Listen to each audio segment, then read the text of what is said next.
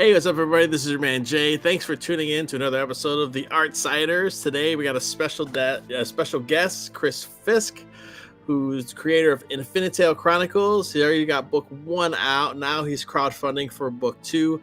A very cool dude, good buddy of mine. I love this guy. It's been a minute since we chatted, and we started having a great conversation. It was like, we got to start this stream because we got some good stuff, some good points that we're making about even just the crowdfunding space, creator-owned properties, working on your own stuff. So if any of that stuff interests you, stay tuned. We're going to be talking about that stuff. Also, his second campaign for Infinitale Chronicles number 2. The link is down in the description, and also you can visit the website that's also down in the description, so you can get yourself book 1. But then also the crowdfund has a catch-up tier, even digital tiers, all types of great stuff. Let's go ahead and let's welcome Chris FISK to the chat. Hey. What's going on, man? What up, man? I feel like I'm in like a Secret of Mana, Legend of Zelda. I love it. This is great. This is one of the restreamed free backgrounds, and I just added some Dragon Warrior music, and here we are. Nice.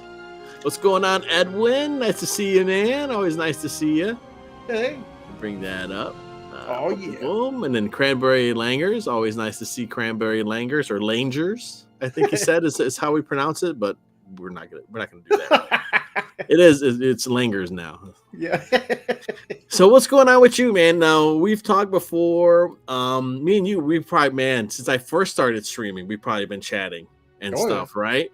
Yeah. So, like, why don't we give some people who don't know, and if they catch the replay of this, like, let's dive into who Chris FISK is. I know you've worked in video games, you've worked in all types of stuff. Let's give a quick background for where you come from, and then we can go into what the Infinitale Chronicles is. Oh, thanks. Yeah. Chris FISK, as a former video game designer for about a decade, and then I caught some sense and left that industry. It's actually what kind of what prompted the whole comic book stuff was, I worked on a lot of startup companies, and it's really depressing when you don't really have anything to show for yourself, because games have all moved to services, and services get shut down. Mm-hmm. So like I've worked on games like Defiance, which was that Sci-Fi Channel TV show / video game that doesn't exist anymore. I worked on so a bunch of former Blizzard bigwigs got together and formed a studio called Red 5 Studios back in like 2004, 2005. They were kind of making their own MMO shooter called Firefall. And you can see a lot of remnants of Firefall's designs and character designs in particular making their way into Overwatch before that became what it is today. Mm-hmm. Unfortunately. And then I worked on we were contracted out by Ubisoft. We did some Assassin's Creed like mobile gaming stuff, and I kind of like, dude, this like I got doxxed for this one, man. Never air your dirty laundry or spill your tea on social media, because oh my god, dude, it was like blood in the water for the sharks. I worked on a mobile game for a company called Area Games, which was part of Greasesoft, part of, I don't know what the hell else they were part of, but they were basically sourced out by Ubisoft to do an Assassin's Creed like mobile game. And we were working on all sorts of stuff. I was part of like they called me a designer, but I did a lot of stuff. I did system, I did narrative, I did a whole bunch of stuff. And I worked closely with the narrative team because they were very protective of their IP, which they should be. They had their timeline, their chronology. You couldn't defy any of that. So anytime you had like a story idea or something, you literally had to pitch it by about like 6 or 7 people, run the gauntlet of the narrative team. And kind of the prize for that was that it became canonized, because if they gave it the stamp of approval, then it was like, okay, now we've set the kind of like a point in time where if other people are writing other stuff, they have to reference your stuff in order to like make sure there's no like anachronisms, like, hey, Ezio Auditore was in Italy in 16 whatever, but now at the same time he's over in Spain because somebody else wrote a game or a book or whatever at that same time. It's like, no. There's a thing called a continuity expert. and those people would wrangle everything together, make sure you weren't screwing things up. And my thing is I started looking at alternative histories outside of what what the standard they had the one with the Crusades, they had one with the Italian Renaissance, they had one with the American Revolution, and at the time when I was working, they were doing one at the Age of Discovery with the whole Black Flag stuff, and I was like, well, shit, I want to do some ones. I want to do ones that nobody's like got games about. So we looked at like the Barons' War over in England, the signing of the Magna Carta, and we actually did Assassin's Creed Robin Hood. Oh, yeah. So there was that one, and that was part of the mobile game. Then we did the Assassin's Creed Sengoku Jidai period, which is like the Warring States of Japan. And I was really I was proud of that one because I fought because that was the prize, dude. That was like the crown at the top of the mountain. Like, since the dawn of Assassin's Creed, everybody wanted Assassin's Creed Ninjas. Yeah. I was like, oh my God, I get the opportunity to do this with my team. This is awesome. So we wrote all this stuff, got this story. I flew out to Japan, lived there, worked there, did extensive research, visited Shinto temples. Like, we actually had a Shinto protagonist. He was like a priest in training. Was it Taka Yamauchi? And all this stuff. Like, I totally geeked out. Like, weaponized autism to get this thing as factually as I could. And then when our studio was losing money or whatever, and they're like, okay, we got to move back to America, and we're gonna divest the studio. Oh, do you want to go live in Germany? I'm like, nope, I'm out. Boom, I'm done. So I left video game industry completely. That was like the fourth and final time where I was like, it's just going to be layoffs, and I don't want to keep chasing my meals. So I kind of switched industries and went into cybersecurity. Okay. But it was around that time, like around 2014, when all of my hobbies started getting hijacked by like the Rainbow Coalition and the everything's black and gay. Yeah. And it depressed me. And it was like all of my hobbies were basically telling me they didn't want me as a customer anymore. And you compound that with, losing out on my dream job, because it was like, my dream career blew up in my face, essentially, But I'm working now in cybersecurity, doing far from creative work. Okay. I was like, you know what, maybe it's time to bring back, like, I could sit there and, jump on YouTube and be like all the guys that are like, insider sources say Kathleen Kennedy will be fired today. I could, bitch and complain about how terrible, everything, all the corporate media has gotten, or I could try to provide a solution. So, I don't know if it's a good one or whatever, but it's my best, Yeah. And I made a tabletop role-playing game back in the early 90s because at the time, my high school treated all of its students like criminals. We all had to have like 140 hours of community service to graduate. So I was like, I don't really want to work pro bono.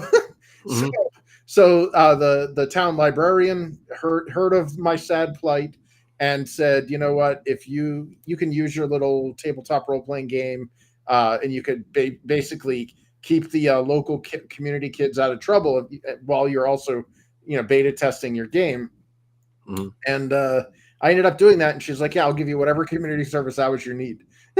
So I'm developing a game. I'm having really valuable feedback, because nothing will prepare you for professional like critiques or criticism. Like being in a public place and having the honesty of like a 10-year-old kid tell you how shitty your work is, and you can't punch them. Yes. Yeah.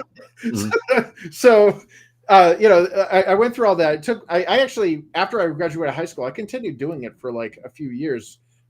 So I ended up amassing this huge, long, chronicled story of the tabletop adventures we had. And I put it away in storage when I went off to university. And then, like I said, I went into the gaming industry and, moved all around the world, Australia, Japan, various parts of California. And I was like, I'm just going to leave it in this container, even though I'm paying a lot of money to move this around. But when I got to that point in 2014 where I was like, maybe it's time to make some, make something out of this.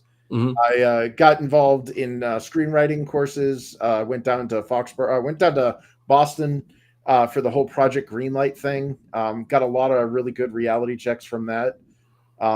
Where basically they're like, if you're going to make this, it better be animated, because no production house would ever, they look at your budget and just be like, this is insane.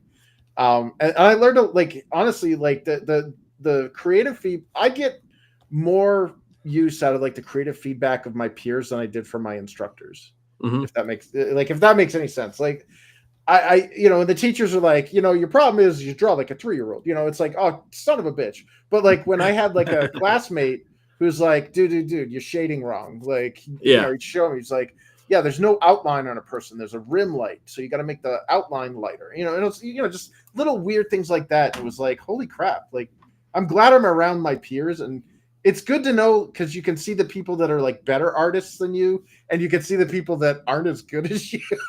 Mm-hmm. So you have like that bearing of, okay, are there fewer people better than me than I'm better than, or you know what I mean? Yeah. You don't want to be like that fucking guy. I better sign up, because I don't want to be like this dude. Wait a minute.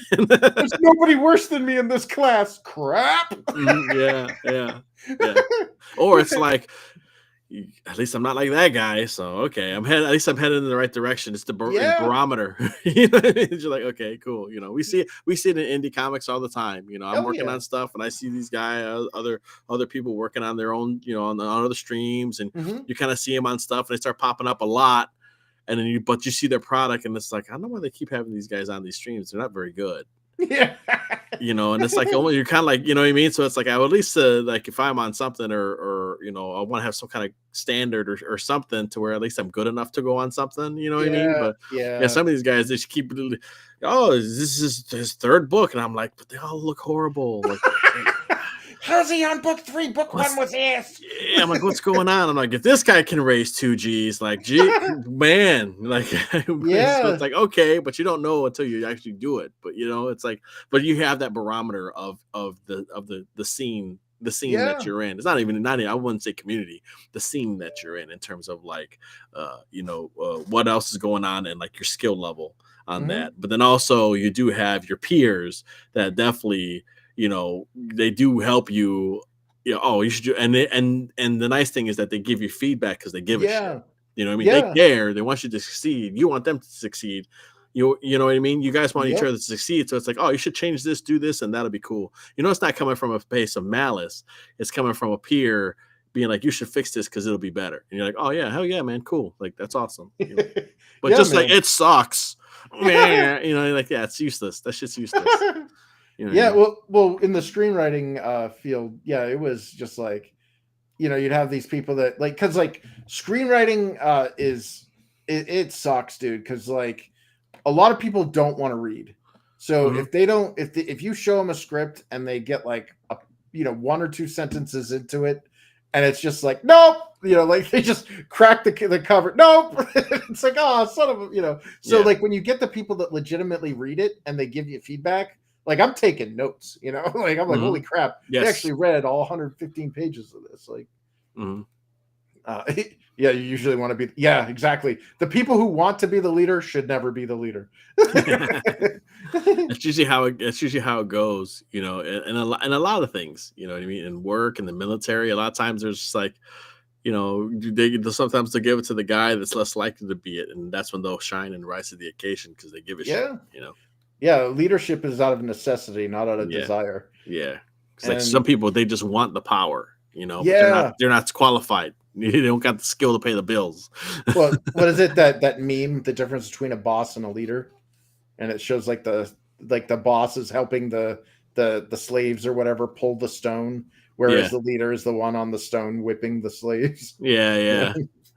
But So with the screenwriting stuff, I was like, okay, this is going to be cool. I got celebrities to look at my stuff. Like that was like a huge, that was one of those like permagrin for 3 days moments. Yeah. It was like, oh my God, I got to meet Ben Affleck, But so, I thought I was going somewhere with it, but it turned out that it doesn't really, like, animation is incredibly resource intensive.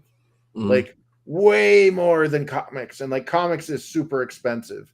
you're looking at like probably around 5-10 grand or more Mm-hmm. for a decent comic book. You know, the bigger the pages or the the higher the quality, that price just keeps going. Mm-hmm. And yeah, so with an animation, that's like 5-10 grams or grand for like one frame or like Yeah, half a yeah. frame. Like I mean, there's guys that have raised $250,000 for something for an animation, and they get like, "Oh, listen, we yeah, ran out of money, guys. We can't come out with it."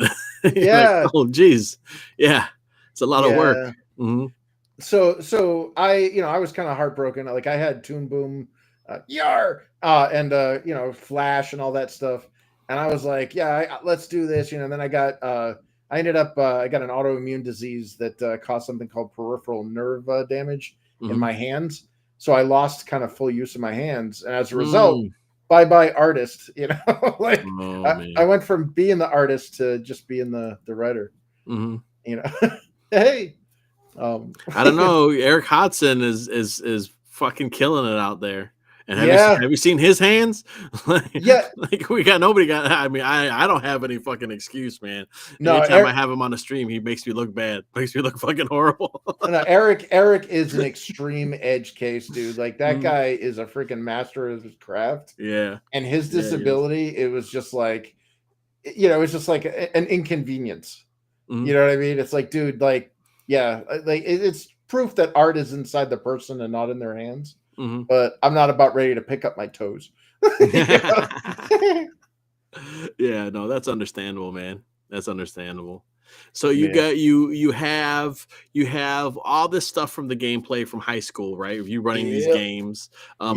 Now was it D&D or was it another system that you were using? Was it your own system? Yeah. So I was too poor for Dungeons and Dragons, and I came up around second edition or 2.5, and the books were always taken out of the library because that was how I got them. I was read them at the library. Mhm. So I got bit by the well, I can do that too bug. So I built my own tabletop role playing game system. Infinitale. It's a portmanteau, infinite and tale, like Mhm. EverQuest or like the Never Ending Story. One of those Mhm. kind of things. And that was where I was like, you can never you can never fully prepare yourself for the criticism of an honest 10-year-old Yeah. who's like, whoever designed this is like, needs to get beaten or like I got that in the gaming industry all the time. It was like we were taking what was it, focus group testing, and we're all there with clipboards and we're watching people playing the game, walking behind them and stuff. And this dude just like almost flips the desk, and he's just like dropping f-bombs, and he's all like, whoever designed this should be beaten publicly and have everything set on fire, and all this stuff. And I'm like, whoa, this guy's really pissed. And I look over at the designer who had designed the system that he was describing, and it was like that old Native American along the highway who looks at the camera, the The little tear. tear, the tear goes out. I'm like, oh shit. Like, just keep quiet, man. We can Mhm. make it out of this one alive. Yeah, say just don't let them know it's you. It'll be fine. No sudden movements. We'll make it. Yeah. So that's kind of how I got like baptized by criticism. And it's Mhm. weird because I leverage that into my day job now in cybersecurity. I work as a UX designer, Mhm. user experience. Basically, I'm the guy that helps design the interfaces. Yeah. And it basically my main job is to listen to people complain about how terrible it is to use my product, Mhm. because it's my job to listen and then remove whatever barriers or user pains they have. So Mhm. negative feedback is something I thrive on. Yeah. And like when I finally got around to launching our first book, which was actually I took the screenplay and I was like, okay, fine, I don't want to make a novel out of this because that's going to take forever, and quite frankly, I don't think I'm skilled enough to be a novelist. Mhm. So I was like, I could write prose, but I don't know how well this is going to go over, especially for my first book.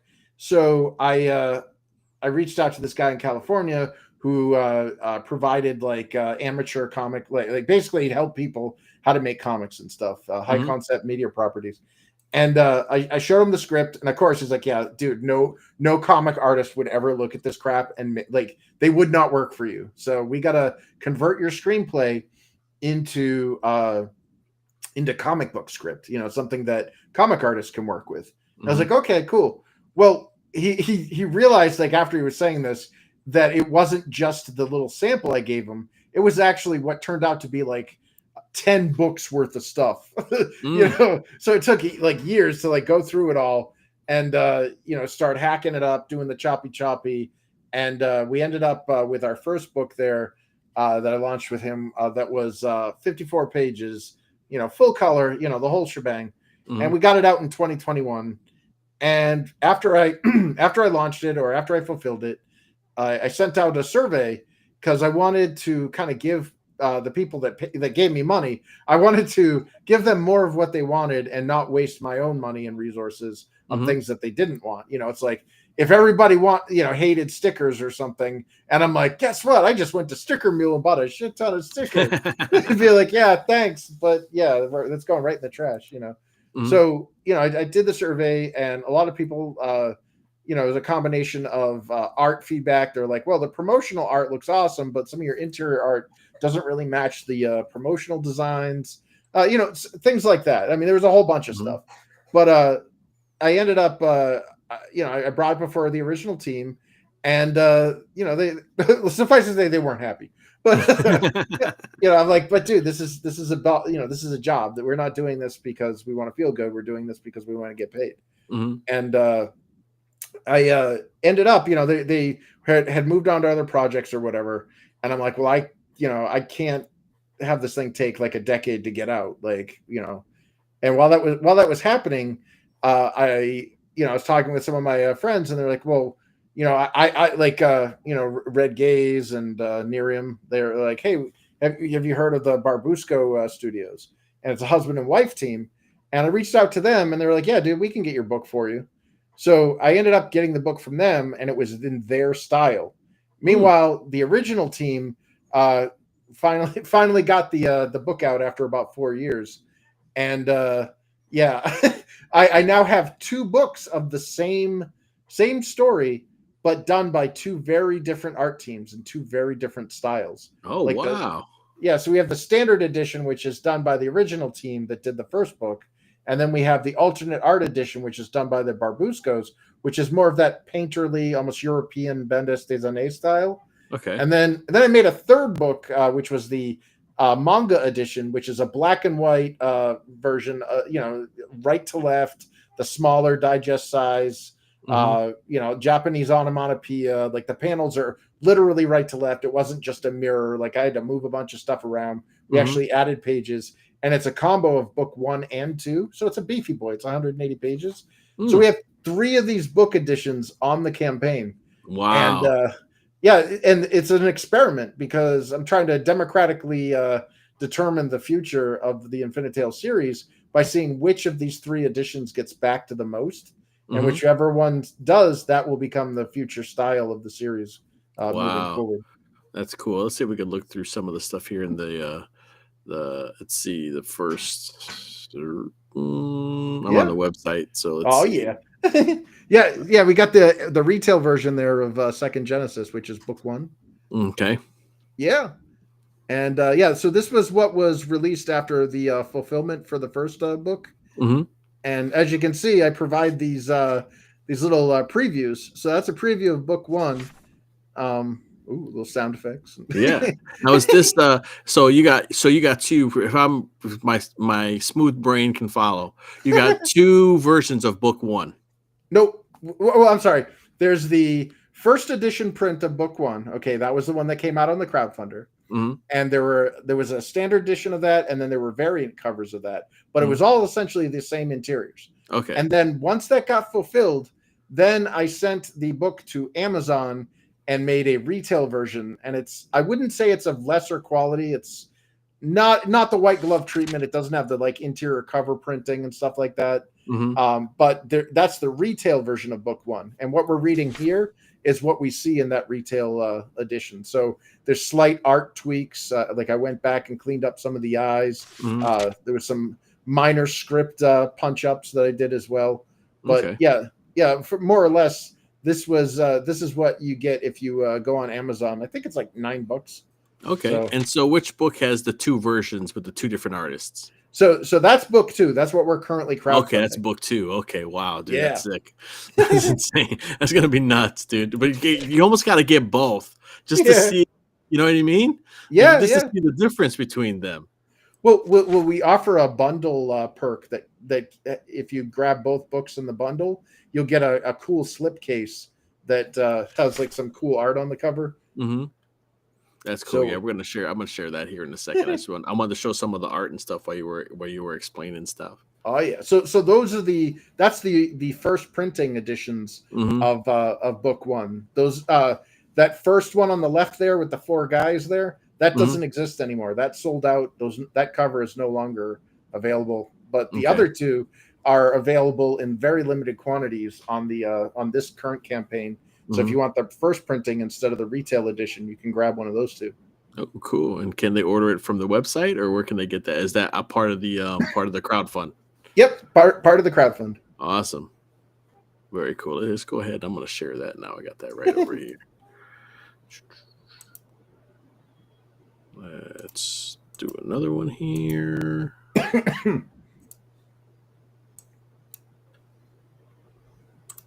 Let's share that. Let me catch up, see who I'm missing on the chat because I can't see them all. Hey, K-Pop. What's up, K-Pop? Always nice to see you. Hey. All right, let's do. Here we go. Yeah. All right, so now we're start at the top here. Can we play the trailer? Hell yeah. Trailer, dude. Let's see. Can I make this? If I full screen it, I think it's gonna full screen the whole thing. Let's see where we're at. Oh no, there we go. Heck yeah, dude. Yeah. All right, let's go ahead. We're gonna start it. Let me know if you guys can hear it or not. Yep.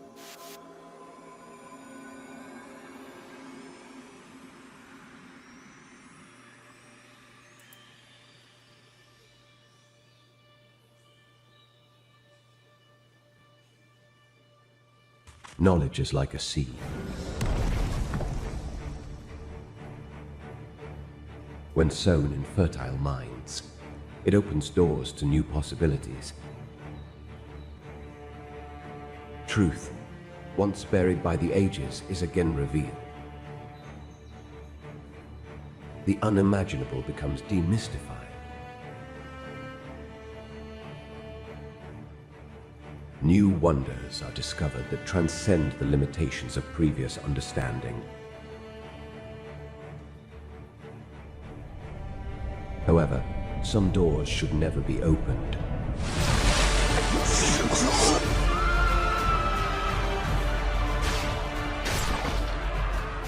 Our tale continues with the divergent paths of our heroes. As a naive king toils with ancient powers beyond his control, a grieving queen makes a fateful decision that forever changes their world.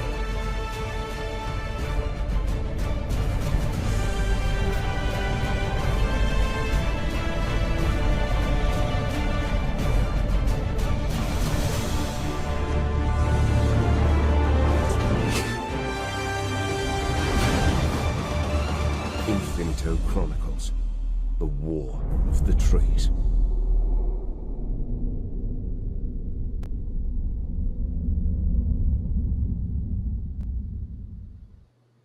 That's real cool, man. That's a great trailer. Oh, thanks. Yeah. So yeah, that shows off that we have the standard edition and and there's the bundle there as the feature right here for the 2-book bundle, $38. That's a good price. Hell and the yeah. book is how long is the book itself? So funny story about that. It was originally, remember how I said I had that huge gargantuan screenplay that I had chopped down into a comic book script? Mm-hmm. Well, I sent it out to my proofreaders, and my buddy Oscar, he's an asshole, but I love him for it. He was one of the proofreaders, and we went through some of the stuff, and it was like, okay, the pacing sucks in this. The story, like, I get where it's going. It's just taking too long to get there, and there's not like it just doesn't feel like a fulfilling book. It feels like a filler. What are you going to do? So, I showed them the rest of the script and stuff, show the other screenwriters. I'm sorry, the other script proofreaders. And it turned from 60 pages into 120 pages. Oh. So yeah, we moved stuff around, got stuff in there, and doubled the size of that book. It's a fat boy. It's 120 pages, and the manga edition actually clocks in at 180 pages. Oh wow. Yeah. Wow. Cool. Yeah, and you can get both full books for $38. Yep. Wow, dude, that's great. Oh, it gets better. It gets much better. Get this. So we did gangbusters when this thing launched. It was on Bancroft back in May 23rd. Mm-hmm. We not only made the funding goal, but we ended up going into like the first stretch goal. Uh-huh. And within 24 hours, we unlocked the second stretch goal. And the second stretch goal is a 40-page black and white first chapter preview of book 3. Oh. Yeah, Wow, so dude, that is 100. awesome. Yeah, you're getting like 160 pages of story. Mm-hmm.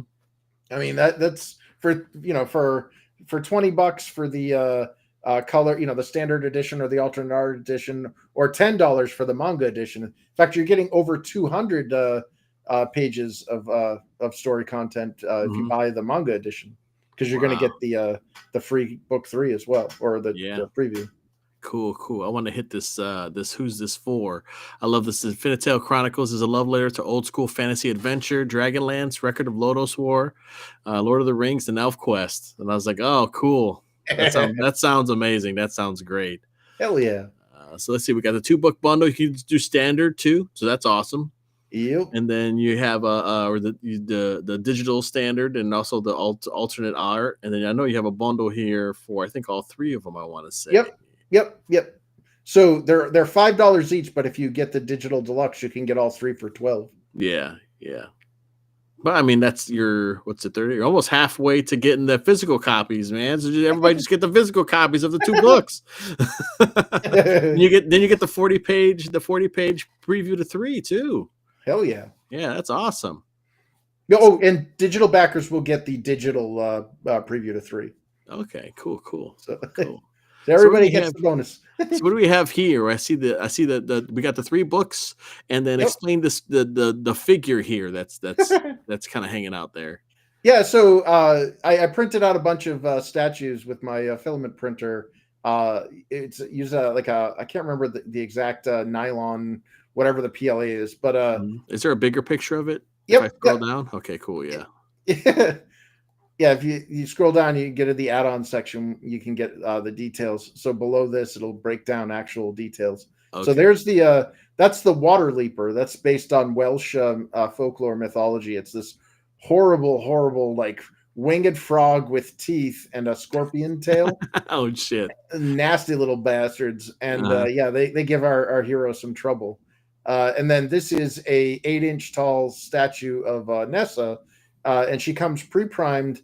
She comes with all of the paint materials you need, including the brushes, the paints, the mixing palette, and even the clear varnish. And you get this nifty little mixing guide to teach you how to make the colors to paint her. Oh man, her design is great. Oh, thanks. Yeah, I guess credit to the design. I showed my crude drawings because again, this was when I was in high school. I showed these to an Australian artist who was my concept artist, Zed Edge. And he did that image of her on the bottom left there. Oh man, that's cool. Sweet. This is all great, man. Did you end up 3D sculpting this yourself, or did you get somebody to do? Oh, the 3D? Yeah, I got somebody to do that. It's one of the perks of being a former game designer. Oh yeah, okay, cool. I was like, I gotta talk to you after the stream. Yeah, I want a small Berserker. Hell yeah. Dude, you should go plush.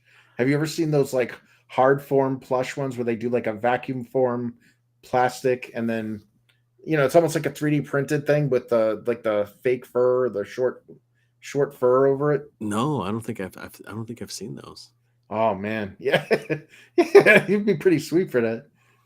But you got a lot of neat stuff here. This stuff looks great, Chris. Oh, thanks. Yeah, I'm hoping people will enjoy this, because it's we've got, I mean, it's not that we're bereft of good content out there from corporate stuff now, but it's like I don't know. It just went when I was 10 years ago when I was doing this into the comics. It was just like everything was like Dungeons and Dragons is now about like proms and dinner parties and shit. Mhm. And like comics have like the Hellfire Gala, and like it's like, dude, who the hell is this for? Like, Yeah. I think it's it gives me the vibe of like people that find kind of finagled their way in, and now they're yeah, just now they all got together and they're just smelling each other's farts. That's what it yeah, feels like. You know what I mean? They're like, all right, man, the I want to put out the best product that I can. I think our fans are gonna like this. I think people that read it are gonna like this, and I don't think it's that. I think it's more like, OMG, you know what I mean? yeah, It's more OMG. Oh, that was so ironic type stuff. And it's yeah. like, I'm real. Like, I think the hipster writing, the millennial hipster writing, that shit got old. Like, oh God, what's the Joss Whedon yeah, writing? Yeah. yeah, winking at the camera, like everything Oh is God. ironic. Like, Yeah. just like if you can't take your shit seriously, how are we supposed to as the audience? Hmm. And this, I hope, is a return to the serious stuff, like to the stuff where it's like I know this sounds really dumb what I'm about to say, but like I want people to cry when they read my book. Hmm. Yeah. These characters are legit. Like these were played by real people, and there's a lot of metaphor in there. Like the story has concepts like the whole Plato's allegory of the cave. The Hmm. whole idea of like struggling with that balance between like a dangerous freedom or dangerous liberation Hmm. versus like a comfortable slavery. Hmm. And like there's some legit stuff in there. It isn't just like pretty people with problems, even though that's how it starts. Yeah. Yeah. So give us a quick summary of like what the story itself is about. Sure, sure. So with book one, Second Genesis, we open on this alien world, Esperia, and the story resides on this the known world, which is the continent of Foithla, which is broken up into seven kind of like almost like a spoken wheel. These like seven sovereignties, as they're called, and they're all ruled by queens. And there are these Elvar people that rule them, and they're all like eternally young, beautiful, like never know the betrayals of age or sickness or any of that stuff. They don't get pregnant, so it's all consequence-free sex, the whole shebang. They're basically perpetual adolescents, and they live in this utopia where the gods walk among them, and their gods are like their parents or like this custodial presence, and all they have to do is just adhere to whatever the gods tell them to do. And basically they everything's been fine, the whole unquestioned dogma, you do this and everything's fine. And everything was fine until one of the queens, Ashling, who's kind of one of our main characters here, she ends up getting pregnant, and starts having complications. Like nobody knows what the hell is going on, Hmm. because like these eternal beings have no need for reproduction. So what the hell is this?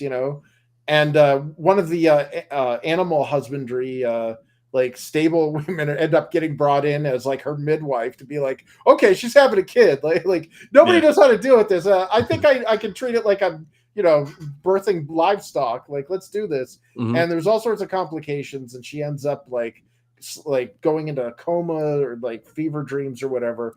And during this like duress, she starts hallucinating and seeing these visions of things, almost like she's breaking out of the matrix. She Hmm. starts seeing little bits and pieces of things that just don't seem right, and she encounters this blue wisp, this like ball of blue smokeless flame, and it starts talking to her, and it's telling her everything you know is a lie. Your entire existence is made up. None of this is real. Hmm. And it starts beckoning her to this place that the gods, the custodial beings, told her never to go. These ruins, this old ancient city on the outskirts of her realm.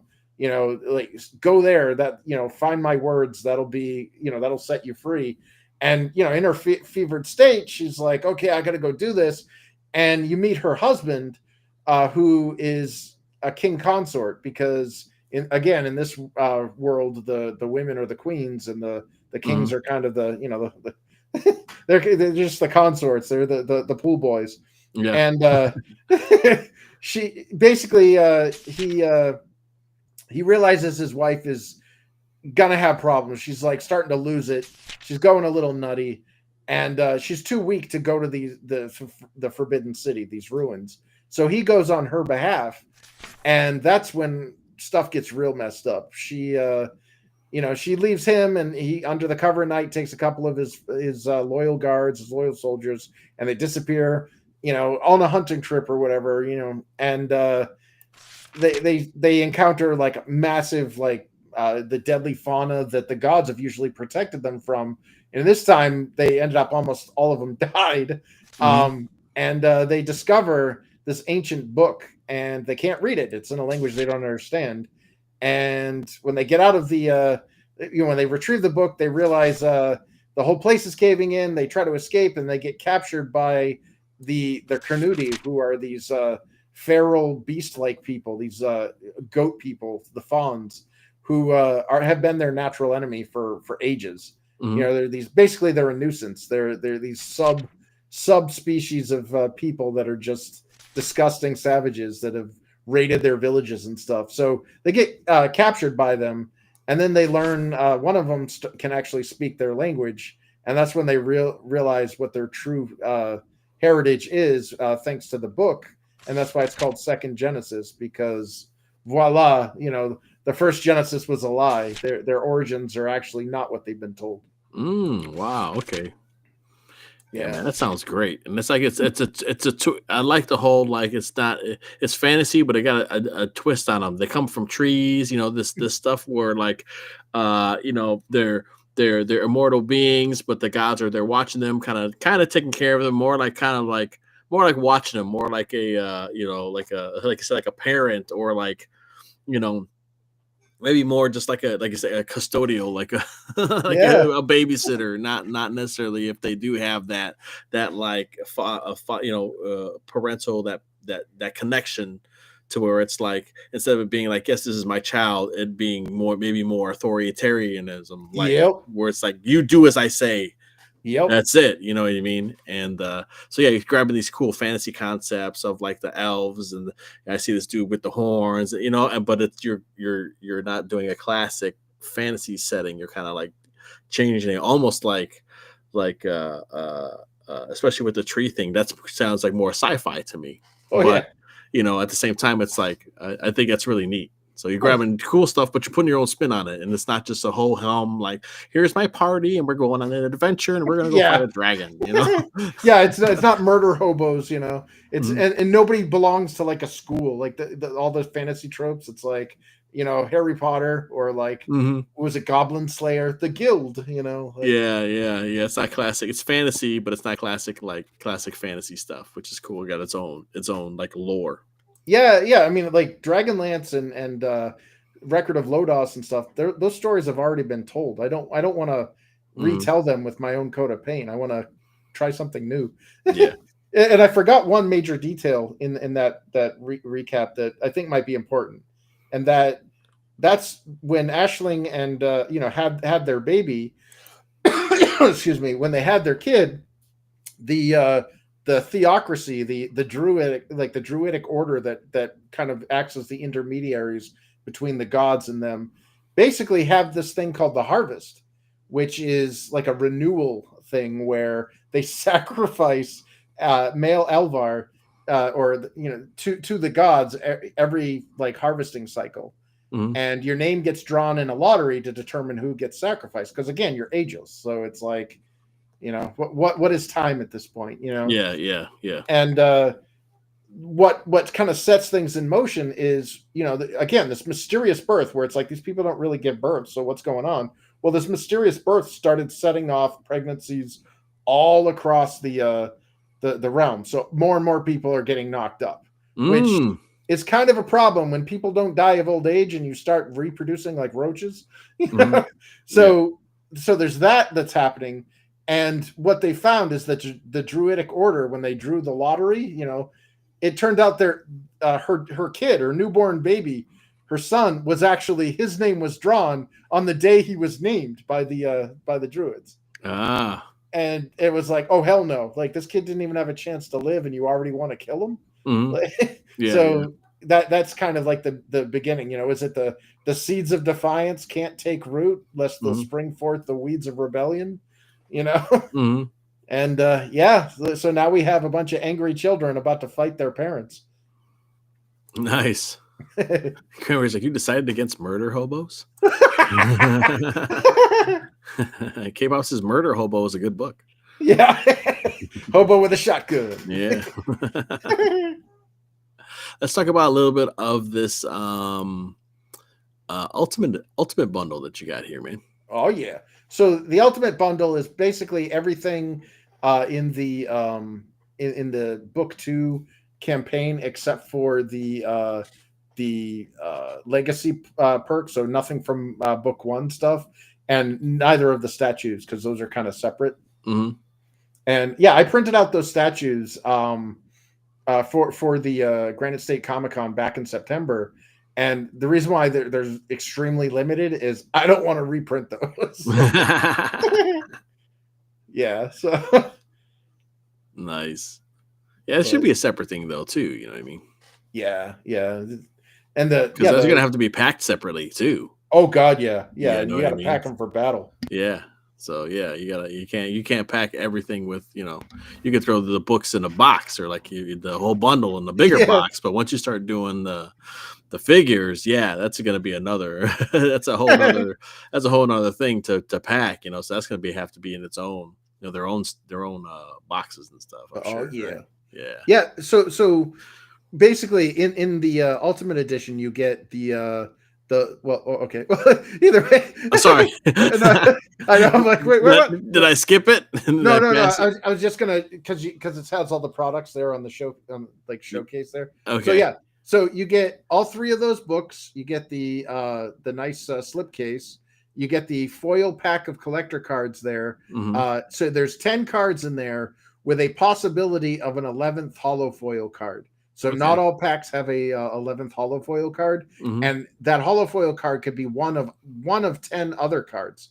So it's depending, like it's a roll of the die which one you get. So and then that green box on the far right, those are acrylic magnets that they contain 16-bit sprites that they're reminiscent of like the old 16-bit like Genesis or Super NES role-playing games. I reached out to this artist on X, Nicotine Fist, and he gave me these 6 16-bit sprite hero images, and I put them on acrylic. And dude, I went over the top on the magnets. I ended up using rare earth magnets, and I thought I had telekinesis when I was assembling these things. I'm like putting them together, and stuff's moving like 6 feet away. I'm like, what is going on? My house needs an exorcism. But yeah, so the magnets are all like it's really cool seeing them in that like shining force, or like almost like a Street Fighter style, Yeah, look very Capcom-esque from what I've seen. Hell yeah. I love that style for sprite art. And then the in the bottom left there you get the canvas map, 16 by 20. I'm a firm believer in never folding maps. But this one is folded because it's canvas and it's easy to like get the wrinkles out or whatever. Yeah. But the other, so to the right of it is the poster that comes with this campaign. This is it's a 12 by 18, so it's a little smaller than the one from the first campaign, but I can fit it in the box because again, I don't want to fold these things, so it'll be in a nice rigid tube rolled in there. And on one side, it's got that cool image there from Clark Oclesa, and then on the back side, it's got every trading card in existence from this Act 1. So you get to see which one, if you're a collector, you get to see which ones you have and which ones you don't. Oh, that's cool. Sweet. Yeah, that's awesome. Yeah, you definitely want to see which ones that you have and which ones that you don't, Yeah, you trade them with people. There you go. Heck yeah. Yeah, so you get a lot of neat stuff, and that box that it comes in is pretty rad too. Oh yeah. Let's scroll down and find that box again. So it all comes nice in that box. Yeah. That's cool. That's very cool. Yeah. That looks nice too. Once you once you're done with it, you put it all in the box and put it on your bookshelf, and you're good to go. Yeah, I think if you scroll down, I can show you what I did to the interior of it.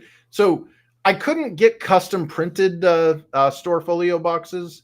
Like I don't know. Nobody seemed to know where to. Everybody I asked are like, oh, I don't know. But so what I did was I got some vinyl decals and I ironed in that like Sephiroth-esque image there on the interior cover. Mm-hmm. And then I got the world map in there as well. And then the exterior decals are to make it look like a book. But the cool thing is this also comes with, it's not really shown here, so I kind of did a bad job on this, but it comes with a bunch of mini art prints that you can actually swap out that front cover piece for if you want to have a different cover. Oh, that's cool. So yeah, get a bunch of cool art and you can swap it in there. Yeah. Oh, that's great.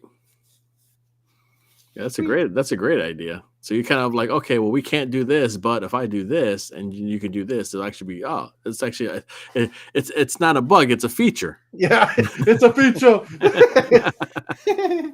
So that's cool, man. Yeah, this looks a very solid campaign, man. I'm glad it's funded. You got a lot of neat stuff going on here. The story sounds very interesting. I was gonna do the digital, but I'm just gonna wait till payday. Then I'm just gonna buy the physical copies of the 3 books. Oh, I'm just gonna do that. Yeah. Well, there's the scorecard there. You saw the little meters. Yeah. So this is the current standing of editions being backed. So we got an 18-point lead on the standard edition right now. Oh, okay. Cool. Yeah. Yeah, that's awesome. How much do you think? Well, yeah, I mean the alternate and the manga are tied right now. Yep. Yeah, and it's weird because I've seen people actually have a preference for like I initially thought like the other two, the alternate art and the manga, were just going to be novelty add-ons, but I have found that like, dude, I even set a retail bundle, and there were people that bought like 5 manga editions. That's how much that and it's like, oh, okay, well, you basically cool. Buy 4 and get the 5th one free. Yeah. Is there a preview to the manga edition? Yep. Here, is that scrolling up or do I go down? Go down. Probably going down. Yeah, because I looked at the other one. I was showing off the other ones. I'm curious to see what the manga. Here we go. What the manga one looks like. Oh yeah. Yeah, I'm a firm believer also in not surprising people. Try before you buy.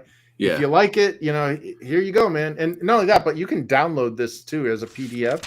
So if you don't want to be beholden to this web browser, you can just download the PDF and view it on like your Kindle, whatever, and read it however you want.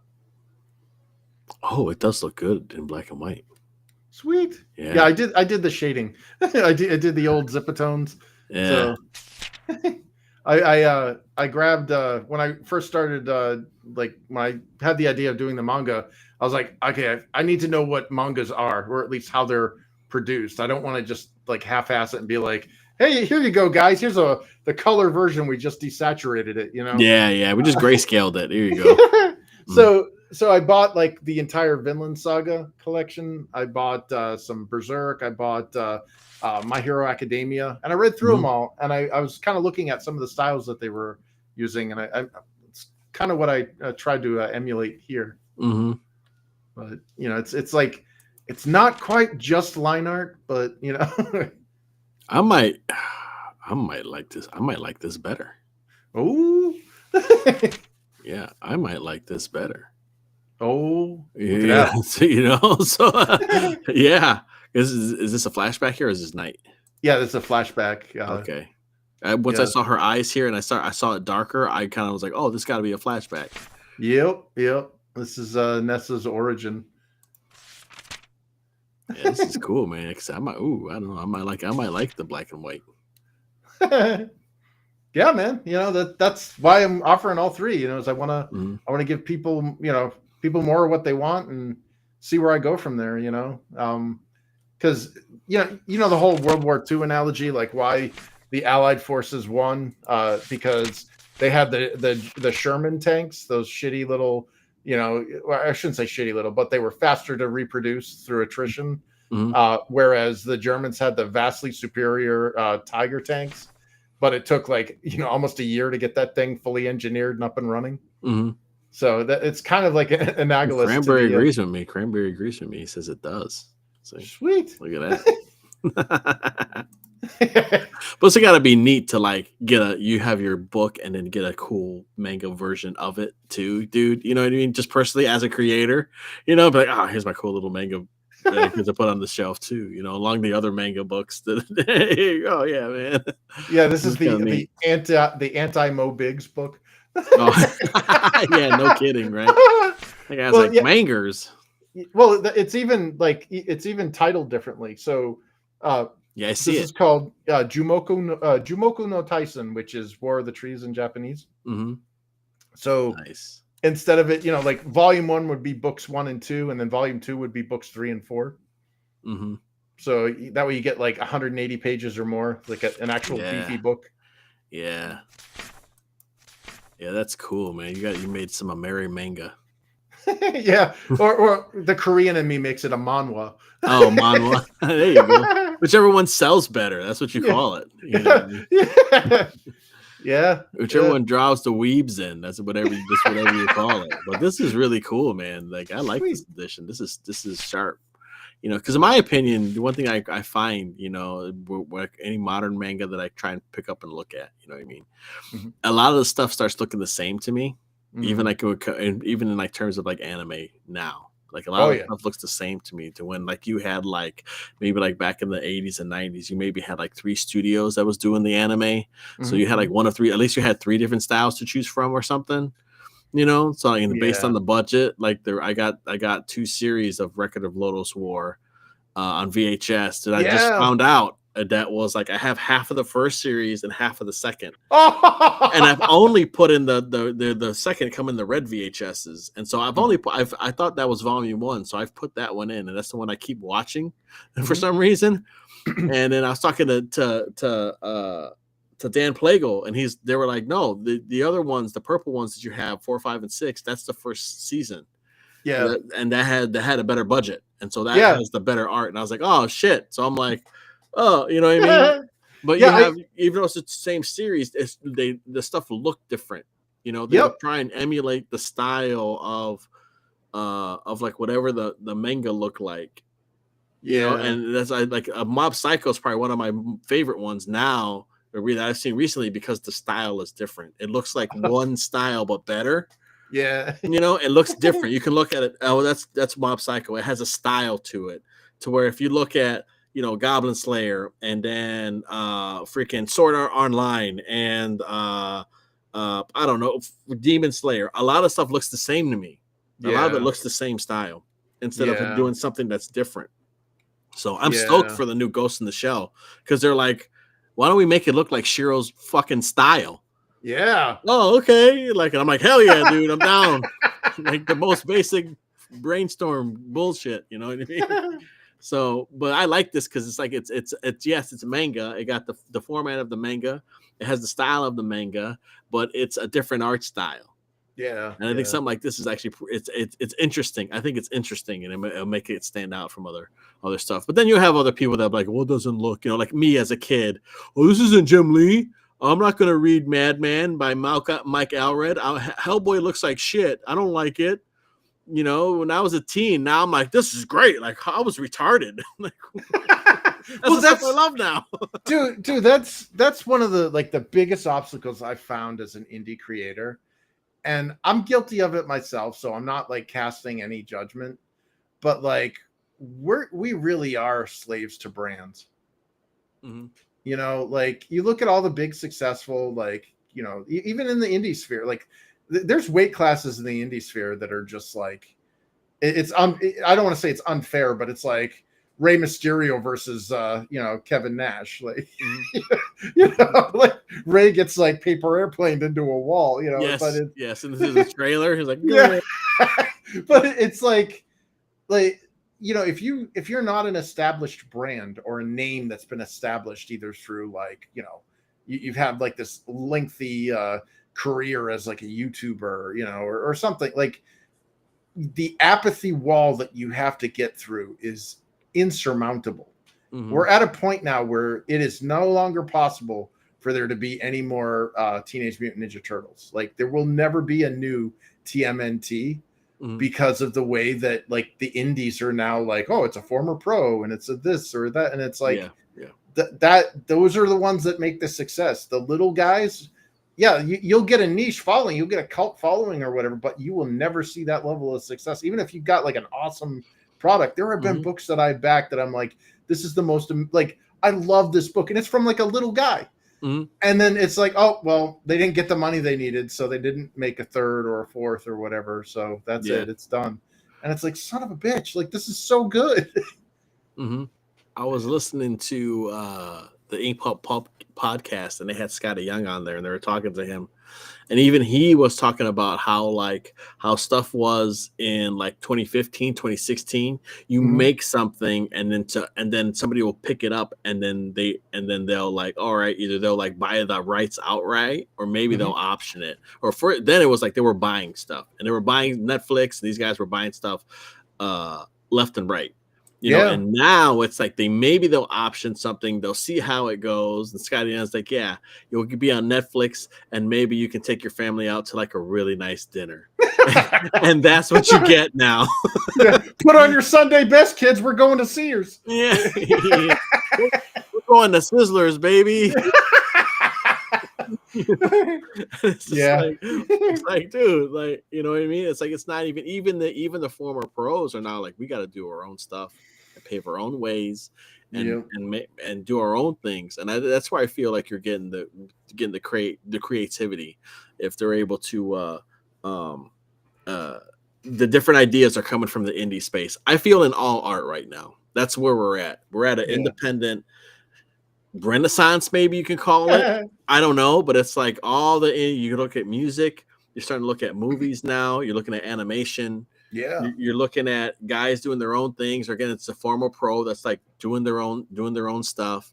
And if you want to get something that feels like something that used to feel like something that was really good, or like something new that maybe you never seen before, it's coming from the indie guys. It's coming from guys doing their own thing, and I think it's kind of paving the way for that. So the flip side of that is that we have AI and corporations leaning into AI now to where they want to use AI for stuff, which is a tool, I understand. But when you want to like replace artists with AI, like I feel like that's a no-go. I feel like your creativity and shit's gonna die. If you want to try and use something for something, maybe to create a concept of something, or maybe to like get an idea, I could understand, because AI will do some pretty neat art stuff. Like in terms of like a concept, like I see those YouTube videos where they grab I seen one where they did Sonic the Hedgehog.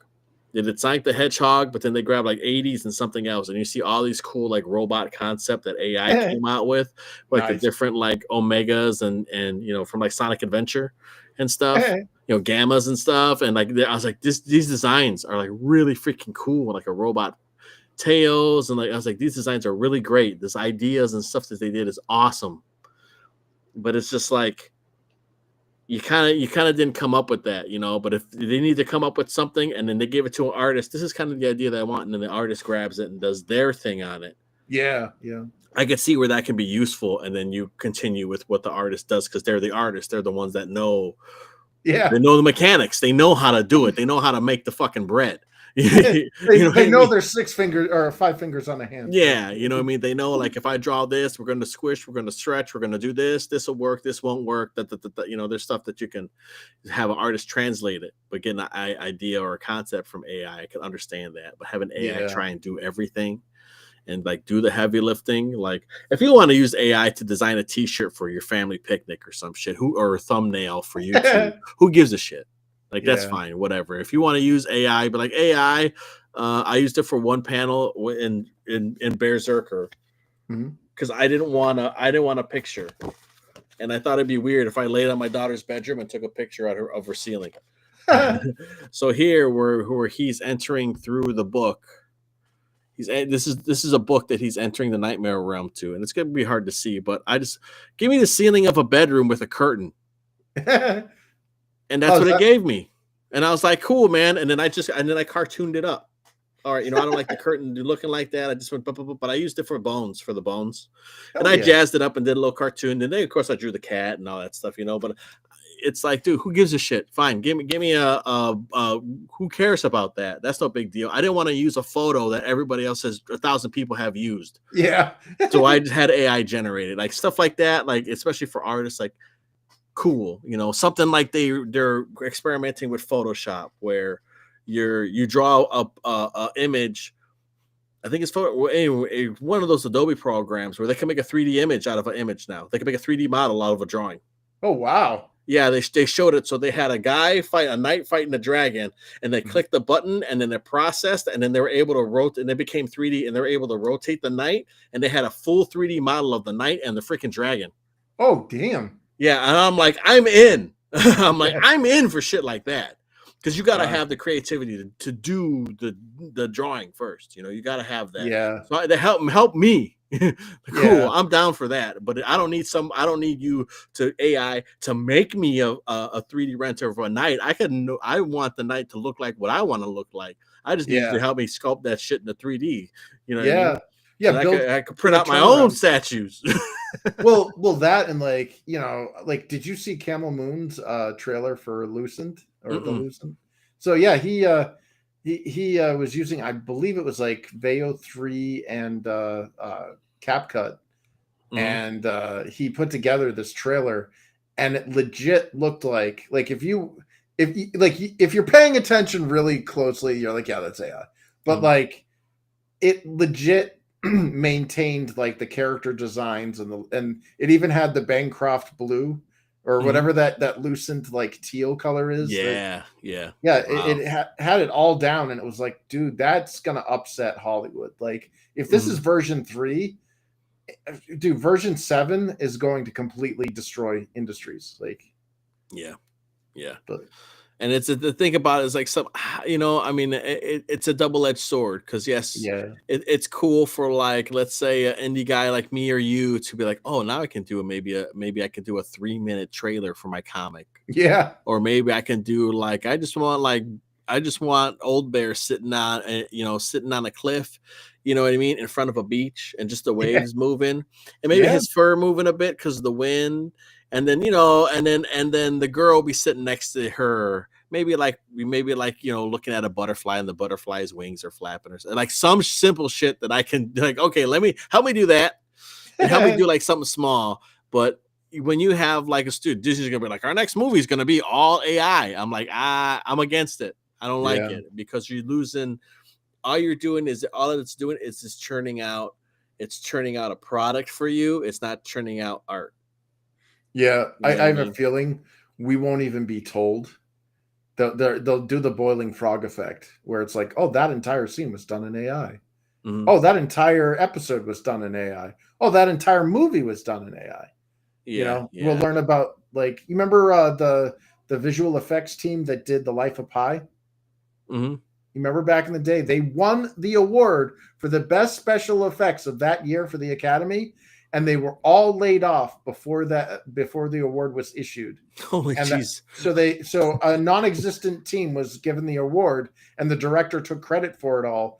And a lot of visual effects artists, a lot of my friends, were just turning their avatars or whatever on social media like that bright green, saying, "Without us, this is what your movie would look like, a green screen." Yeah, and the thing about it too is that that's another thing. That I don't know if young people are experiencing that, or they can understand it because they don't know or have experienced practical effects enough. That your brain, like my brain, I'm sure your brain can catch when something is like CGI or like something's not there. The uncanny valley. Yeah, we can tell like with the whole time. I think that's why I don't like the prequels, because I know nothing's there. Yeah. They're just it's all blue screen. That's why I don't like them, because it's all blue screen. I'd rather have some guy standing in a fucking forest, and I'd rather see the boom mic drop. And I'd rather see that than the best special effects, whatever. Though the fight at the end of Revenge of the Sith was super dope on episode 3, and with the lava and shit. That I can understand. You can't. Stand by the volcano, guys. Start fighting. You're gonna die of sulfide poisoning, but whatever. But I think, and when I see stuff, I'm like, I know they're not really there. Like, and it kind of, and some of that stuff, it does it does bother me. And I feel like how we're gonna have that. I wonder if like I think with AI we're gonna have the same thing. So we're gonna be like, wait a minute, that Yeah. doesn't fucking look right. Like that looks weird. Yep. You know, Or yeah, I think elbows we're don't gonna. bend like that. Mhm. Yeah, yeah, yeah. Because another one too is like, you know, is even right now, like you can kind of tell because everything kind of looks the same. I'm sure it's gonna get better, Mm. but it's like everything has the same type of shading. Everything has this art germ look. Yeah, every woman looks hot. It's like Yeah, what? you Like know. it's like that. You know that like Caucasoid Asian, like when the Asians try to make white people. Yeah. It's like yeah, they're like perfectly thin. They look like elves without the pointy ears. Yeah. And you're just like, okay, like that. And it sucks because, like, you know, there's artists that probably, I'm sure their clothes, they probably do render like that. They probably do draw like that. Yeah, And now you're like, ugh, like what the, you know, yeah. what the hell? Sorry, art germ. Yeah, poor guy, man. Like, dude, but you could tell, like, when you grab his and you look at his, it Oh fucking yeah, blows it out of the water, man. Because it got yeah, that style, that organic style, that energy. It's hard to explain, but it has that energy behind it. You know, yeah. normies He's a master of that. might not pick it up, but everybody else that at least has a artistic eye will Well, know you it's remember not the the same. oh, sorry to interrupt, but you You good? remember when they did the in the style of, and they did like they took a photo of like the the N bomb mom, and they Mhm. made her in Studio Ghibli That shit was or hilarious. yeah, All those were. I love the memes. That's what was hilarious. But but yeah. what that means though is we are now starting to see them diverge from the Korean hot woman like dude with 8-pack Hmm. body designs, and we're seeing like in the style of Studio Ghibli, and suddenly it's like, oh my god, they can create AI prompts with a different art style now, and Hmm. this is like I think Hayao Miyazaki there was like basically like freaking in tears, like Oh, I don't blame him because I remember I know I was watching the. You ever see that video where he saw like the when the AI was moving to 3D form, yep, and he's like, "This is an abomination." yeah. He's like, "Why are you doing this?" That being said, if I could have, because I know nothing about where to go and process these things or do these things and stuff. If I knew where to go in a heartbeat, I would have had BEARZERKER and the girl drawn in fucking Studio Ghibli style in a fucking heartbeat, man. You'd be like, "Oh, that's awesome!" Like Yeah. in a fucking heartbeat, I would have did it. Like just to see, like, okay, how would they do it?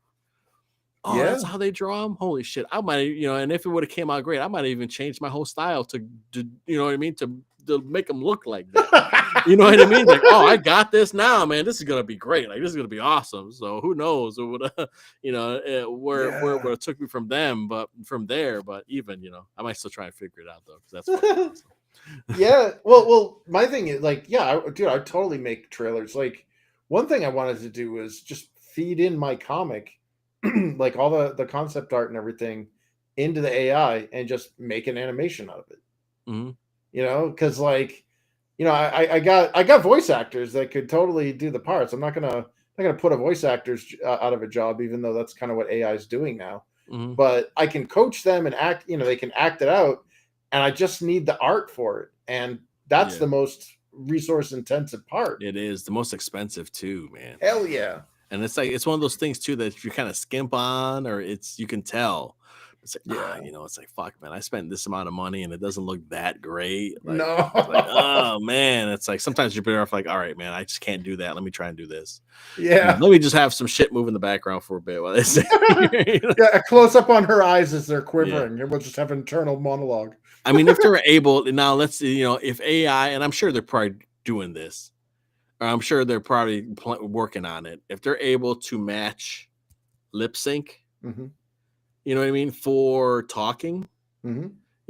and then you can have them talk. You know what I mean? You have the art, and Yeah, then you can feed it through AI and have them do the lip sync and talk, something like that. That'd be a giant help, yeah. for indie guys too.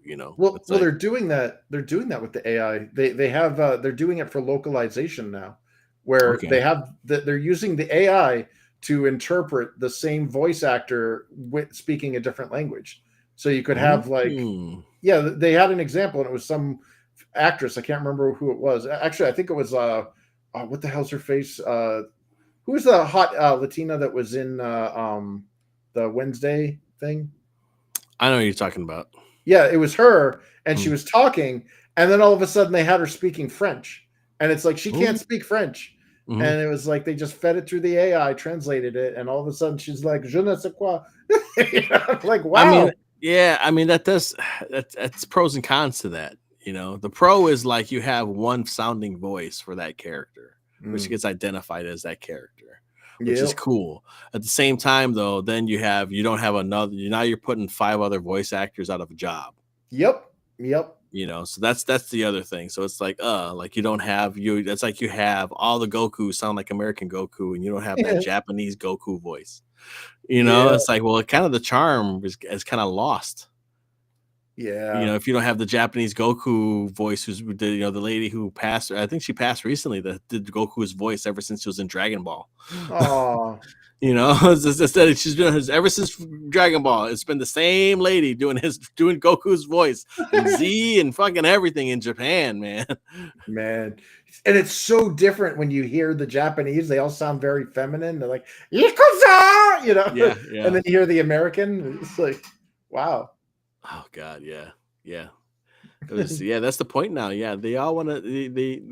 They want to save money, which is understandable. I understand, but at the same time, it's like you want to save money, but you're trying to take the bloat out of the wrong fucking places. Yeah. Why don't we start with upper management? Yes. How about you start with like hiring talented people? Yeah. Well, when I worked in the video game industry, part of what made me want to leave was they have no desire for talent retention.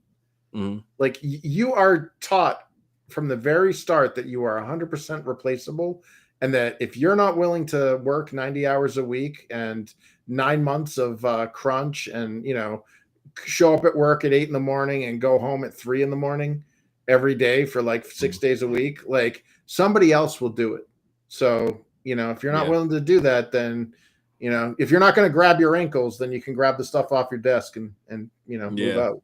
Yeah, don't quote me on that. I don't know if that lady's still alive or not, Granberry. She might still be alive. I don't know. I think I heard it from someone else, man. So, I thought I read it someplace, but I don't know, man. It could have been somebody else. Yeah, was it Goku has entered the chat? I'm here, motherfucker. Yeah, got me. But yeah, I don't know, man. Like, I hate to be like the downer, but there's like AI is not. I don't see, as much as we talk about all the cool stuff it can do, I see it doing to skilled labor what automation has done to unskilled labor. Mm-hmm. And that scares the hell out of me. Like any job where you sit at a desk and type into a computer, in another 5 to 10 years will be replaced by some type of large language model. Mm-hmm. And that means all of like my job will be gone. And I'm like, well, what am I going to do? But, I'm in my 50s. Like suddenly it's not a really good time to be a change of career like I was back in my 30s. Yeah. I guess it depends on how far it gets. Yeah. I mean, it's just going to get, I'm sure they're going to push it to the moon, but it also depends on like if maybe something is going to open up because of AI. Maybe something else is going to happen. Maybe now they need an AI proofreader to check what the fuck the AI said. Yeah. You know what I mean? Or something. I don't know, but in terms of, I feel like with the art, I mean, granted, I think if you're not doing your own stuff with it, which it comes to like, I don't think it's gonna affect film too much in terms of like maybe new ideas and creativities, especially independent stuff. Well, because independent stuff has always been going, and I think it feels like it'll always be going, doing its own thing. And I feel like for any art, I think that's kind of where we're at. I think people see it, and people that want to use it, and corporate people are like, this is a great idea. But other people that really enjoy it are like, this is fucking stupid. Like, well, we've had a lot of stuff actually written by AI already, like entire scripts. Mm-hmm. They I don't know if that's like common knowledge, but yeah, a lot of scripts and stuff have been written by AI. In fact, there was a big to-do that there was an indie author recently that got busted on Amazon. She had like hundreds of books that were on like the bestseller list and all this stuff, and accidentally left the prompts in one of her books. Oh, yeah, busted. Yeah. And it's like, you belted out all these books, making all this money. Meanwhile, I'm here, scraping is basically dragging as much as I can to entice people to get over that apathy of an unproven brand, and I'm barely making, barely squeaking by. And then you get somebody that just uses AI. And if she wasn't dumb with it, she probably would have been doing this for years, making who knows how much, It's kind of demoralizing in that regard. It is. It is. Yeah. You had, and I guess at the same time though, I guess it depends on like what's the quality of or what's the standards of the common person who's reading her stuff too. Because at the same time, I mean, 50 Shades of Grey sold a lot. Twilight sold a lot. Well, and I'm not knock Twilight. My wife has read all the Twilight books and she really enjoyed the books. The books are way better than the movies, because they were actually easy reads. But you have other stuff that's kind of like, yes, it's popular. Is it any good? Who the fuck knows? Yeah. Well, that's with indies too. Like it's not about the quality of the product; it's about the popularity. Yeah. And it's like, wow, that because you see some of these books that make gangbusters, and you're like, how? Yeah. Like I'm not naming a book. I'm not going to call out names here, but this is one that's going around that's like, I hear nothing but praise. Oh, it's sold out everywhere, and I'm looking at it and I'm like, are you serious? Yeah. Like, I have two retarded hands and I can do better art than this. Yes, it's like, okay, and maybe it is something cool, you know what I mean? Or maybe we don't, maybe we don't understand or something. But yeah, sometimes it's just like, what the hell is like it's it's going a brand. on? It's a brand. You got people buy, but that's I think you also kind of earn that too. Yeah. Well, being a brand. But I feel like even now, like, people want new stuff. I think that's why manga does so well. Because they're always doing new stuff, and if you're able to do something new, and I think it's probably even more cutthroat because you have old guys who are established, constantly doing new. They're always doing new stories. I did this, now I'm doing this. I did that, so now I'm doing this. I finished this, now I'm gonna do that. Well, have you ever seen, like, have you heard of Shonen Jump? Yeah. So the whole process with Shonen Jump. It's basically the Gong Show for manga. Yeah, I feel like it doesn't hit so much, then they scratch it. It's like, you don't hit this, that's it. Yeah, and do you know how many pages they have to turn in a week? Because it's a weekly. Shonen Jump is weekly, right? Yep. Now, is it the same story every week? No. So it's the way that it works is they have like a star manga. So it would be something like One Piece or My Hero Academia or whatever. And that would be what sells the book. And then it's like, here's a bunch of like anthology stories as well. And whichever one gets like the least votes or whatever, boop, it goes off. It gets cut off. But the other ones keep continuing until they get cut off. So they're like, oh, I like where you're going with this. Show me chapter 2. Oh, chapter 2 is great. Show me chapter 3. I didn't really like chapter 3. You're gone. Wow. Yeah. So they have it's very like, you gotta perform. Yeah. And like, we kind of lucked out in America where we only see the manga that stuck to the wall. Like, there's so many that have failed. Like, and that's part of the success process is it's, fail fast or fail quickly, where they don't, like, the quality of manga is not anywhere near the quality of Western comics, like artistic wise. Like, if you looked at my manga edition, like, it's line art. It's shape, almost like it's like pencils. It's almost like they did like a quick version to see if it works. Get as much as you can out, and then if it fails, well, you didn't invest in inkers, you didn't invest in colorists, you didn't invest in So I mean, maybe also that's faster. the way to go. Also faster too. Yeah. But then also, you got every guy, all these guys have assistants too. Like, I'm looking at this guy here. They want to make like 3D assets a big fucking deal. You know, I'm watching. What was that? Oh man, what's the manga show? I don't even know if they still show it. Done by the manga Man. Hmm? I don't know if you've seen it, where the guy's like he goes to and he interviews Junji Ito, you know, the horror guy, Yeah. and he's like at the cafe. And he's the coolest, gentlest fucking guy, and he draws all these horrible things. He's such a mellow dude, you know. Like, it's always the quiet ones. Yeah, and he's there with his cat, you know, and he's just like, oh, but they were just like, oh, okay, what do you do? I go look for places. So there's one guy who's working on a manga, right? He has like 3 assistants with him. And it's like, yeah, I like to work digital, and I like to. So he's going and he's looking around. And he's like, oh, this would be a good shot, and he takes a picture. Bop. And he grabs a picture, and he blows it up. And I think he was doing it traditional, but he grabs the picture, he blows it up, then he light boxes the fucking picture. Oh, nice. Yeah. So it's like everybody's like, man, look at this art. I was like, the dude just traced the fucking photo, man. Like, yeah. I mean, I'm not saying that, you know what I mean? I'm not saying like you gotta do what you gotta do to get the shit done.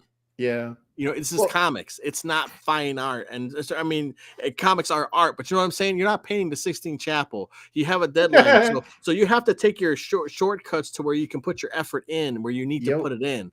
I'm going to draw this. I'm going to put all the effort in this badass fight scene, these characters doing stuff. But the background, I don't need to worry about too much because that's not the focal point. Now, if I'm doing a big 2-page spread, well, yes, I'm going to lightbox a nice picture with a gorgeous perspective, and you're going to see the leaves. You're going to see all that shit, you know, not me. Yeah. Never do that. But like, here's the tree. Here's some fucking lumps. There you go. well, in the video game industry, they have concept artists that use this thing called kit bashing. Mm-hmm. And it's funny because kit bashing is literally what AI does. Mm-hmm. You know, it just does it more efficiently. Like a kit bashing, like first time I saw it, I was like blown away. One of the creative directors, one of the lead artists, he goes into Google Image, grabs like a bunch of like photos basically, and then starts clone stamping them into his painting, and then he paints over them. And I was like, oh shit. Well, I mean, it works, you know, but yeah, you know, it is what it is. Especially if it's something that you're just trying to like, you know, here's a concept. He's like, okay, here's an idea. Oh, I understand this. Okay, cool. Like that's all you need. That's all you need. But people are like, oh, manga, man. It's yeah, because you're getting the cream of the crop already. Like like you were saying, like back in the day, you didn't get every anime. Yeah. You just got the OVAs, man, that would come here on fucking VHS, and that's what you got. You didn't get the TV series and the TV shows. Dude. You just got the movies, man. And so like, this is great. It was a treasure chest when we found at Suncoast Video, the Record of Lodos Saga. They had the entire, like, it was like 6 or 7 VHS tapes for like $200. It was like, I was looking at it last night. Now they're $50 for the whole set. Oh, well, yeah, of course they're used, you know, but they come when I seen them with the box, the actual box that they send and stuff, you know. So I'm like, okay, I gotta get these because I gotta. Well, I got the Blu-ray, and the Blu-ray has the OVA or like the original animation series, which was, you know, the full series essentially, and then there was like this, like they called it like the Night of something or whatever, or the Night of the I can't remember, but it was like the cheaper version where they have these like little, like they broke it down into little half an hour TV show segments, and there were these like chibi bits at the end where like yeah, that's the one I've been watching, and they're like, no, you got to watch the other ones. That's the original series, because I remember seeing on YouTube the short film where they fight the dragon. Yep. It's like 30 minutes. And I was like, dude, like this is awesome. So I remember seeing that. And then I was like, so Dan and Billy, you know, Billy Basketball was like, no, man, you got the last 3 of the first season. You got the good shit, but you got the last 3. You got to get the I'm like, fuck. Yeah. So do I watch starting at video number 4 because I want to see it? Or do I just like, I got to get to the 3 first? I'm torn. You know what I mean? Yeah. Oh man, but yeah, it's just like the stuff that they used to that we would get was like, you know what I mean? It already held the test of time. It already went through the fire. It's already forged already, and then like, here you are. You know what I mean? You're not seeing the hundreds of swords that it took for them to get there. Like have you ever heard of the Sega CD game Popful Mail? Yes. So that was a failed anime, and okay. I saw when I was out in Japan, I saw the original failed pilot of Popful Mail in Japanese. And it was heartbreaking because it's like, this would have made an awesome series. And yeah, my coworker's like, yeah, it would have, but nobody wanted to watch it. Like they didn't buy it, or like there wasn't enough like interest or whatever. Mhm. So, it's the Gong Show essentially, they're like, Yeah. it's out. And I'm like, son of a bitch, I lost it. Yeah. Yeah. Oh, because I remember seeing the ads and I would copy that art. Because that before anime and manga was big, I didn't even know what to call it. We called it Japanimation. Yep. I would copy that art style and try to draw that art style like that, and like the Slayers.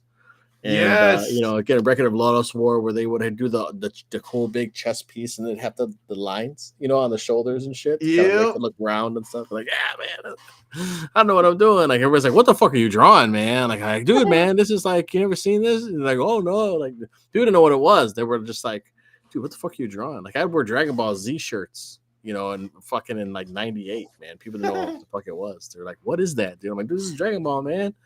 You're like, it looks like something my sister would watch. It's like, all right, watch, motherfuckers. No, man, Dragon Ball Z is cool, man. Yeah, get the fuck out of here, man. Well, don't you hate that? Like all the stuff that we love that we used to get shit on for like being geeky about, dude, the mainstream like came in and just took it over. They don't know, man. People don't understand that being a nerd was tough, bro. If you like comics in the early '90s, unless you're around other comic people, dude, people made fun of you. Yeah. Like if you drew and shit too, unless you were like good or like passable, like people would shit on you all the time, man. Oh yeah. Like, yeah. Oh, that sucks, dude. What the fuck is that? Like, and you're trying something new, you're trying to figure it out, and that's why people's just like, when they're like, I can't, when artists can't handle criticism, and even online people can't handle what the fuck they say about their book or whatever. Mm-hmm. It's like, dude, that's part of being an artist, man. Yeah. Our class, we used to have our shit breaking down in front of the class. Yeah. The whole class would be like, okay, what can you do? Well, this looks weird, but I like this, but you can fix this. So everyone would have to come up with something, so you have 20 people, 30 people in a class, you know what I mean? Looking and dissecting your drawing of whatever you did, or your still life, or somebody was the model that day and they sat on the stool and you drew them. And then everybody would just kind of like, just tear you to pieces, not rude, but just, again, okay, I like this, I don't like that, this needs to be darker, and like, okay, cool. And sometimes people just made shit up because they weren't fucking paying attention, they didn't know what they were talking about. But that's part of being an artist. And so now when I see people like, oh, they can't handle it, I'm like, dude, what the fuck have you been doing? Like, this is part of being an artist, man. A big part of being an artist is doing what the fuck you want. And telling people to fuck off, I'm gonna do it anyway. Yeah, well, it's like, in all honesty, like, I appreciate the negative feedback, especially from people that bought my product, because it's that Razor Fist said it. It's like the opposite of love isn't hate; it's apathy. Yes, or difference. Nobody cares. Yeah. And it's like, what would you rather have? Somebody that has enough passion about your product that they care, they want it to succeed, so they're gonna like tell you what they didn't like about it, so that you'll with the intent that you'll improve it, so they'll buy your next product, or the person that doesn't say anything and will never buy your product. It's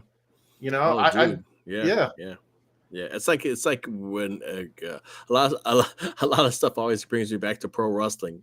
If you're doing a pro wrestling match, the worst thing in the fucking world is silence. Yes, the crowd goes mild. It's nothing. It's silence is deafening. Nobody's yelling at you, this sucks, nobody's telling you to leave, like nothing, or people are cheering, where that shit is silence, you want to die. You just want to fucking die, man. And that's just like, okay, give me something, just give me some, I'll take any type of reaction, but don't give me fucking silence, man. Yeah, don't sit on your hands. Yeah, and it's just like, ugh. And that's how I feel like sometimes with comics and art, it's like, okay, like people are saying stuff like, all right, like, and you can wade through it. You go, this guy's just an asshole. Fuck him. Well, that's what sucks about like it's like, I do on Sundays, I do like a show, or I should say, he lets me on as a co-host sometimes for like his Immortal Rising comic has a show. And we've reviewed some books, and I told him, I'm like, I don't want to like critique books on your show. Like, if there's a book I don't like, I'm not going to go on your show and bash it. And the reason for that is because I'm a creator as well. So there's that possibility of a conflict of interest. Yeah. And B, a lot of times what happens is people do take that shit seriously or personally, and then it becomes retaliatory. Like, oh, you said that about my book? Fuck you, man. Your book sucks too, you little stupid ass elf shit, you know. Like, whoa. You know? Yeah. It is hard because especially if it was before the age of the internet, you wouldn't even have to deal with that shit. No. You wouldn't even have to deal with biting your tongue unless somebody was doing an interview with you and you were like working at like a comic book place and you were working on a book or something. It's like, what do you think about Spawn? It's not really for me, but I see what he's doing or so. You know what I mean? Yeah. There's always professional decorum. Yeah. With everybody, but now you have people coming into the space, and I'm guilty of it too. Where I'm like, that fucking sucks, man. Now, granted, I'm not gonna post it on Twitter, unless it's like something big. I will punch up every fucking day of the week. You know what I mean? I just did I got my daughter a Happy Meal today, and it has the new Disney Ilio picture of the kid. And I took a picture of it and I posted. It's like, what a fucking dork. I was like, look at this dork. Like, look at this fucking that's the new Pixar movie that's coming out, Ilio. And that's the main character, is a kid, but and I'm like, how do you this kid is not cool. This kid's a fucking dork. Nobody's gonna like this character. Like, why? Yeah. So I was like, yeah, look at this fucking dork. And I'm punching up. Disney doesn't give a fuck what the hell I have to say. Yeah. What I mean? But I'm not gonna go. So-and-so's book, who's also in the same space as me, is shit. You know what I mean? And fuck that guy or whatever. Unless they really make me mad or whatever. Otherwise I'm not. There has to. We're supposed to be kind of professionals, even though we're independent. So it's kind of like we're indie guys. We're just like, okay, like you're a creator, I'm a creator. We'll respect that. But God, I tell you what, man, I'll make fun of your shit to my friends. We'll talk behind closed doors and we'll like whatever. And that's just part of being an artist and just part of bullshitting and like hockey, like we like to say to hockey, taking the piss. You know what I mean? We'll bust some balls and shit, but I'm not gonna go. There's a professionalism that's supposed to be there. Yeah. When these other creators, bigger creators, are talking to other bigger creators, and some of them are professionals and they're not acting that way, especially when it comes in terms of like leaking information and doxing people and doing stuff like that. It's like, you're not a professional anymore. Like, you lose that respect. Yeah. I don't understand why they do that. So that's just like, that's malice behind critiques. That's malice behind information. That's malice behind like saying stuff, and you're not helping anybody. Well, and it ends up making the smaller guys look bad too. Like, it does, yeah, because you're affecting the whole space. Because they're like, look at what this guy's doing over here. Well, I hang out with a lot of those guys. Yeah, but this guy's being a fucking asshole, so he makes everybody. You know what I'm saying? Like, everybody. So it's like, what's the point of me trying to defend? What's the point of me trying to defend the group when the main guy and the main person in the group keeps making the group look bad? No matter how good you are, when you're associated with this group, everybody from the outside thinks of this person. Why fight that battle? Yeah. It's an uphill battle. It's a thankless battle that you will never win. No. So just, all right, I'm gonna go left over here. I'm gonna go right. I'm gonna go where I'm gonna go. Your guys are over here. Cool. I'm gonna go over here. Yeah. Do my own shit. We go with my own friends. You know what I mean? Yeah. Because at the end of the day, it's the people that for me at least, it's the creators like you and Jason and Luke and Odin and other guys that I've met. That are my peers. It doesn't matter what group they fucking belong to. It doesn't matter what politics that they belong to. It doesn't matter. The group matters. And if I belonged in a group and that group started coming after my creative peers, well, fuck that group.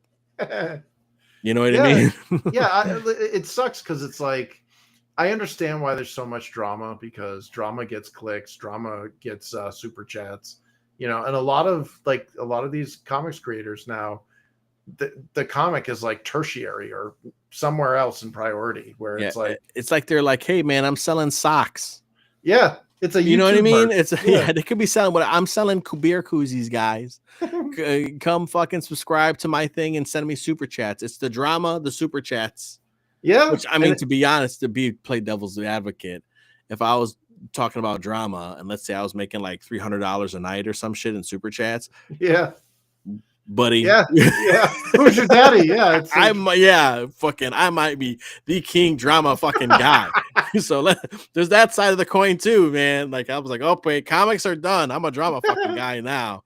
Now we're selling T-shirts. That's what the fuck we're gonna do. You know what I mean? Cruising motherfucker. Yeah, we're gonna. Well, I'm not gonna try and, but say I'm not gonna tell you like, oh, I'm not gonna use that to try and sell my comics, and then on top of that, try and draw a fucking comic and risk being late. It's like comics are done, bro. We're selling merch now, baby. We're selling T-shirts, baseball hats, stickers, fucking whatever, beer, like I said, beer cruise, whatever, man. That's it. The comics are done, bro. Like that's it. So that'd be. I don't know if I could be like trying to hold my integrity and do a comic. I'd be like, comics done. We're drama farming now. Yeah, because that's what pays the bills, And dude, there was a boom not too long ago where like all the YouTubers suddenly had comics. And I was like, well, screw this. Like, it's still happening, dude. And it's just, but you see, dude, I mean, let's talk some shit. Now we're not gonna mention names, you know what I mean? But like, I'm not impressed. Yeah. And this is like, I mean, who I didn't even know, like, even like I think Moist Critical did his God Slap. Yeah. Which I haven't seen anything about it, but it's like I think that popped out before I even started watching some of his stuff because he started popping up in my feed. But he has the big poster in the background, so I'm assuming the book already came out or whatever. Yeah, and he like never talks about it. Well, it's just YouTube merch, Yeah, so I think he's like, hey, cool, here's my comic book, man. Like, all right, like, I could respect that. Like, but okay, cool, but it looks dope. Like the art and stuff that I've seen from it, and even the animated trailer, like, seemed cool. Like this seems cool. All right. But some guys are like, this is like, some of these YouTubers got stuff that's like, their concepts are just like, but man. And I'm just like, who is telling you this is good? But then people buy it because it's merch. Well, they buy it because they're slaves to brand, And it's like somebody like me that doesn't have his own channel. And, quite frankly, I got a voice for print and a face for radio. So I never will I'll never have a channel. But like, it puts that at a huge disadvantage where it's like, I'm just here for the book. Like I'm, I'm trying to sell the book. I'm trying to see if there's still a market for it. I mean, for all I know, what I loved as a Gen Xer growing up in the 80s and 90s, like maybe that market doesn't exist anymore, and I at least want to try, because again, I've been depressed, coming back like around 2014, 2013, where it's like, everything that I enjoyed suddenly went into tea parties and proms, or like, Doctor Who's Black and Gay. I'm like, where the hell did that come from? Like, I don't, oh, you're a bigot. It's like, you can call me whatever name you want. I'm still not going to buy your stuff. Like, yeah, it's like, listen, if you say something, if something looks ridiculous and you say that shit looks ridiculous, that's not being a bigot and that's not being a phobe. Yeah. Because you're not scared of anything. I'm not scared of anything. Shit looks ridiculous. Yeah. This is retarded. Like, what the fuck, man? Like, and I'm not talking like, you know what I mean? Like handicap. I'm talking like, that's the shit you call retarded. That's what that word is for now. Yeah. It's not to describe people with mental disabilities anymore. It's to describe people that don't have fucking mental disabilities that act stupid. That's what that's just for. When that guy sits at the red light and doesn't fucking green light and doesn't fucking go for 2 minutes, unless that guy's having a heart attack, he's fucking retarded because he's not paying attention to what the hell he's doing. If he didn't have a medical emergency, he will now. It's just like, dude, what the fuck? Oh, you're no. That doesn't mean that anymore. Yeah. We love those people. We can't stand fucking retarded people. Yeah. It's, I don't know. It just, it as far as though, like, when you're trying to overcome that, you're trying to make yourself, you have an unproven product and you're trying to get it out there and you are just a whisper and a chorus, and the more people that get added that are, that are the YouTubers that just are doing it for, they're like, well, what, I can buy this book because this guy's a YouTuber. What do you do? Yeah. And it's like, well, I'm not I'm dedicated to this book. And they're like, well, that's boring. That's not cool. Like, it's shit. it does definitely suck, and it's, I think I get discouraged too when I think about that stuff, and I think when I think about it, You know, especially when I see some of these other, you know, bigger guys, and it's like, well, maybe I should be on their show, or maybe, even though sometimes you know, I might not agree with what they say or how they act, and they do promote other books, and maybe I should go on there and just kind of bite my tongue, and I guess swallow my pride and just kind of sell my book. I think part of me thinks too is like, would these people buy the book anyway? And I think like those people, like even the people that buy the YouTube books from the YouTubers and stuff, I don't think they would buy your book anyway, to be honest. I Yeah. don't think they, I don't think they'd buy it regardless. I don't think they'd buy it Yeah. if they see it. I don't think they'd buy it if it was in a comic book shop. I Well, don't think they'd buy the book anyway. So well, that's they kind don't of read. They don't read comics, dude. They, Yes. you know, it's culture war bonds. You Yeah. know. So it's just like, so that's kind of, I kind of justify that, you know. I potentially had an opportunity to go on somebody's channel and promote Berserker, and I was really thinking about it, and some of my friends were like, "You're just promoting your book, man. It's no big deal." And I was like, "You know, Yeah. you're right. Yeah, you know what I mean." And but it's like when you got somebody that makes clips and drama and stuff, and that's kind of the basis of their channel, and then they also promote comics too, but you don't agree with the major part of how the channel was built, which is making clips and drama. It's like, you know, it's like I just decided not to, and it's again, I don't think those people would buy the book anyway. I think those people are there for something else. You remember like a few years ago when the drama started between the Coke and Pepsi wars of indie comics? We had the gotcha of, well, what was your favorite part of the book? Yeah. And it was because these guys don't read. Like, they'll promote this thing. They'll be like, "This is the greatest book ever. It's my buddy." Insert YouTuber here. It's just this amazing book. Blah blah blah blah blah. It's like, what's your favorite part? What's the person's superpower? What do they do? Oh, I thought you said this was an awesome book. Why are you saying it's an awesome book if you never read it? Like, yeah.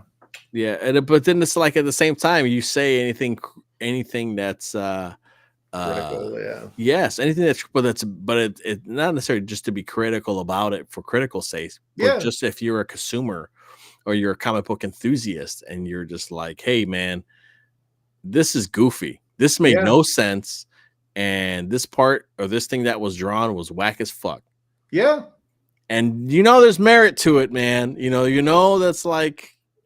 But then you have the same people are like, oh no, that's not true. Why are you a hater? Why? It's like, no, listen, like, they get dogpiled, and nobody's gonna say anything about it and just let them like, oh, this is great. Like, it's like, dude, like, come on, man. Like, that's part of being in the arts. If you're gonna create something and you put it out there, it's no longer yours. It's for the mass to interpret. Well, whatever's gonna happen is gonna happen to it, you know. Well, the way I see it, if somebody gives me their money, they have every right to do whatever the hell they want with it. Like, if they're gonna be like, "This is the dumbest like stuff ever. Your book sucks. I don't like this." I'd be like, "Sorry, it didn't meet your expectations, man. Like, thanks for the support, but sorry, maybe it's not for you, or maybe it is. Maybe there's viable feedback in there somewhere, because even the most hostile and incendiary feedback, like, I learned this in the gaming industry, even the most incendiary feedback has some kernel of value, and there's always the vindictive guy that's like, oh, well, you're part of the Pepsi team instead of the Coke team, so screw you, your book sucks. But generally though, you get the people that are like, dude, this panel is garbage. I don't know what the hell happened on this page. What the hell is going on? Like, why does this look like a fake comic book? Yeah, like that. I'll take notes on that shit. Like, like I'll be like, this would be a comic book that I'll be watching, like Reacher, and like some cop would hand like the kid and be like, here's my favorite comic, kid. Your book will feel better. And you look at it, it's like some fake ass superhero with some mediocre art on it. Like, it came out it came out of fucking like Malibu Comics or some shit. Here's your copy of Nightman, kiddo. Oh, I love Nightman. Nightman's my favorite superhero of all time. It's like, nobody likes Nightman. Like, bullshit. Like, what? Yeah, what? In this universe, who the hell is Nightman? Like, it's like, what the fuck? It just, I mean, that's why, like, whenever I jumped on the shows, like, I with Aaron there, I told him up front, I'm like, I'll only review the books that I liked, because I don't want to be critical and piss people off. As a creator, I feel like I'm in a conflict of interest position too, because it's already so hard to get anybody to even like now being on this channel with you, man. Like, I super appreciate you having me on to spread the word about my book, because I don't know what the hell happened in the last few years, but like almost all the channels are gone, and like I've been ghosted, dude. There were people that like I thought I was friends with. I'm like, hey, what's up? And then just nothing. It's like, oh, son of a bitch. I feel like even recently too, man. I just feel like, I don't know, maybe it's getting older. Time just goes so fast, dude. It does. Like, when did I say? I shoot you the message yesterday. I was like, "Fuck, man. Thursday's tomorrow? Did you want to hang out still, man?" Like, all of a sudden it came out of nowhere. Yeah, like, Jesus, I got to do a thumbnail or something. Like, fuck, man. Yeah, surprise, motherfucker. And I was like, dude, like, I was like, well, I haven't felt like streaming lately, And I'm like, I'm gonna play some Night Rain and hang out with the family, and because that's what I play with my brother and my nephew, and they live in another state, so we get together and we play, And so it's like, and then spending time with the family. We've been doing a lot of house stuff, getting the house in order, cleaning, spring cleaning, floors. So we've been doing a lot of house shit for the last like 2-3 weeks. Like, I haven't done any streaming, and I pop on, they're like, hey man, where you been? I was like, fuck, right, man, I haven't been on the stream in like 3 fucking weeks, dude. That's a month. I've been gone. Yeah. You're like, holy shit. So it's like, I feel like maybe it's other people too, just time. Like, I'm like, I feel like you just started this campaign yesterday, man. Yeah, I did too. Like, I mean, yeah, it started in May 23rd. Yeah. And I mean, we got like 10 days left on this campaign. Yeah. Is you gonna know those Indiegogo? Is that, I get them confused all the time? Does that can you do the on demand with Indiegogo and have it run longer? So what I plan on doing is I'm gonna look to see if I get any more back, because I've kind of hit like a dry spell, like the sophomore slump. You get a lot on the front end, you get almost nothing in the middle, and then when you close it or whatever, you get a few more. But like, I've noticed, because it's been really hard to get on other people's channels to like promote the thing. I'm wondering if I just haven't had the opportunity to get it in front of people who would be interested. So I'm going to extend the 30 days for another 30 days. So it'll be a 60 days total, but I'm not going into in demand. And the reason for that is, with in demand, I have to keep inventory. So, when somebody backs it, if it's already fulfilled, like if the campaign is already whatever, like that day I gotta, grab the stuff off the shelves, put it in the box, wrap it up, walk down to the post office, put it, and it's like, what I end up doing is like, I end up doing a lot more work and spending more money on shipping, when instead what I'll do is, after the book gets fulfilled and everybody gets it, then I send out the survey and all that. And then after that, then whichever of the 3 editions won the contest, essentially, that'll become the Amazon edition. So I put it up on print on demand, Amazon KDP, and I just let it become passive income at that point. Yeah. Now it's a store that anybody can buy it from. Yep. Yeah. And it's generally it's a little cheaper, but again, it's the you don't get the white glove treatment on Amazon. Yeah, because you're not one of the first. You know what I mean? You're not a backer. You didn't make it happen. That stuff totally makes sense. When do you think, or have you noticed? And I'm curious, and I'm just wondering, like, when do you notice, like, when that peak happens? Like, let's say, like, after like when that plateau happens, is it like after 2 weeks? Let's say you do a nice launch, and then maybe 2 weeks is just kind of, plateaus, or is it kind of like after that? Is it kind of like steady and then it stops? Because I'm wondering if, like, and here's why I'm thinking that, because I know your boy Zach did like he did a couple short campaigns. And by him doing the short campaigns, I think he did the short campaign for like, he did some 24-hour ones, but that, I feel like, let's say if he did a campaign for like 2 fucking weeks, and then boom, then it ends. And then I think the reason he was doing the short ones, because he gets the money quicker. Yeah. Stuff. So I'm wondering if that's like, all right, maybe 2 weeks is the boom.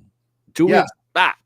I got about 1 week, maybe less than 1 week, of where it all ramped up. And then there was like a solid 2 week period where there was zero backing. So I didn't get any backing for 2 weeks. So half of the campaign life, it like nothing was there. And I don't know if that was just because I wasn't on enough promotional channels, or, if that's just the way the trend works. But yeah, I just didn't get any backing.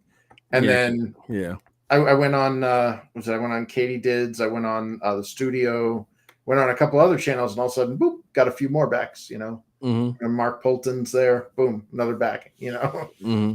But yeah, it feels like the backing is almost directly correlated to the promotion, like the YouTube channels. Because Mm-hmm. Yeah. I don't know if it's just Indiegogo just doesn't have any kind of advertisement, like they don't evangelize products that aren't doing like $100,000 campaigns or whatever.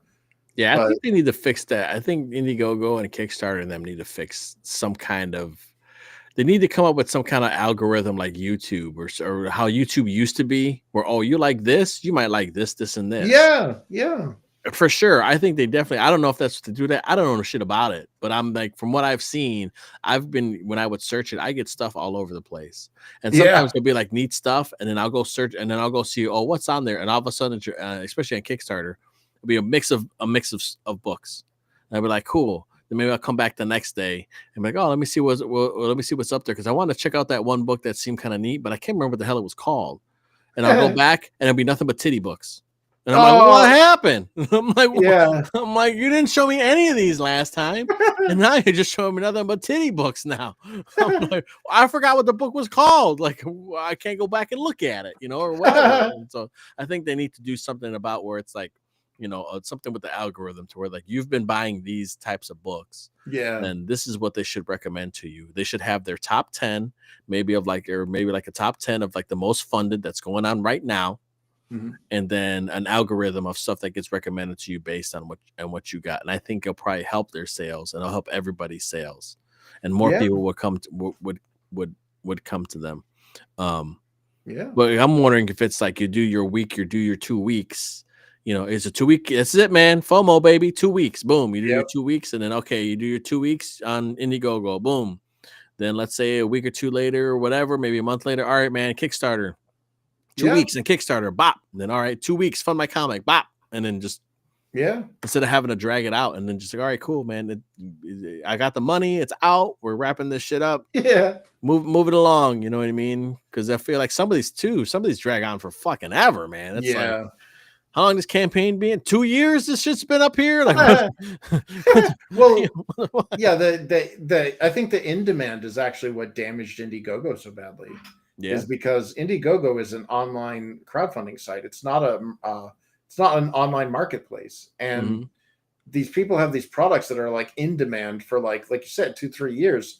No, the maximum you should have your project is 60 days. That's what they give you for your maximum amount of time. And then after that 60 days, the in demand is literally like, if you don't make X amount of sales like that month, then boom, it gets gong showed off. It gets voted off. And there's been people that have found more success on the in-demand side than they did when the campaign was actually funding. So they have this thing that just lingers in perpetuity. Yeah. And that might be like, it might be jamming up. Jamming up the spots and jamming up because there's stuff that's on there that's like 2 years old. And it's like, dude, ain't nobody funding. It's on in demand. You got 5 backers. Ain't nobody funding this shit. What the hell is it doing? I don't even know how that works, but I've seen some of it that's like, what? Like, this ain't funded. And it's like, so I don't know how, like, so I don't know. I'm not sure how it works. And I'm going to dive deeper into it once BEARZERKER is going to be ready to come out. But it's just like, I'm trying to like, is it better to capitalize on the FOMO, do your 2 weeks and get the fuck out? And then, all right, and now let's try another platform, and we'll try another platform. And maybe do that. So what is it? It's weird because like each platform has its own strength and it has its own drawbacks. And like I like Indiegogo because you don't get any surprises.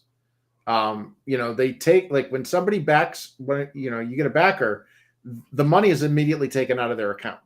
So it's like they put it up, they bought it at that moment. And when the campaign reaches funding, then you get, basically it goes into your bank account, and then you can use it to fulfill and whatever. But on the drawback though to Indiegogo is that like you don't get any support, like you don't get any promotion. You have to hustle to get your book in front of anybody's like eyes. There's no like ad campaign the way that, and not only that, but it doesn't have as large of a user base as like Kickstarter.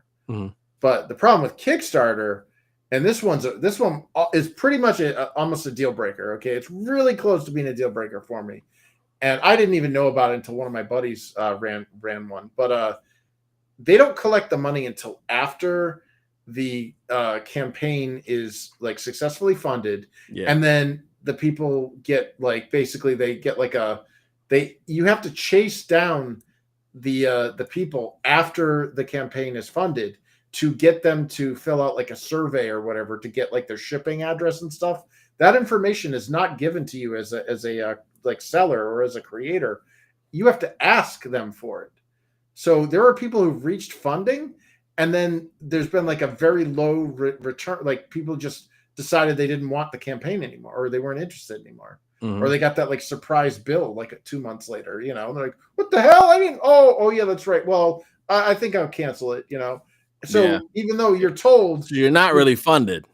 Yeah, but the campaign says you are, so you have to deliver, even though, you know, half of your freaking, you know, the people that backed didn't support you. So you've only gotten half the money. And it's like, guys, did you really think this one?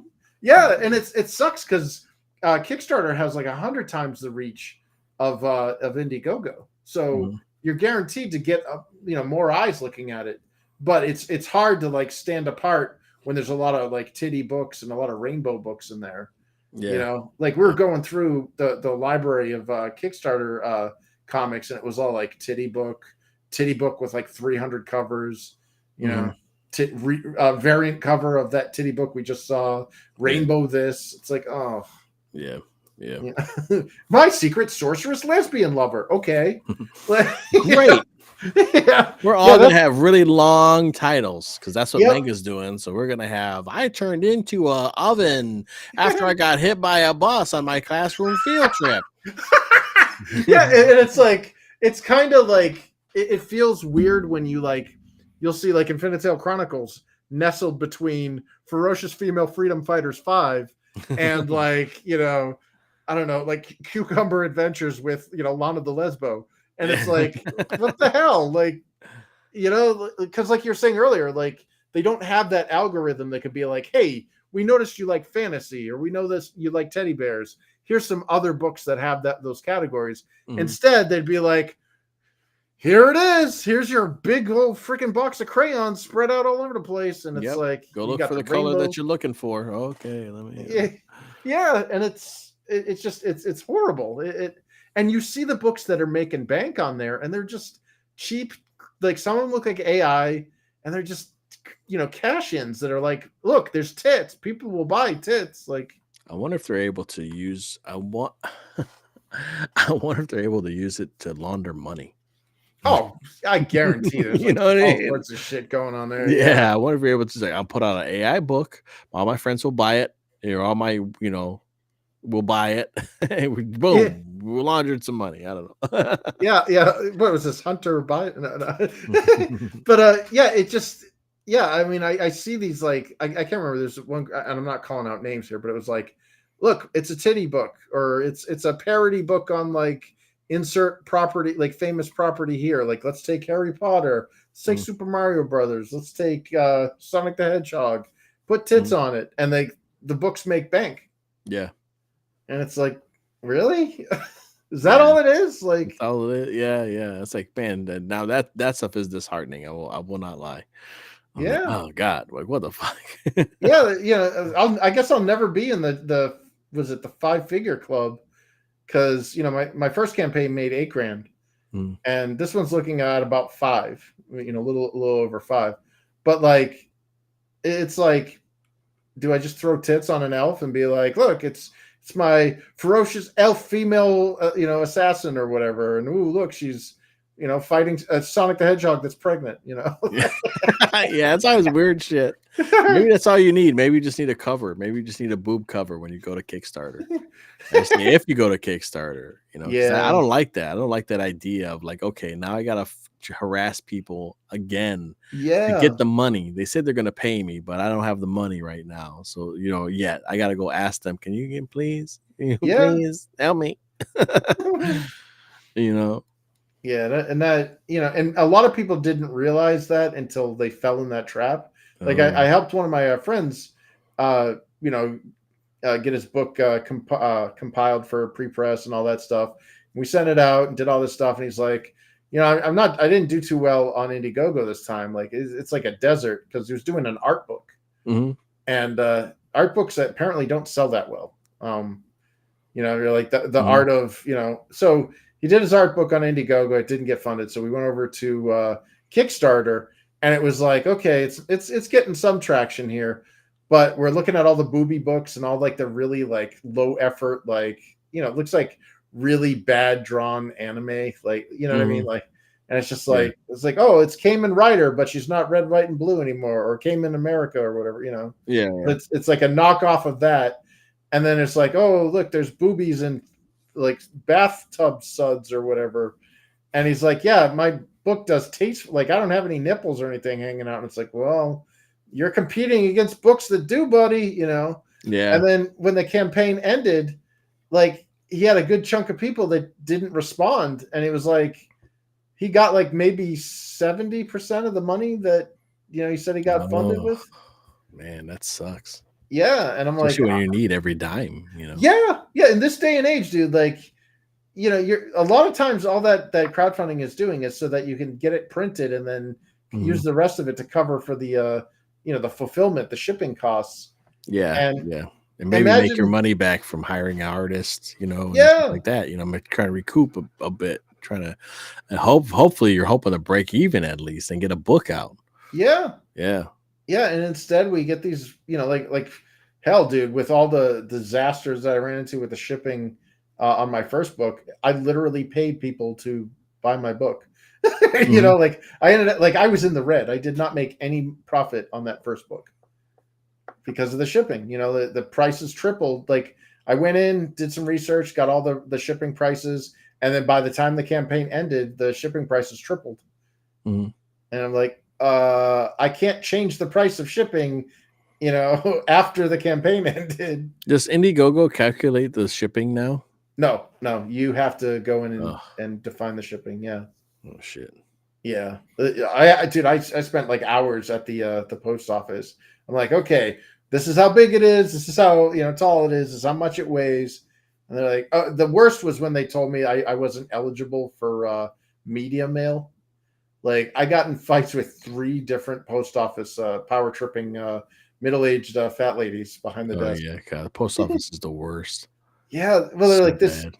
They're like, this isn't eligible for media mail. I'm like, what the hell are you talking about? Half the books that I get from independent creators are sent via media mail. It's like $5, Yeah. And they're like, well, no, because media mail doesn't cover comic books and all this stuff. I'm like, well, clearly it does from other post office. Yeah, this is a graphic novel. Yeah. In a comic book. Yeah, and they. Ew. This is a graphic novel. Yeah, how dare you, sir? Yeah. But no, they look at all the tchotchkes and they're like, yeah, these are toys and stuff. Like, yeah, this isn't media mail. Ugh. Yeah. Man. So if you're trying to ship an indie comic book out of Southern New Hampshire, the United States Postal Service will not cut you slack. Or at least the 3 of them that I went to in like the area around me. Man. Holy crap. Like, and that's the thing. Like, crowdfunding isn't hard enough. You got to deal with the damn post office too. Yes. Yeah. The like, I've never encountered something that I've encountered like had this much resistance just to get somebody a book. Mm-hmm. You know what I mean? It's like, the artists are having problems, the international bullshit. Like, dude, when I shipped out because I always give my artists comp books. It's like you shouldn't have to pay for something you made. Mm-hmm. And I sent out like I think it was like 5 or 6 books down to Brazil for the alternate art guys, and I get this message. And they're like, "Yeah, we can't accept it." I'm like, what do you mean? Yeah, they want $150 from us. What? Yeah. The custom like the import fees or whatever. Like the way like yeah, it's all the tariffs and shit. And I'm like, but this is a gift. Like this isn't merchandise. Like this is yours. Mm-hmm. Like, yep, doesn't matter. Freaking the government's like, oh, it came from the United States. Yeah, pay us money. Oh, geez. Yeah. My God. Yeah, that's the kicker. It's probably why there's what's that? There's that electronic company down there that's still making Sega Genesis consoles. Yes. Yeah, was it like we're making them in Brazil, baby. It's cheaper. they I think it was it Joy or Toy something or other, the ones that make the Brazilian Sega Master System games. Yeah. And dude, my hats off to them, man. They made like Street Fighter 2 on the Sega Master System. How the hell did they pull that off? Like they made that work, man. We've got to be, is what you got, to be honest. Yeah. Yeah, I was like, I think it's like Tech Toy or whatever. But yeah, they pulled that off. And there's a couple other ones I had, and I was just, because I got one of those. I got 12 terabytes of arcade goodness over here. Mm-hmm. Everything from the 1970s all the way up to like pretty modern stuff. And I'm playing through the games, and I'm getting like Brazilian games. I'm getting like Chinese knockoff games. And, like I got the NES version of Final Fantasy VII. Oh, geez. Yeah. You got to be kind of neat. Yeah, but yeah, it's surprising as hell how many. Like recently, I got for the Neo Geo CD, Golden Axe and Shinobi, and basically the Golden Axe one is like a better version of the arcade. It's like somebody took the arcade ROM and put it in the Neo Geo, and then they added like CD Red Book audio, so like orchestral music, and it's like it's better than the arcade. Wow. Yeah. But yeah, I love that when people, like I don't know if it's just like indies or what, but they like take something, crack it, make it their own. Yeah, or like make it should be like this. Yeah. The big one that I know about was I can't remember what it's called. It's the Simon's Quest ROM hack, where they make the day-night cycle quicker. Yep. And then they actually tell you, because a lot of the information the townspeople tell you is bullshit because of bad translation. I am error. Yeah, so they're supposed to tell you like where to go. You're like, oh yeah, so they actually help you. And I don't know if they added bosses because they never had any bosses in the castle. Man. So I don't know if they added bosses to that, but yeah, stuff like that. I'm all for if you could put that sucker on a on a cartridge. It's kind of what's neat about EverDrives too, is that you can find those ROMs or those indie games that people just bought, like made as ROMs. Like you could, if you have an EverDrive, I'm pretty sure you can download like another Metroid 2 remake and put it on there. You know what I mean? Love and play it. Play it on your Super Nintendo. Yeah, have you ever heard of Rescue Palooza? No. So there's a Teenage Mutant Ninja Turtles game called Rescue Palooza, and it's a fan-made, totally free game.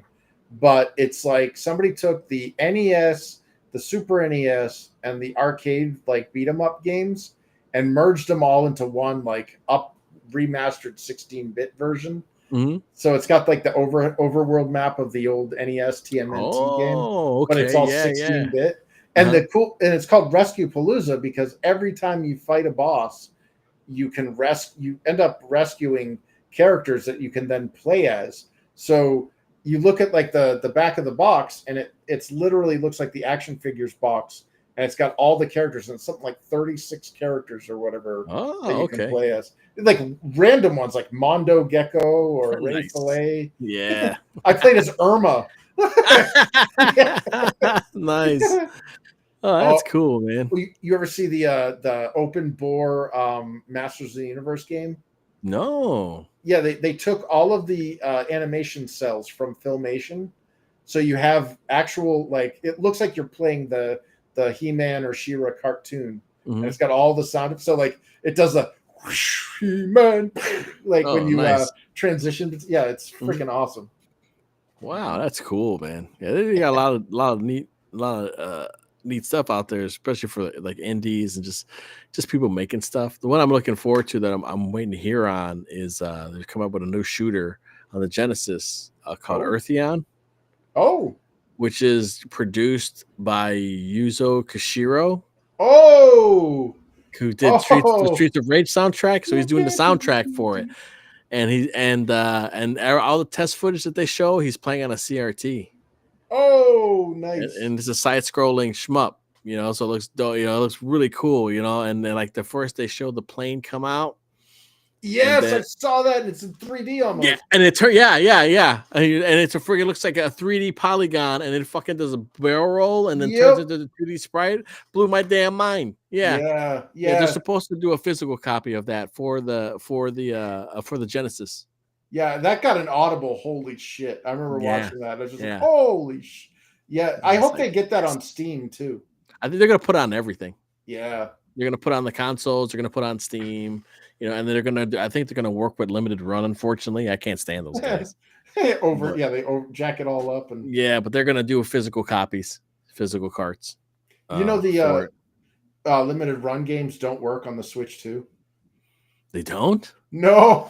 Oh no. Yeah, I was watching a YouTube video. They're like, here's a list of other games, and it showed like games that don't work, and it was like the Poke Labo stuff. Oh, have a good one, Cranberry. Yeah, thanks for coming by, Cranberry. Always nice to see you, dude. Oh man, that sucks, man. I don't know. There's a lot. I watched a video that we were talking about all types of gouging and things that they were doing with the copies of D that they made for the 3DO and stuff like that, where they just put them on. They put them on regular CD-ROMs. Oh, yeah, they burnt them on regular CD-ROMs and then like put a sticker on them, like they weren't like pressed, like 3DO. You know what I mean? Stuff. Yeah, so it's just like the homebrew Dreamcast games that you buy off the internet. I talked to one of the guys that was on the team that put Grand Theft Auto 3 and Grand Theft Auto Vice City on the Dreamcast. Oh, nice. Yeah, holy shit. Man, yeah. I don't know. I love seeing that, and it sucks that like these companies like are like crack down on that. So I feel like I'm like, doing drug running, like I'm flying under the the radars, be like, crap, did I get the executable before the cease and desist took it down? Yeah, it's felt like a victory. Yeah, I feel like when it comes to Sega and their stuff, I feel like they don't care about too much of that stuff. It's like Nintendo and other properties. Yeah, Nintendo's just assholes that you could worry about. I had a customer come in the store too, and he was talking to me about how he's been really enjoying the Evercade. Yes. And he got the Evercade Versus when it came out, and I had a little handheld come in the store, and I thought it was so cool. And I was like debating about keeping it. It was a Taito one, so it had like Bubble Bobble and like the Taito games on there. Yeah. And it was like a teal, like Game Boy looking handheld made by Evercade, and then they had like a couple cartridges that it came with, and that thing was so cool. Nice. And I was like, man, if I buy this or if I take this home, man. We're gonna have a problem because I'm gonna start buying these damn games, man. And so I was like, I put it off, and then I heard like Toplan is doing a couple collections for it, and like Toplan they did like Fire Shark and Grindstormer and a lot of like shooter. Like I said, one of my favorite thing on retro consoles is shoot 'em ups. Nice. So it's like they were doing collections on the Evercade. I'm like, oh fuck, man. But then they're doing another one that's actually they're re-releasing 3 of their games, Grindstormer, and they were like fucking hard to find expensive games. They're re-releasing them for the Sega Genesis on cartridges, and the cartridges are like see-through, like they're see-through red and like pink, and like they look dope. They look cool as hell, man. I'm like, yeah, dude. So I love it when they just release it when stuff like that gets like new stuff gets released or old stuff gets re-released to like a cool package or whatever, or like they throw like new games on there. But one of the guys was telling me about Evercade is that their indie developers have been throwing their stuff on it. They'll get like a pack of like indie games. They'll be like 4 like cool ass, like, dude, if this came out on the Genesis, it would blow our minds and back in the day. Oh, I know. So it's cool seeing like people grab the old hardware and like figure it out and like do more stuff with it. I know there's a project. There was a guy, was it Z Stream or something? There was it was called Project Extreme or Project Z Stream, where they were doing polygons on the Saturn. Oh yeah, and it was looking like in between like Saturn and PS2. Oh wow! Like they were like polygon Saturn, like it was polygonal like the Saturn, and they were using like skins from Power Slave and stuff, and like Quake to do it. But they were working on the engine to where they were rendering full 3D spaces on the Saturn, but it had the fidelity almost like a PlayStation 2, where it was super smooth. Oh, so they had hardware rendering or something. Yeah, and I guess they figured out how to access that second processor or whatever that they have in there or Yeah. something. Yeah, that was the problem with the Saturn, was it was a 2D powerhouse, and then they panicked at the 11th hour, threw in that second processor, and then said, "See, we can do three polygons in 3D like the PlayStation 1." Mhm. And it's like nobody knew how to program for it. Like the Yeah. 3D looked really bad. It used all this like interlacing shit. Mhm. But like the Saturn, if you were a fan of like Capcom fighting games, Oh, like it's the the 2D ones, best. It's the yeah, it freaking best. unparalleled. Like it actually outmatched the PS1 when it came to arcade ports. And supposedly it still has the best version of Alpha 3. Yeah, well, I have a version of Alpha 3 on the Saturn, but I have this one on the was it on the PSP? I wouldn't say it's the best one because it's a PSP, so you can't do local multiplayer, Mm. but it's called Alpha 3 Max.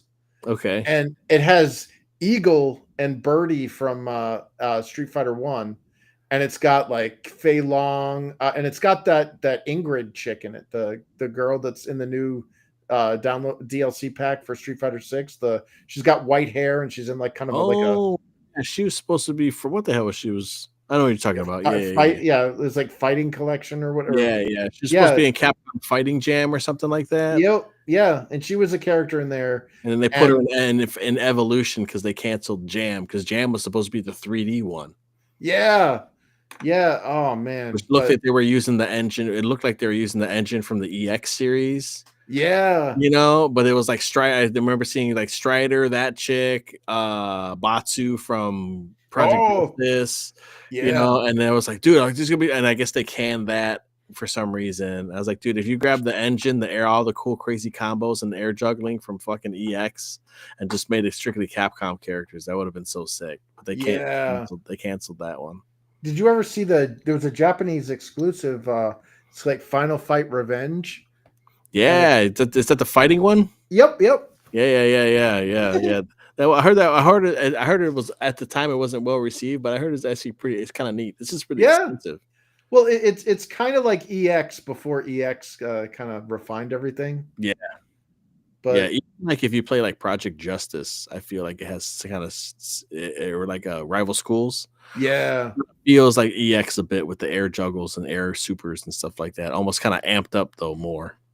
I was really happy when they put Akira from Rival Schools or Project Justice in Street Fighter 5. Yeah. I was like, yes, and you got both versions of her, the one with the motorcycle helm. Are they different characters or the same character? I think it's like an alt skin. But okay, yeah, because you in the other ones you unlocked in Project Justice you unlocked, and she fought different.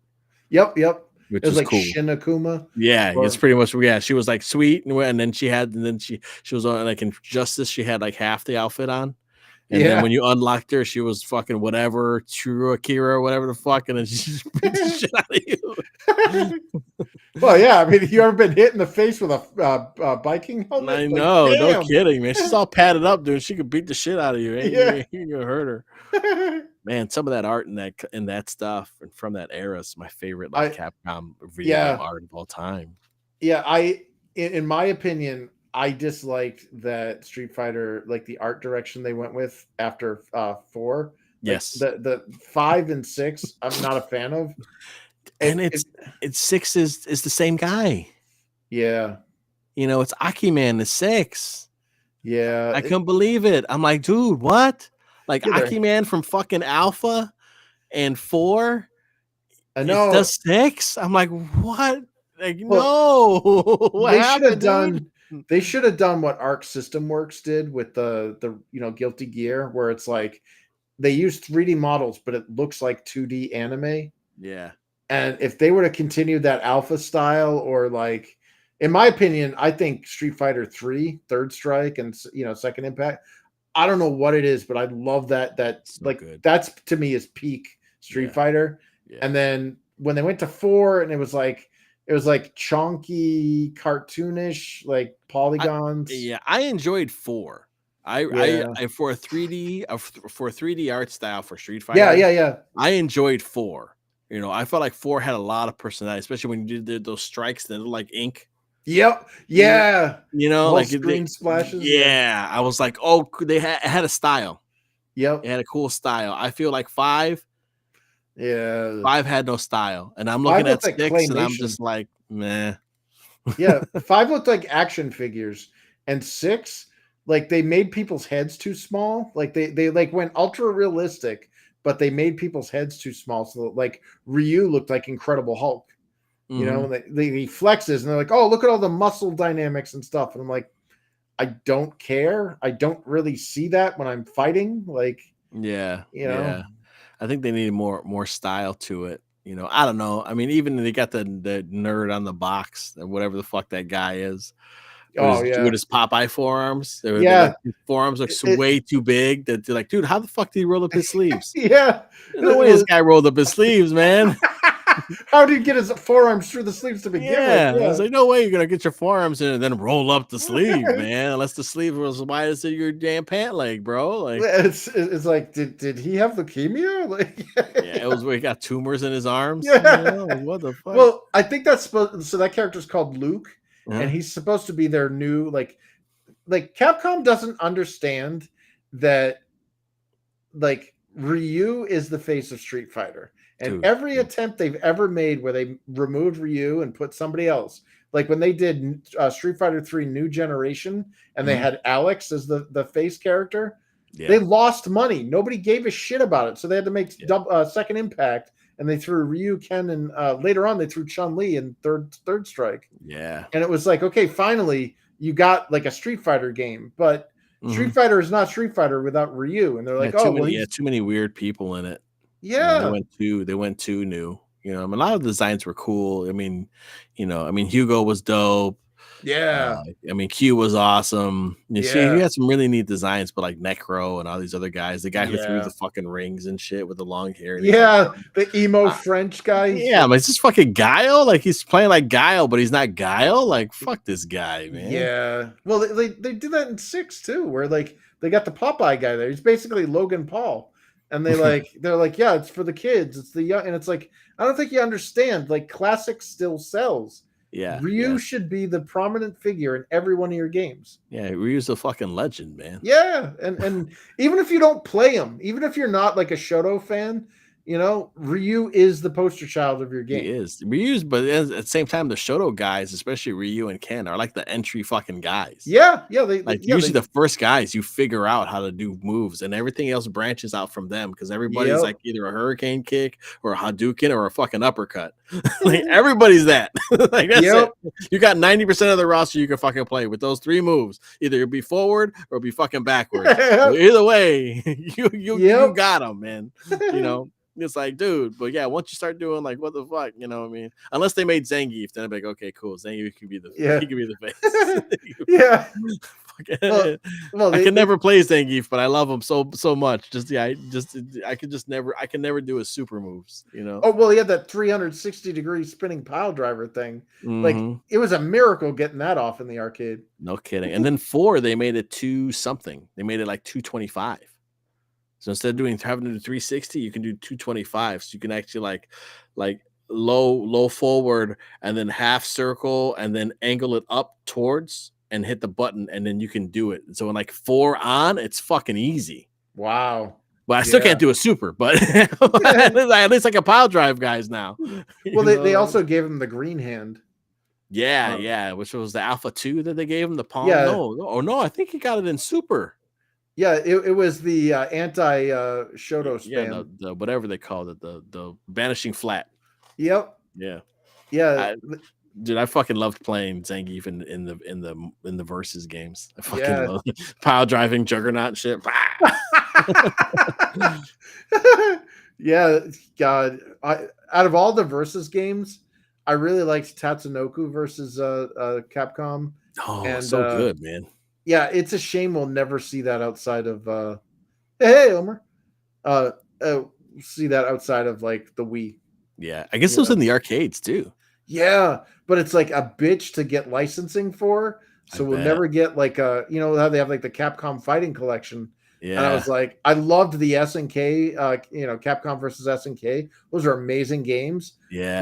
But the Tatsunoko versus Capcom was. That's right. I gotta get that one. They just released the second one, didn't they? Yep. There's the Capcom SNK, dude. Those are even Capcom vs SNK 2 is so damn good. You remember So good. when they butchered the English translation? They're like, Capcom versus SNK, millionaire fighting. I'm like, Yeah. what? Yeah. What are we fighting for again? Yeah. You know, It's like Bernie Sanders versus. Like, I liked and then the SVC Chaos. oh, that was so hard. Oh, so hard, and it played so different. Like, but it didn't even feel like it was a King of Fighters. Like, it was so weird. Yeah. But I loved Mr. Karate in it. Oh, like, hell yeah. Karate was so fucking cool, man. Like, and then they had like the Shin Mr. Karate or Angry Mr. Karate or some shit. You know, and I was like, oh, dude, where he'd do the fucking, he'd go, huh, and then punch you with the opposite hand. Like, he'd go, and then go, pop. Like, what the fuck? And you see, and like him and Akuma were supposed to go at it. I'm like, dude, like Mr. Karate is so damn cool, man. I love this guy. Yeah. The intro there where he's up on the building. And then, Akuma's down in the forest, and then the two of them, it's just peak design, and he's like Ryu Hazuma's, whatever. It's his dad. Like the was it not King of Fighters? What the fuck is that one? Fatal Fury, Art of Fighting. Oh, Art of Fighting. Oh yeah. He's the Art of Fighting guy. That's like the Art of Fighting guy. That's like Ryu and Ken put together. Yeah. Oh yeah. Oh, remember? Was it Geese? Yeah, Geese Howard there. Yeah. He's got his son Rock Howard. Yeah. He does the little, and as the wings come out. Yep. He does the fucking Yeah, Terry Bogard like took him under his wing after he killed his dad. Like, dude, is that new Fatal Fury out? The City of Wolves. Yeah. I don't know if it's out yet, but I've been watching Maximilian Dude like talking about it. Mm-hmm. But no, I don't know if it's out yet. Because that one looks good. They brought back Kushnude Butt, bro. Kushnude, baby. I'm like, I don't even know how they came up with his name. But he's the successor to the Art of Fighting guy. So he does his fighting style. Oh shit. Cool. Yeah, because the Art of Fighting guy. So Art of Fighting and Fatal Fury is the same universe. Yep. And yeah, Art of Fighting, Fatal Fury, and King of Fighters. They're all but like that's the first where they did the crossover to where I think in Art of Fighting you fought the guy from in Fatal Fury. I think there's a point where you fight like one of the characters or something. Yeah, he was a mini boss or something in one of the games. But they're both in Southtown. They're literally in the same like area. That's awesome. You know, which is pretty cool. So yeah, I started doing deep dives in fucking Art of Fighting when I was playing one of the King of Fighters on PS2, and you unlock like Mr. Karate and shit. And so like in like the story, like so the guy from Art of Fighting, he becomes the new Mr. Karate. Oh shit! Because his dad was working for the bad guy. He had to work for him, or the rest are gonna kill his kids. Oh, he was training. So like he has his son and the girl that you play as in Art of Fighting, their brother and sister. Oh, so he was working for the mob. So that's why in the end of Art of Fighting, you fight Mr. Karate and you find out it's your dad. You know, and so at the end, eventually he becomes like the guy from Art of Fighting ends up becoming the fucking like beating the gang that was after him. He ends up fucking becoming the head of it, and he becomes the new Mr. Karate. So he puts on the Tengu mask, and nobody fucks with him. But he trains the guy from City of Wolves, and that was in Mark of the Wolves, the black guy. Oh, that's his protege. So he fights like him. Oh, sweet. So like as the games went, like as the more and more games he was in, they made him less like Ryu and Ken and made him his own guy. Well, you remember when so Capcom had that friendly little jab at Robert Garcia, who was the other character in Art of Fighting, and they made Dan Hibiki, and they're like it's a joke character. Yeah, they're like he's such a joke character, and it turned out he was one of like the fan favorites. Yes, everybody loves Dan. He's super taunt in fucking the versus games where he signs he throws the autograph, and he does the super taunt where he's just like, and then his backwards fucking raging demon in Marvel's Capcom 2 where he grabs you and blows up. Dude, we'd be in the arcade, man. That's I don't understand how like modern gamers and kids who like play games now, they're looking for the meta and they use that meta and then they'll play that meta because that's what makes them win. we used to play fighting games. We'd want to win with the other characters that nobody used because we learn how to fight with them. So like we would like all of a sudden we'd be like, listen, man, nobody uses Omega Red. I'm gonna use fucking Omega Red. Yeah. And we'll sit there and fuck around with Omega Red until we make it work. Yeah. And then we're like, okay, cool. Like, no, nobody can use nobody uses Colossus. I'm gonna start using Colossus. And then you crack the code on Colossus and you can start like doing like the air grabs and the fucking combo to the shoulder tackle and stuff. And so we'd figure that shit out, you know, and then so you'd have your same guys that would always play like Cable, Iceman, and Sentinel. And then you'd go with like fucking Dan, Servbot, and like Mega Man, and you would like, oh shit. Yeah, so I don't know how to fight against them. And so it would come to the point to where like if we were able to do Dan's fucking Raging Demon move, we'd walk away because we won. It was fucking that's it. If you could pull that shit off and hit it, we were done. Everybody fucking we'd all go, oh fuck man, and we'd all leave. Like that's it. Who gives a shit? We were at the peak. There's no higher than this. Yeah, if you're able to hit like fucking who's the guy from Star Hayato's fucking his combo shit. Yeah. If you're able to like do the whole combo, like the actual like Star Gladiator combo thing that he can do at level 3, like if you're able to do that, man, we're like, well, that you win. We'd leave. We'd walk away from the machine. Yeah, dude. Oh man, like I miss that. I miss like I miss the sprite art. I miss the you know, like when they moved everything into 3D, it kind of ruined. It took some stuff out. Like yeah. I feel like Arc does a good job with it, but the problem, in my opinion, with Arc and the stuff they do, it's too much. Yeah, it's hard for me to visually follow. Yeah. Well, yeah. Was it even to go back to Marvel versus Capcom? Marvel versus Capcom 3 Ultimate there, the one where they first went into 3D. Mm-hmm. I have no, like, I thought I was having a seizure. I had no idea what was going on the screen. Oh, I hated it. Yeah. I still haven't played it. I got it when it came out and I didn't like it. I never played it again. Yeah. It's just explosions and VFX everywhere. Yeah. Though, but you don't have that problem with Tatsunoko versus Capcom. Nope. That's 3D too. You're right. Yeah. And that and like, I mean, you can play as Gatchaman. Yeah. Like that was so bad. Or the pilot from fucking Lost Planet. Yeah. in the big mech. I'm like, this game's awesome. Yeah. Oh my, yeah. God, now I want to play that. Oh, you can play Frank from Dead Rising. Yeah. He put the fucking Servbot head on. Yep. Oh, they had some real neat stuff in that one. Yeah, that one's underrated. I have it for the Wii. I got it up there. I got that's the joystick in the box. Oh, nice. Yeah, I came across that for $30. I was like, that's coming home with me. Yeah. I don't collect that much shit. But when I said I probably got like 10 fight sticks. Nice.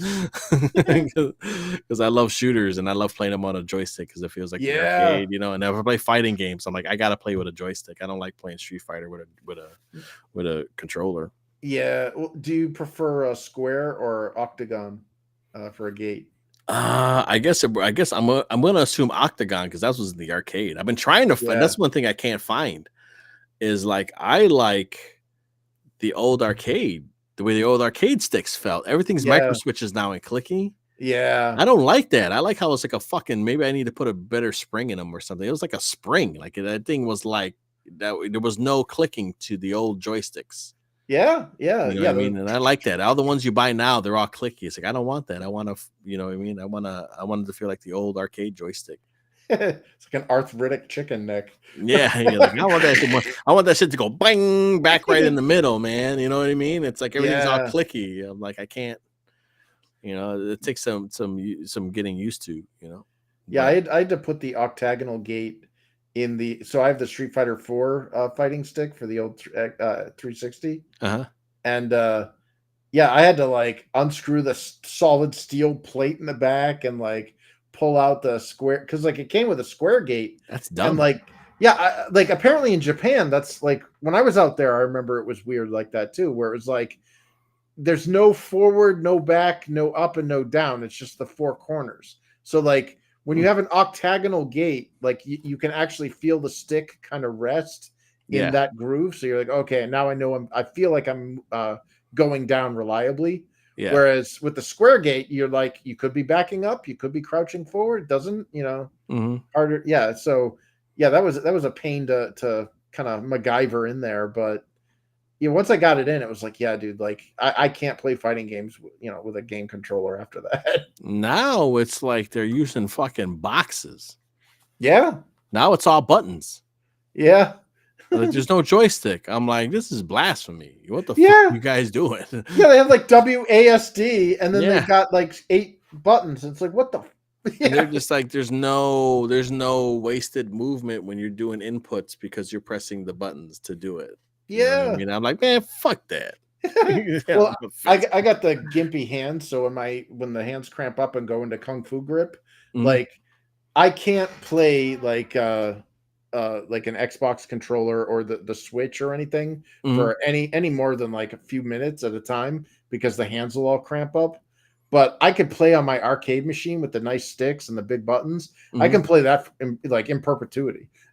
So yeah, and I prefer shooters with the stick, and I prefer fighting games with the stick. So I don't know if it's just because of the arcade. Like, do you ever play a game in the arcade called Chuka Taisen? I don't think so. It was Cloudmaster, where you're this like little redheaded Chinese guy on a cloud. It looks kind of like Goku from the original Dragon Ball, and it's a shoot 'em up, and you're basically like going through like various parts of China, and like it's all like Chinese mythology. You have to fight like a phoenix or like this dude, like a Buddha on a cloud. Huh? Yeah. Or how about Platypus? You ever play that one? No. So Platypus it's on the I know I got it on the PSP or emulated on the PSP, but it's like claymation. So it's a shoot 'em up, but the entire graphical presentation looks like it's made in Play-Doh. Oh, so it's all cool. Like claymation. Yeah, it's like like yeah, it's freaking sweet. Yeah. Some of my favorite shooters are on the Saturn. That's why I love the Saturn so much too. Yes. My brother lives in Japan, and he was able to send me one before they sent me a couple before they got ridiculous. So did you get the gray one or the black one? Well, I have an American Saturn. So it's black. Yeah, but the games, he sent me a couple of games like Gunbird, like the original Gunbird, and stuff like that, which is cool. Nice. So yeah, I got the original Gunbird. He sent me what was another one I got? If you know about like Sengoku Ace and Sengoku Blade. Oh shit, yeah. He sent me Sengoku Blade, which is the one with the girl with the big ass titties on the front. Yep.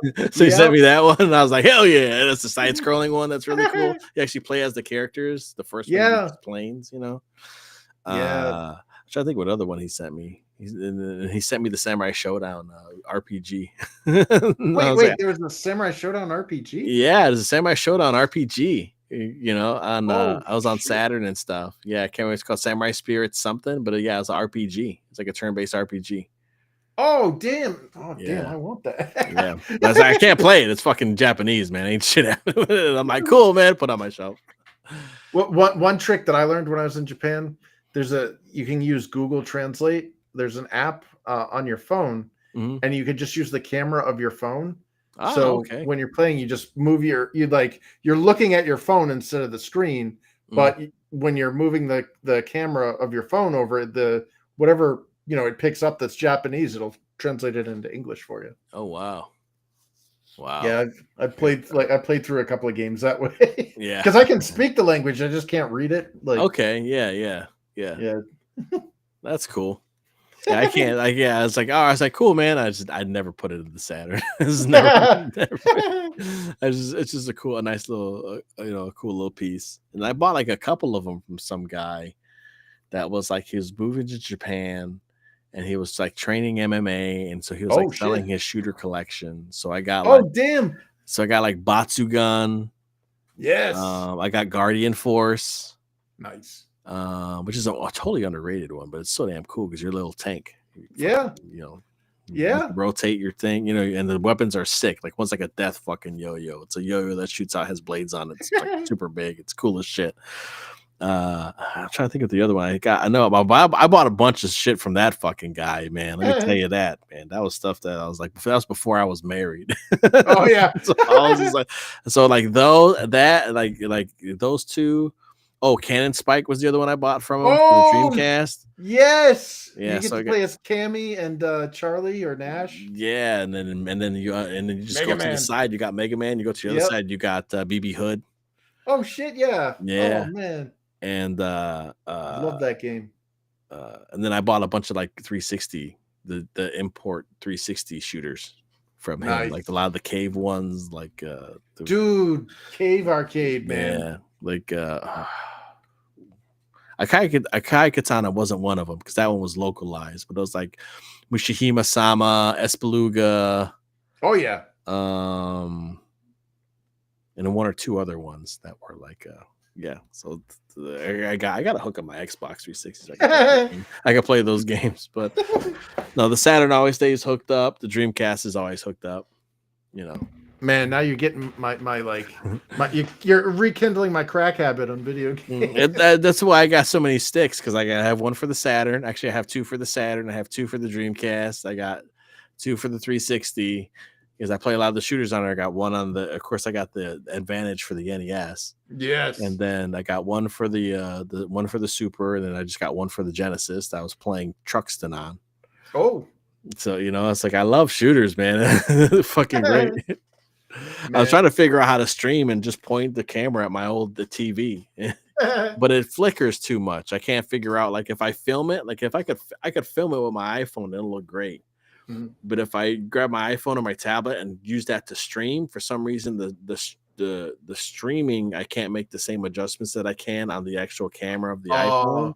So it's that CRT banding. It's just like or you see like the wave come through. Yeah. You know? Yeah, it's like the frame rate of the camera drops or whatever. Yeah. So I was like, dude, because I was like, dude, I got like, even like I recently got started collecting for the PlayStation 1 because it looks great on the old TV. Yeah. You know, so like Ray Storm and Ray Crisis and I got Einhander. That's one of the benefits of working in a fucking game store and being an owner is you get to take Einhander home and play it.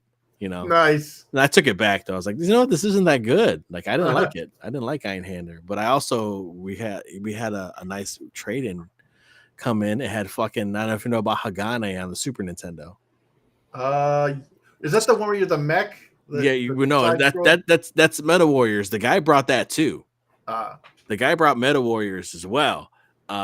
Where you're like the mech and you can get out of the mech and you get in different mechs and you fight. Yeah. That's Meta Warriors. It's published by Konami, but it's actually developed by LucasArts. I didn't know that. Such a good game.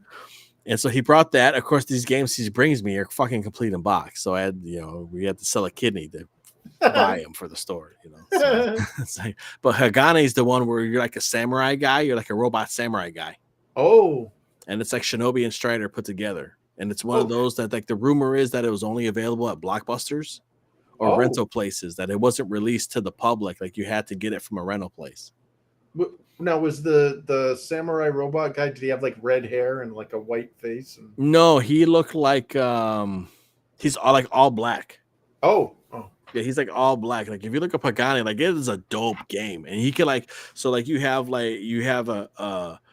you start off with like 3 weapons. So you can throw ninja stars, you have a sword, or then you have like a chain spear that you can attack up and down, and then you'll get like bombs and stuff you can throw.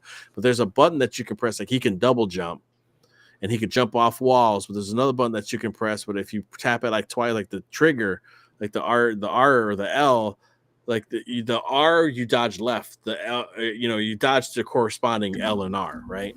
But if you tap it a couple times, you'll flip. Like, he'll do a flip, he'll do another flip, and then if you add the third flip, if you press a button, he does this badass attack, and you'll like fuck shit up under him. Like a little explosion happens. Like, and so you can like do these flips to dodge. Like, you have to flip to dodge sometimes in order to like survive. And if you take 3 hits, you die. Your life goes. So it's like fucking hard, but it's like so damn good. Yeah, what was that? I'm looking at now the Hagane, the final conflict. Yeah. So there was a Genesis game that came out. It was like Beast Lord or Alien Beast or whatever, and it was like a boss rush game. And you're like this weird bird alien thing. Like, you don't have wings. Alien Storm. No, not Alien Storm. I know what you're talking about. Yeah, I know yeah, exactly what you're talking about. and it has It's a all treasure those game. moves. Yep, yeah, and it has all those moves where like you got to do like flips and dashes and like all this stuff. So you have this like little intermediary like level that's like bullshit. Like it's like 3 seconds long, Mhm. and then it goes right into the boss fight. Yeah. And it's just like, and it's so goddamn hard. Yeah, it's Alien something, and it's not Storm because that's like the Sega beat 'em up. I want to. Yeah, say. that's the golden axe with sci-fi. Yeah. That's kind of funny. Yeah, like come out of a food truck and shit. yeah. You're like, here I am, and the fucking robot guy's just like bending over and the arms coming out and like hitting the bad guys and shit. Weaponized burritos. Yeah, it was very like tongue in cheek. That was pretty crazy. Yeah, I know it's not Storm. It's gonna drive me crazy now because that was the one that wasn't. It was kind of released, but not really. Like you can get it in PAL, but it was never released here. Yeah. And I was watching one of my Canadian friends. He streamed it, and it was like, this was a badass game. I never got a chance to play, and now that my hands are messed up, I never will. You gotta play with the arcade. Yeah. I'll have to like. I think it's Alien Soldier. Yes. Yeah. I know. Sorry, what I asked. That sounds right. Yeah. Man, I gotta get that that McDonald's Treasureland adventure too. You know those on the Genesis, dude. The like the McKids game was surprisingly well designed. I was like, yeah, there's the McDonald's Treasureland Adventures, the treasure fucking game. Yeah. You're like, what treasure? You're like, what the fuck? This dope ass side scroller when you play as Ronald McDonald. Yeah, I know, it's like a freaking Ronald McDonald, and you're like, why? You know, like if it had any other, like if they re-graphicked it the way they did Doki Doki Panic for Super Mario Brothers, yeah, like, I mean, this game could have won on its own merits. You know, like it was really good. That and remember Spot, the 7-Up Spot, like that game was pretty badass. That game was cool, man. Yeah, man. Or they even had like a Noid game. Yeah, Noid was. I played a couple stages of that. It was pretty solid. I had a copy and I never messed around with it, in the store. And then somebody bought it, and then it wasn't working right. So I had to take it apart and really clean I had to take it apart so I could really clean the pins with some brass polish to really get the oxidation off. And then I played like 2 stages. I was like, this is solid. Like this is like DuckTales solid. Oh, DuckTales, man. Yeah, like Did it you was ever like play the remaster. Yeah, that was so good. That was very good. Yeah, that's my favorite. My wife's favorite game is DuckTales, like fucking of all time. And so when they did the remaster, she was like, I loved it. She loved that game. She couldn't get enough of it. It's very hard for her to find something that she likes. And I got a reproduction of DuckTales 2 one year for her for Christmas, and she was like, it's okay. I'm like, cool, I'm glad I didn't buy a real copy. Because that's when it was like $150, which is kind of cheap now, but at the time it was like $150, and I was like, man, if I spent $150 and she didn't like that game, I would have lost my shit. I'm like, what? Is this more DuckTales? She's like, yeah, but the first one's better. I was like, all right, it makes sense to me. Yeah, well, I really wish they did like a remaster of like the other Disney afternoon games, like Chip 'n Dale's Rescue Rangers. Yeah, Chip 'n Dale was good, man. Yeah, picking up the blocks. And, the only one that I didn't like was Darkwing Duck. That one seemed like it was weirdly imbalanced. Like it was, I don't know if it was like the mechanics, or maybe it was like the platforming or something about it, but it just didn't feel right, and it felt like it was hard to play. Yeah, it was frustrating. Yeah, no matter. I mean, it looks great, So it looks great. Like I just wish it played better, and I can't put my finger on it. Why? It's just not. I think something's up with the controls. Maybe the controls aren't as tight as they need to be. Well, did you ever play Quackshot on the Genesis? Yeah, I love that one. That feels like a spiritual successor to DuckTales. It does. It does. Yeah. And then you find the kids, and you should chop it off. Yeah. Well, it had Launchpad, it had Gyro, it had Gizmo Duck. It had them all. It had everybody in it. Much better than the Tailspin game on Genesis. That game. Yeah. I'm like, where the fuck? It's one of those like, where the fuck do I go games? Yeah. Like, where the fuck am I supposed to go? Like Who Framed Roger Rabbit? Like. You're just like, I have no idea where I'm supposed. Oh, I just died. Yeah, dude, that's how games used to be, man. You were just like, what? Like, Yeah. but there was like quite a few of those games that were just like, where you like, I think I know, and I didn't find them really enjoyable. I think like Bubsy was like that. I'm trying to think if there's any other ones that were like that. There's like they just give you the whole stage, like Wizards and Warriors. Like you're like, where the fuck do I go? You're like jumping in the trees, like trying to figure out like is this the right door? Like you had no idea where the hell to go. Like you're just like, what? And there's some of those tailspins like that. You're just like, this looks great. Why couldn't they just have me go right? Yeah. Like just have me go right. Like fucking Cast of Illusion. Just fucking have me go right. You have what the hell was the name of the plane? The Thunderbolt that he had?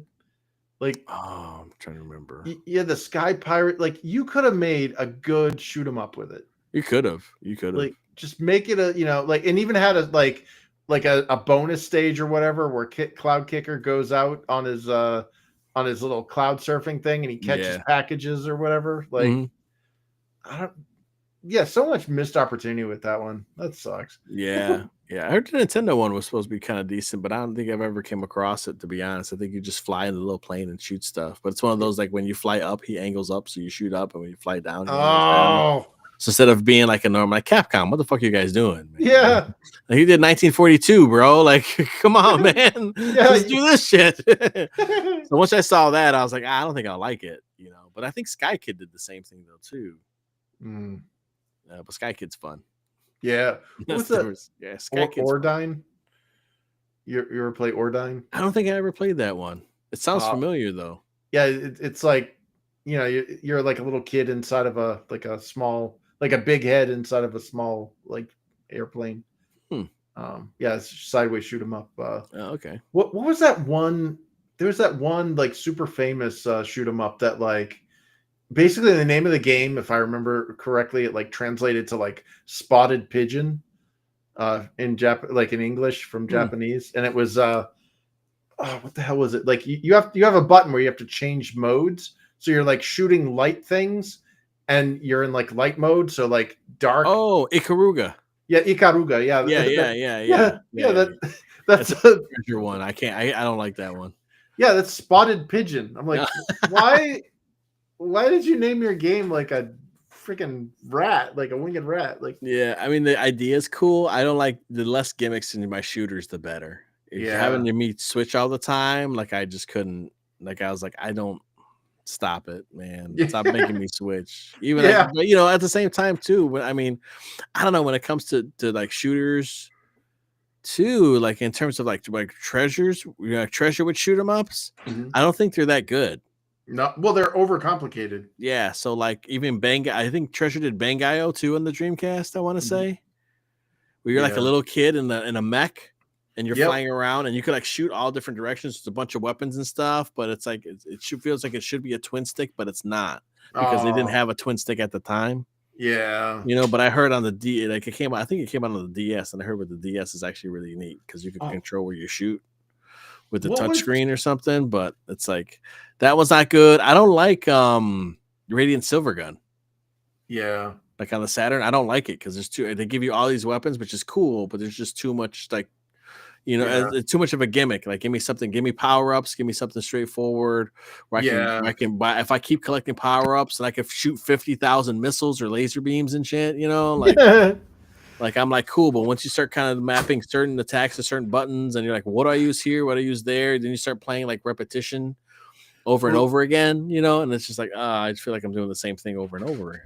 Did you ever play Keijo Flying Squadron? No, that one looked really damn cool, man. Yeah, this little bunny girl. Yeah, because they did the sequel too, like KL2, I think is like a side scroller. Yeah, well, it's both. It's like you go through a side-scrolling part, and then you go into a side shooting part. And it's weird because it has this one mechanic that I didn't even know about until I watched somebody on YouTube play it, and it's the game actually rewards you for not shooting. Yeah. Okay. So if you hold off on shooting, you spawn like a little mini dragon that like pet that flies around you and acts as like an auxiliary shoot, like it's like an option. But like when you're playing the game, your natural tendency is to just keep Yeah. wailing on the firing button. Uh, And I'm like, holy shit, where the hell did you get the little baby dragon thing? And they're like, yeah, if you don't fire for 5 seconds, and the little dragon appears. I'm like, oh shit, man. Yeah, how the hell you're not supposed to? You're always mashing that button, man. Yeah. Yeah, 5 seconds is a long time in a shoot 'em up. I'm trying to think of any modern ones that I got that were really good because they had a bunch on sale for Switch. Oh. I got the Darius Burst. Yeah.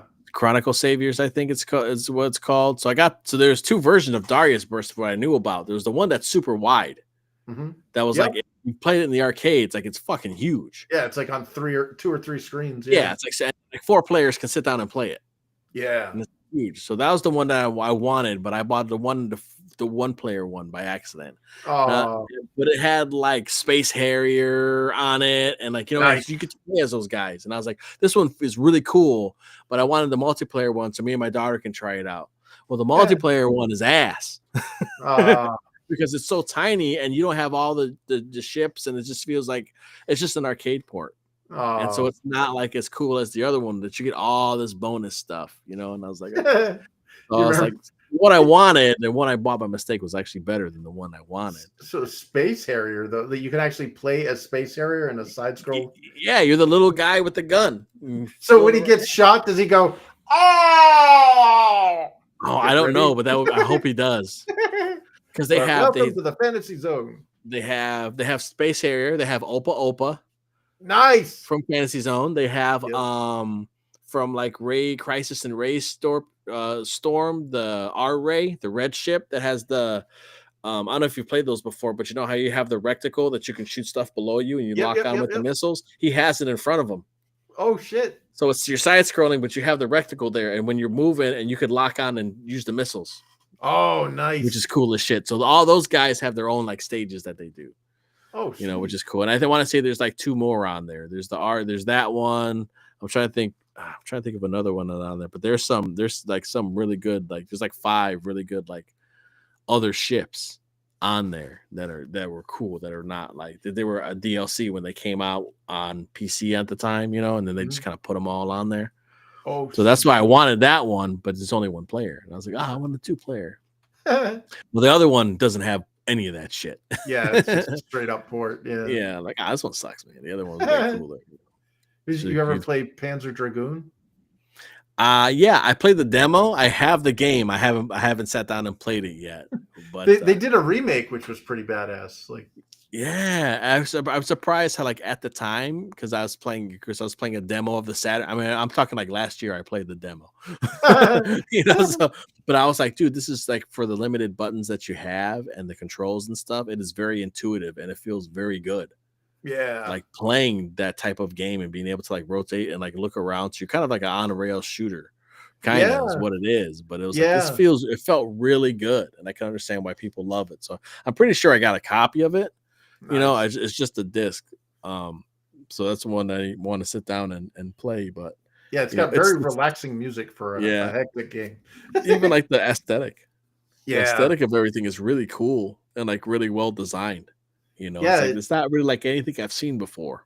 It feels very European, like it looks like a French like Mobius style. Yeah, yeah, that makes sense. But well, my favorite Saturn game of all time, I got fan translated, dude, was the Shining Force Triple Play, where you get all 3 Shining Force games, because apparently Shining Force 3 had or like part 1, part 2, and part 3, and in the United States and the rest of the world, they only had part 1. So you're like, you won the game and that was it. But in Japan, they had, if you had save data from part 1, you can bring it into part 2 and like different stuff happens. And then in part 3, even more stuff happens. And I haven't seen anything like that since like Fire Emblem. What was it? No, Fire Emblem Fates, I think, when they did the red, the purple, and then the green special edition one. Like, I love that idea of playing a game, winning it, and then it reads your save data, and then you get a different game or like the sequel or whatever, and it goes, oh, you did these choices in that previous game. We're gonna change your game experience. Oh, that is cool, man. I didn't even know they did that. Yeah, and they only did it in Japan, so I had to get the fan translations of the Japanese part 1, part 2, and part 3, so it would all work together. Mhm. And it was, because I emulated, so it was a bitch to like set up the XML files to like get it all to work. But when it did, it was like, oh, this is awesome! Like, Nice. like even the title screen changes. Oh, that's cool, man. I wish there'd be something they should re-release something like that. Like they easily can do that on like one freaking thing Yeah. now. Yeah. Just throw it digital, throw it on a Switch cartridge, Yeah, or, it'd be perfect for the Switch, man. yeah. Because I always like the art style for the Shining Force games. Like, I always Yes. loved the styles for them. It was like so cool. I loved the when you enact, like, if it's all overhead, but the moment you engage with somebody, it like does this thing where it shows like the back of your character in the foreground. Yeah, Yeah. such a cool. So yeah, such a cool like angle of it too. Yeah. Not just like everybody standing in a row behind. It was even like Fantasy Star would show like the back of it, and you'd be standing there like this. Yeah. I was like, but yeah, they show you like, that looks so cool. Like that's like that style for that time was like the style that I always fell in love with. Yeah. So like, dude, yeah, that'd be cool. I don't get much. Unfortunately, not that much Saturn stuff comes in the stores and stuff. I've been looking at maybe like I've been thinking about maybe getting like a satiator or something, to where you put all the games and it goes in the there's that chip slot in the back of the Saturn. Yeah, the memory. Yeah, you put the satiator, you load it with ROMs, and you put it in there, and you get to play like Nice. everything on it, which is cool. Do you have a bunch of demo systems on display, or? No, I have a little room. We had a bigger game room that had a bunch of consoles in, but we kind of downsized because we're shifting. We were in 2 units and we had them merged together. So Unit A and Unit B that we rent out both of them. Oh, nice. But the rent's going up because somebody new bought the place and they're going to rehab everything, which is cool. So like the outside is going to look totally different. Like it's super dated now. So the outside of the whole plaza, somebody bought it. So they're going to redo the parking lot and everything. So everything's going to look nice, but the rent's going to pretty much double. Oh, so shit. So I got to move from 2 units to 1. And so I had a big game room. I had to turn that into a room for one of my guys because he does eBay for me. So he said stuff that's overstock or stuff we come across, like, somebody bring in, like, let's say, like lately I had somebody they brought in like 50 GI Joes from like 2000. Oh shit. The big ones. Oh yeah. Like when they started re-releasing the big ones, and like from like 2002, 2000, he brought me like, I got a big ass Jeep, I got a freaking, and it's like, he's like, listen, I'm looking to move these, and I was like, okay, and so we're kind of like crunching numbers, and when we bought them for, we're like, okay, cool, we could sell them on eBay and make a decent amount, and then we could use that to buy games, Or let's say if I got like 4 copies of freaking Black Ops 4 or 7 copies of Modern Warfare 3, well, 5 of those are gonna go on eBay. Yeah. So I can use that to buy like Mario Kart, and stuff like that. So I have a room where all that stuff is set up. So it used to be the bigger game room, but now that I'm downsizing, that became the eBay office, so we could store all the eBay stuff and have it organized. So my guy knows what's been listed, what hasn't been listed, and stuff like that.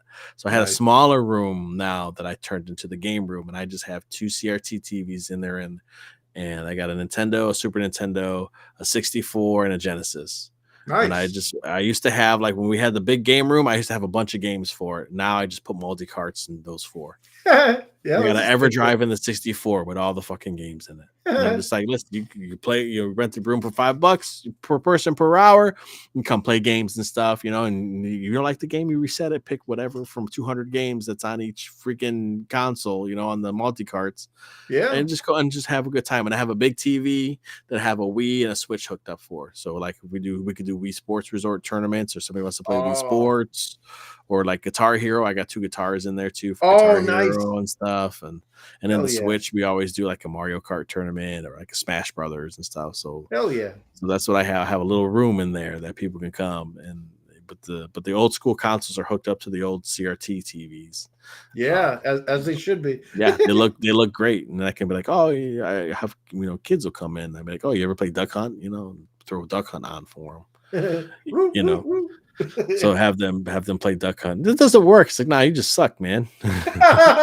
We'll be trying to like aim like this and stuff. You know, the way that these kids aim too. We did a duck hunt tournament. It was pretty fun because kids were like, I don't, you know, I mean, when I say sometimes I have little kids, but when I do the tournaments, usually it's like high school, college kids come in, you know, and hang out and play games pretty much is what they are. And I get pizza for everybody thanks to the Papa Nice. John's, you know, because the manager shops at the store. So he's like, if you ever need like pizzas, let me know. I'll get them for free. We'll sponsor you. And I was like, Oh, okay, yeah. cool. So I get free pizza for everybody who comes and does the tournaments and stuff. So we'll do duck hunt. These kids are like trying to use the sights and trying to, you know, and I'm just pointing the gun at the fucking duck and I'm just Yeah. blah, blah, blah. Like The that gun works Turkish fine. guy. Yeah, I'm like, the gun works fine. There's no wrong with the gun. Here, look. Bah, bah, bah, bah.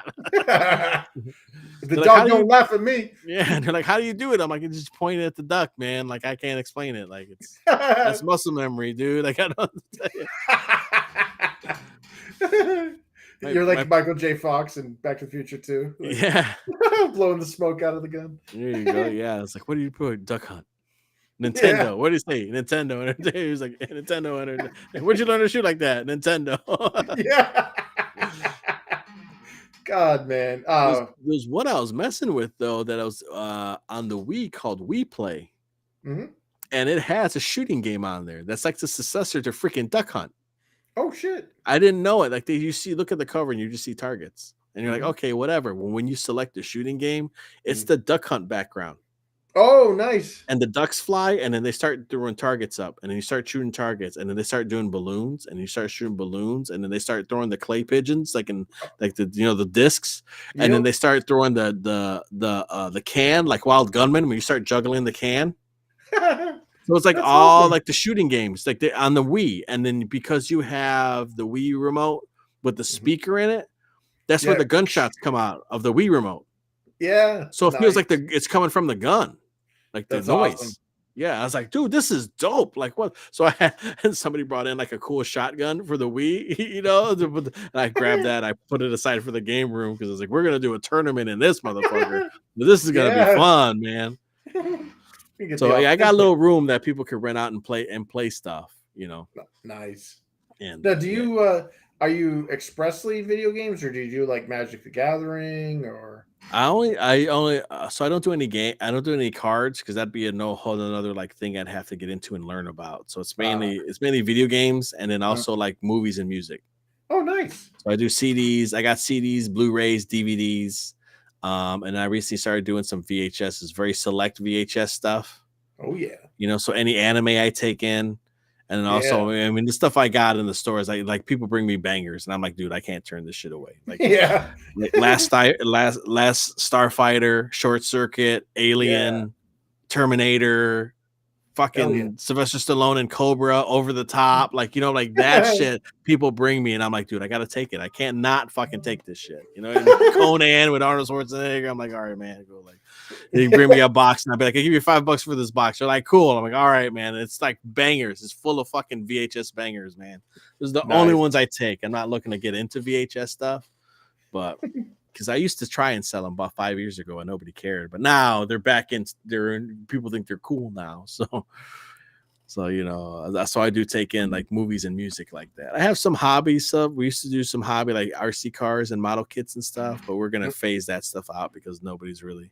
We don't have the room. Number one and number two, we got to stick to what sells. And I mean, movies have been selling like crazy lately. Yeah, well, all the streaming services are losing. Yeah, like people want physical media. Mm-hmm.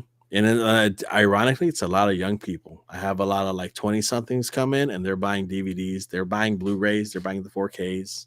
Nice. You know, they'll geek out over a VHS. I sold 3 VHSs of Pokemon today. The guy's like, I don't even have a VCR, man, but I'm gonna buy these.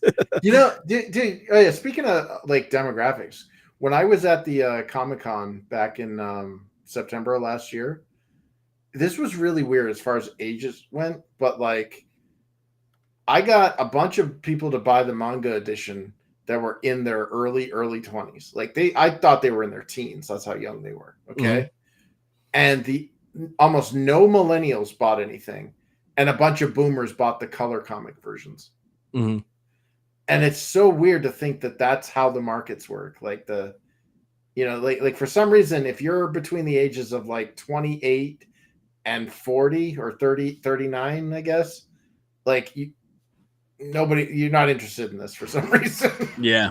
But like, yeah, the older people, the people that are like my age or older, or the people that are like in their really 20s, like you're saying, the ones that are surprisingly buying VHSs, like they like the manga stuff too. So it's like, hopefully that's how we, I just got to figure out how to get the millennials. I got the boomers and I got the zoomers. Fucking make vapes. Infinitavape. Yeah, it's like they're the generation, like the millennials are like the generations that it's like the generation that they're the digital generation. It's like they're the guys who did everything fucking digital. Yeah, and they ruined it for us. It's like they're the one who did everything digital, and now you have the young kids that are like, no, I want to own my stuff. So they're the ones that are buying. Oh, cool, that's a Walkman. Let me buy a Walkman. Yeah, I don't have to keep paying for it once I bought it. Yeah, they're like, oh, this is CRT. I got one. Anytime I get a CRT, like this kid has bought 3 CRT TVs from me. He's probably like 19 fucking years old. Damn. I'm like, dude, quit buying all my CRTs, man. You gotta let me. It's the last one that I need. It's like, all right, man, cool. So I'm like, all right, man, you got to stop. If you want to sell them, bring them back, okay? Because somebody else can get them. But yeah, he bought like 3 of them from me. I think one was a gift for his friend, but he's like, I got 2. I put them side by side. I hooked my different. I was like, all right, but yeah, he's like 19 years old. He comes in, and his buddies come in, same age. They're buying Atari 2600 games. Wow. I'm like, I've never even heard of this game. I'm gonna buy it for $4, and we're gonna play it. That's all, dude. Freaking Atari, man. Like, I'm like, dude, are you guys sure? Like, you're guys like, yeah. Just like, we know it's horrible. That's what makes it fun. We know it's shit. They go out of their way to buy ET. They're like, oh, ET, man, this is a legend. Like, I'm gonna buy ET because it's just to have it and just be like, look, I got ET. You want to put it in? Yeah, man, let's play that. That's how young kids are now. They're like, oh yeah, let's play that horrible ass game. I heard it's horrible. It's horrible. Let's play it. Yeah, it's like you're not getting it for Christmas, and that's one of the only Christmas gifts you're getting. So that's why you can fuck around with like that. Yeah, yeah. Who else had their freaking birthday or Christmas ruined by? Like that's the whole game. Yeah. You're like falling into a pit and then stretching your neck to get out of it. Yeah, or you're like, oh, what's this? Oh, cool. Hey, I got you the Back to the Future game, or I got you, what's another horrible ass. I got you Gotcha, or I got you for the Nintendo, and that's the only Nintendo game you got for that year till next Christmas. And you're just like, by all accounts, like, your parents, oh, you love RoboCop, or you love like whatever, and it's a game that should be good, and it's just ass. Yeah, the LJN logo. No! Yeah, and you're just like, all right, man, like, that's it. Like, you gotta deal with that. You pray one of your friends wants to use it so you can borrow something better from them. Yeah. Hey, Merry Christmas. You got an N64 and one game for it. Superman 64. No! Yeah, you're like, oh God. You're like, Superman, it gotta be good, right?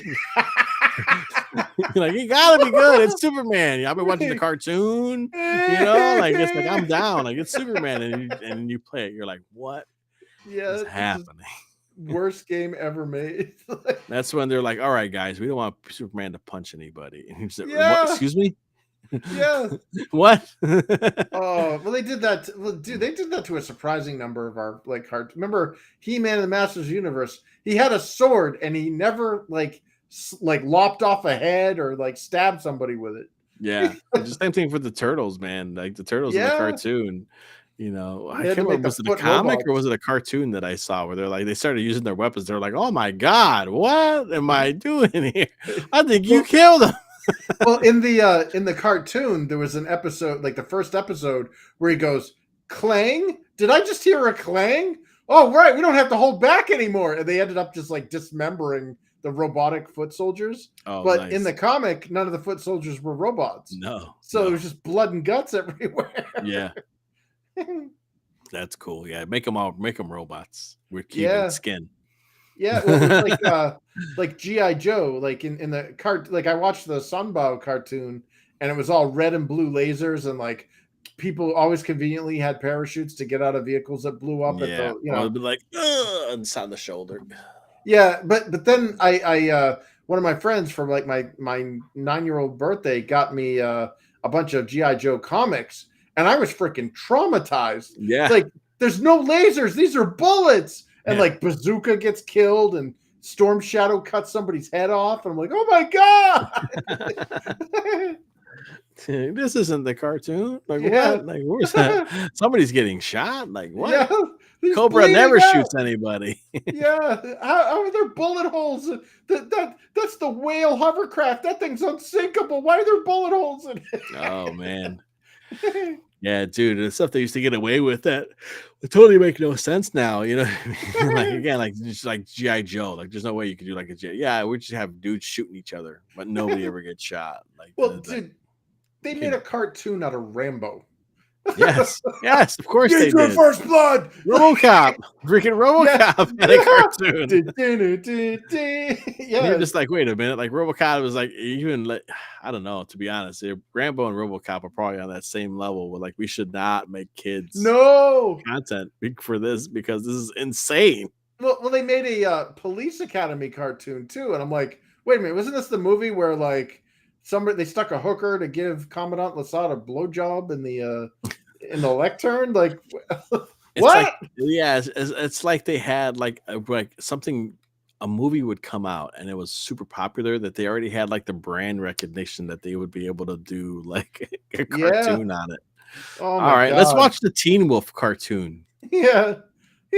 Like let's watch it. Like I don't think a whole movie about going through puberty. I don't know if that works as a kid's cartoon. It's like yeah. It turns to I mean, he's also trying to get laid and stuff throughout the movie too. So it's like.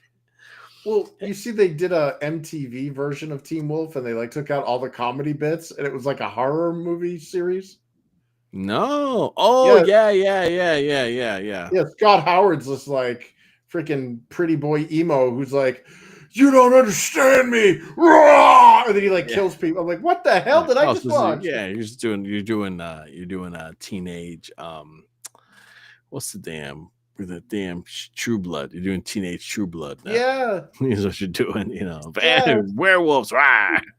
Well, it's like you remember they did a fan Power Rangers series or movie or whatever on YouTube like several years ago, and Katie Sackhoff played Kimberly.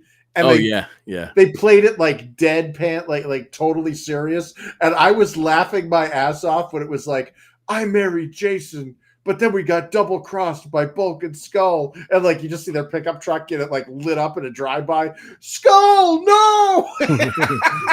Yeah. Just like what is with James Vanderbeek?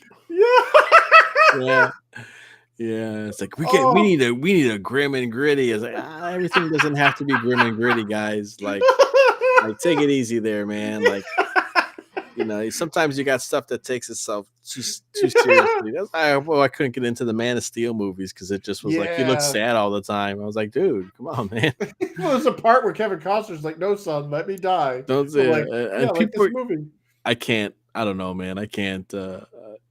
People defend that. I'm like, at the end, it was useless because he could become Superman anyway. Yeah. He's fucking out there using his powers everywhere. Yeah. So it's just like, he sacrifices himself for his kid. It's like, I don't know. I think his kid can move faster than everybody can fucking see during a tornado. Yeah. Probably can save his dad. What happened? The tornado knocked my leg loose, man. Here I am. Like, fuck, that tornado was crazy, right? Yeah, it was fucking crazy, dude. Yeah, and you're still alive. Yay! Yeah. Like, I can get the point, not wanting to risk your son being found out. Like, I can understand that. But it was, I don't know, man. There's something about it that was like, I'm like, why is he sad all the time? Yeah, he's a emo, mopey Superman. Yeah, he's like, you don't understand. Zack Snyder's Justice League was pretty dope. The Snyder cut. Oh, the black and white one? Yeah, the Snyder cut was pretty good. I didn't see the black and white one. I just saw the normal, but he put his movie together. How it's supposed to go. It made a lot more sense with Darkseid in it and stuff. Yeah, and what is it? It had Martian Manhunter there at the end. Yeah, which is weird. Like they didn't need Martian Manhunter in there. Yeah. And then the extra stuff they filmed with like the after the fact with the post-apocalyptic and the cameras like in everybody's fucking face like this, like cropping them like annoyingly like this. Yeah, we don't want to show the background, so and I'm like, dude, this is making me claustrophobic watching these fucking guys breathe out of their noses. Like, holy shit. Like, so that part sucked. the part where Martian Manhunter kind of took away because Martha Kent and what's her name have a nice conversation. Like it's a real nice conversation. Until you find out it's Martian. Yeah, and it's like, oh, so Martha Kent don't give a fuck. Like, who knows where she's at? Yeah, she's not here trying to comfort Lois. You know what I mean? It's actually Martian Manhunter. Cool, I guess. Like, I don't know. So that was kind of dumb. Yeah, but all the other stuff in the vision he had would have made a lot more sense, especially with Darkseid. Yeah, like it all made way more sense. They should just let him do his thing, man. Yeah, well, although I did. Oh my god, dude! Did you see Rebel Moon? No, I heard it was horrible. Dude, I thought I was having a stroke watching that movie because there were scenes like first of all, nobody talks like that. So I'm like, wait a minute, am I hearing this? Like the dialogue is so bad that like you're like, no, what is happening? And scenes just kind of come and go, and you with no there's no reason for them. They just happen. And there's a part where like a character does something pretty pivotal. You know, he's like, I betrayed my army and I'm on your side. Yeah, that's great, thanks. And then he's never seen him through the rest of the movie. See you later. Yeah, and then they show him again. I think the issue is you can't have Zack Snyder right either. Yeah. Because that's how Sucker Punch was. Sucker Punch was fucking horrible, dude. Dude, that was a celebration of style over substance. Yeah, but it was like, dude, like that movie felt like it was 4 hours long. You think with all the action and stuff that you saw, like, and how cool it was gonna be, and everything was just like, dude, like, show all the action scenes, whatever.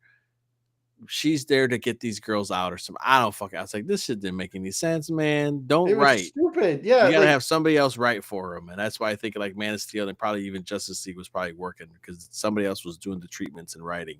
Yeah, everything. You know. Well, the Watchmen was pretty good, but like, yeah, Watchmen and 300 were great because it was just like all he had to do was follow the comic book. Yeah, that's what he did. Yeah, you know, which was cool. I thought it was cool because it was almost like shot for shot. For Watchmen. I was like, dude, I just read this book. Like literally, like it's the first time reading it. Like I read it like 2 days before going to see the movie. I was like, dude, this is just like the fucking comic book, dude. This is great. My only thing about the Watchmen comic made the Watchmen book. The Watchmen movie made Rorschach cooler and more relatable. Like I liked the movie version of Rorschach better than the book version. Yeah. And I know this makes me a Philistine, but I liked blaming everything on Dr. Manhattan with the Nuki explosions better than the weird squid thing that just came out of nowhere. Me too. It made more sense. It made more sense to blame one of the Watchmen. Yeah. Especially somebody as powerful as Dr. Manhattan. You don't need to fucking make a monster. Yeah. You got one right there. He runs around naked. What the fuck, man? Yeah. I know. It's a giant blue dude with flaccid physics by Havoc. Yeah. You know? Dude, it's like, yeah, man. Like, no, that I like that better. That was better than manufacturing a giant squid. Yeah. The squid just, I was like, what? And then they do, I think they did that better. I think that was cooler. To be honest, I liked Rorschach in the book too. I liked him in the book too. I liked him in the book too. You know, I thought he had a charm to him and stuff. But I did like him in the movie. The movie, he was good. Yeah, and you know, I think he's the one who stood by his morals. You know. Yeah. He was out of all the heroes, he was the one, in my opinion, that was the most relatable. Yeah, because it was like. He was a product of abuse. He had to grow. He had to become a monster to survive in that shitty world. And he didn't have anything in common with the people that had cushy lives. Because it's like, you don't realize how bad this world can be. And you may blame me for being an asshole, but I'm an asshole that does the necessary things you don't want to do. Yeah. You know, I like that about him. Like the whole thing where he discovers the kids' underwear or whatever in the wood stove or whatever. Yeah. And he just freaking loses it. I'm like, yeah, he's 100% justified. Yep. Yeah, it was good. It was good. Yeah. Yeah. Yeah, it was good. Night Owl was kind of cool too. Yeah. So, and then they did the horrible HBO show for no reason. What? Well, what was that? I saw like one episode and it was all like Horrible. white people are evil. I'm like, Oh, okay, it's I'm out. horrible. It's a live action sequel to the comic book. Eh. So every once in a while, Ozymandias will make it fucking rain squids. Oh no! But he's like stuck at some. It's like a whole man. I can't even fucking explain it. Yeah. And it's about like, so then what happens is that all the police start wearing masks because they're being attacked too. So they all pretty much all the police start being like Superhero vigilante. yeah. And so I don't know if this chick is like a superhero or what, but she's like whatever, beating people up, and then they go into like they start talking about the guy with the hood and another guy like being a thing who was like the first superhero, but he's like a black guy, so he can't let people know that he's black. I can't remember what he's called, but he's in the Watchmen, like the book. He's like part of the original group. Yeah, it's like the guy with the like the blue. He has like a hood on, like a blue hood, and he is wearing Hooded Justice or something. Yeah. So ends up being like, so he's really a black guy and whatever. Oh, okay, you know what it is. Dude, I can't even fucking explain it. And to be honest, like you never see any of like any of the like Night Owl isn't in it. Obviously, Rorschach isn't in it. Yeah, Ozymandias, like the two most likable characters in the thing, aren't in it.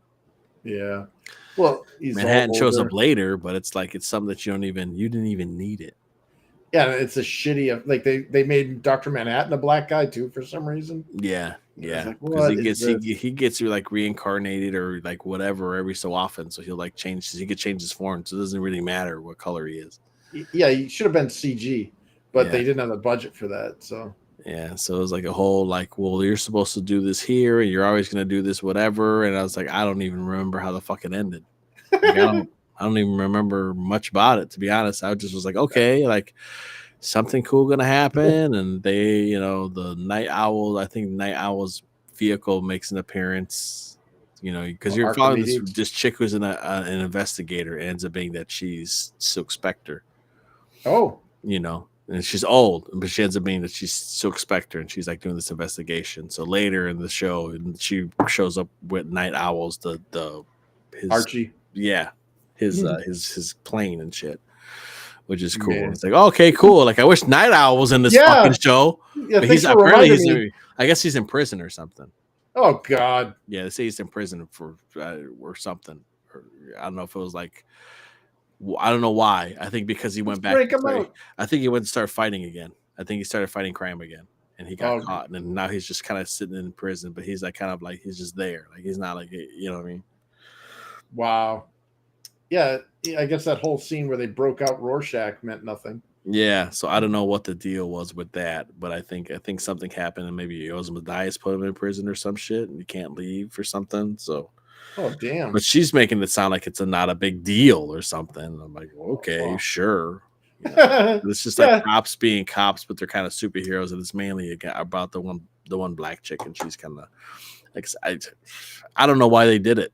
Yeah. They must have had to do it. We got to have the rights, so let's do a show or maybe something to keep it, because it didn't need. You think they would do a prequel?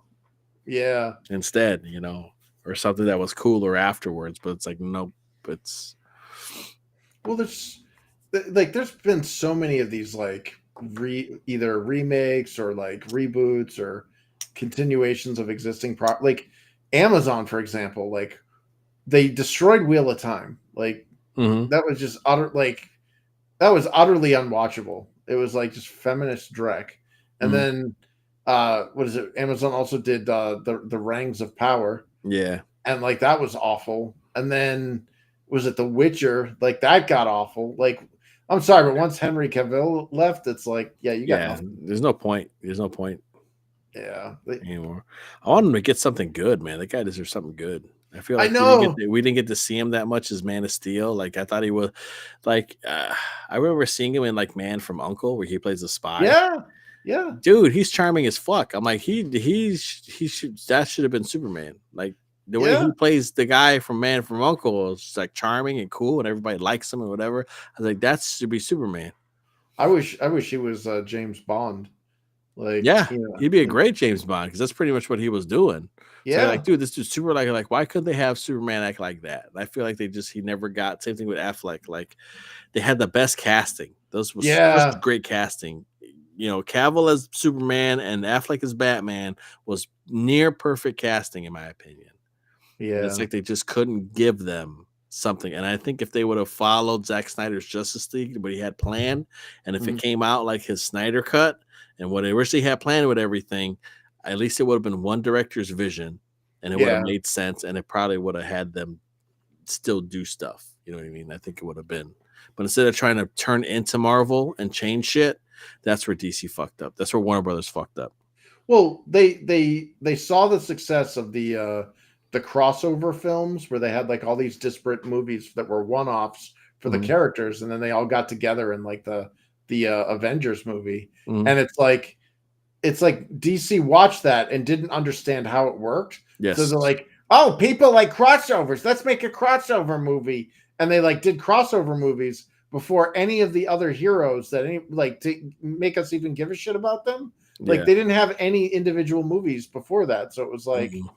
who the hell is this? And you Like, do Wonder Woman before, which Wonder Woman was pretty good from what I remember yeah, seeing it. You know, that one was yeah, the pretty, first one was great. yeah, the first one was pretty good, even though it was like, I'm war now. Oh, you're just some dude. Okay. There's Yeah, more. Yeah, okay, sure, I guess. I guess we'll let this slide. yeah. And then uh I know why, but you do Wonder Woman before Batman. I know. I He know. was supposed to fight he was supposed to fight Slade, man. Like Slade was supposed to be the villain. Yeah, Joe Manganiello there. Yeah.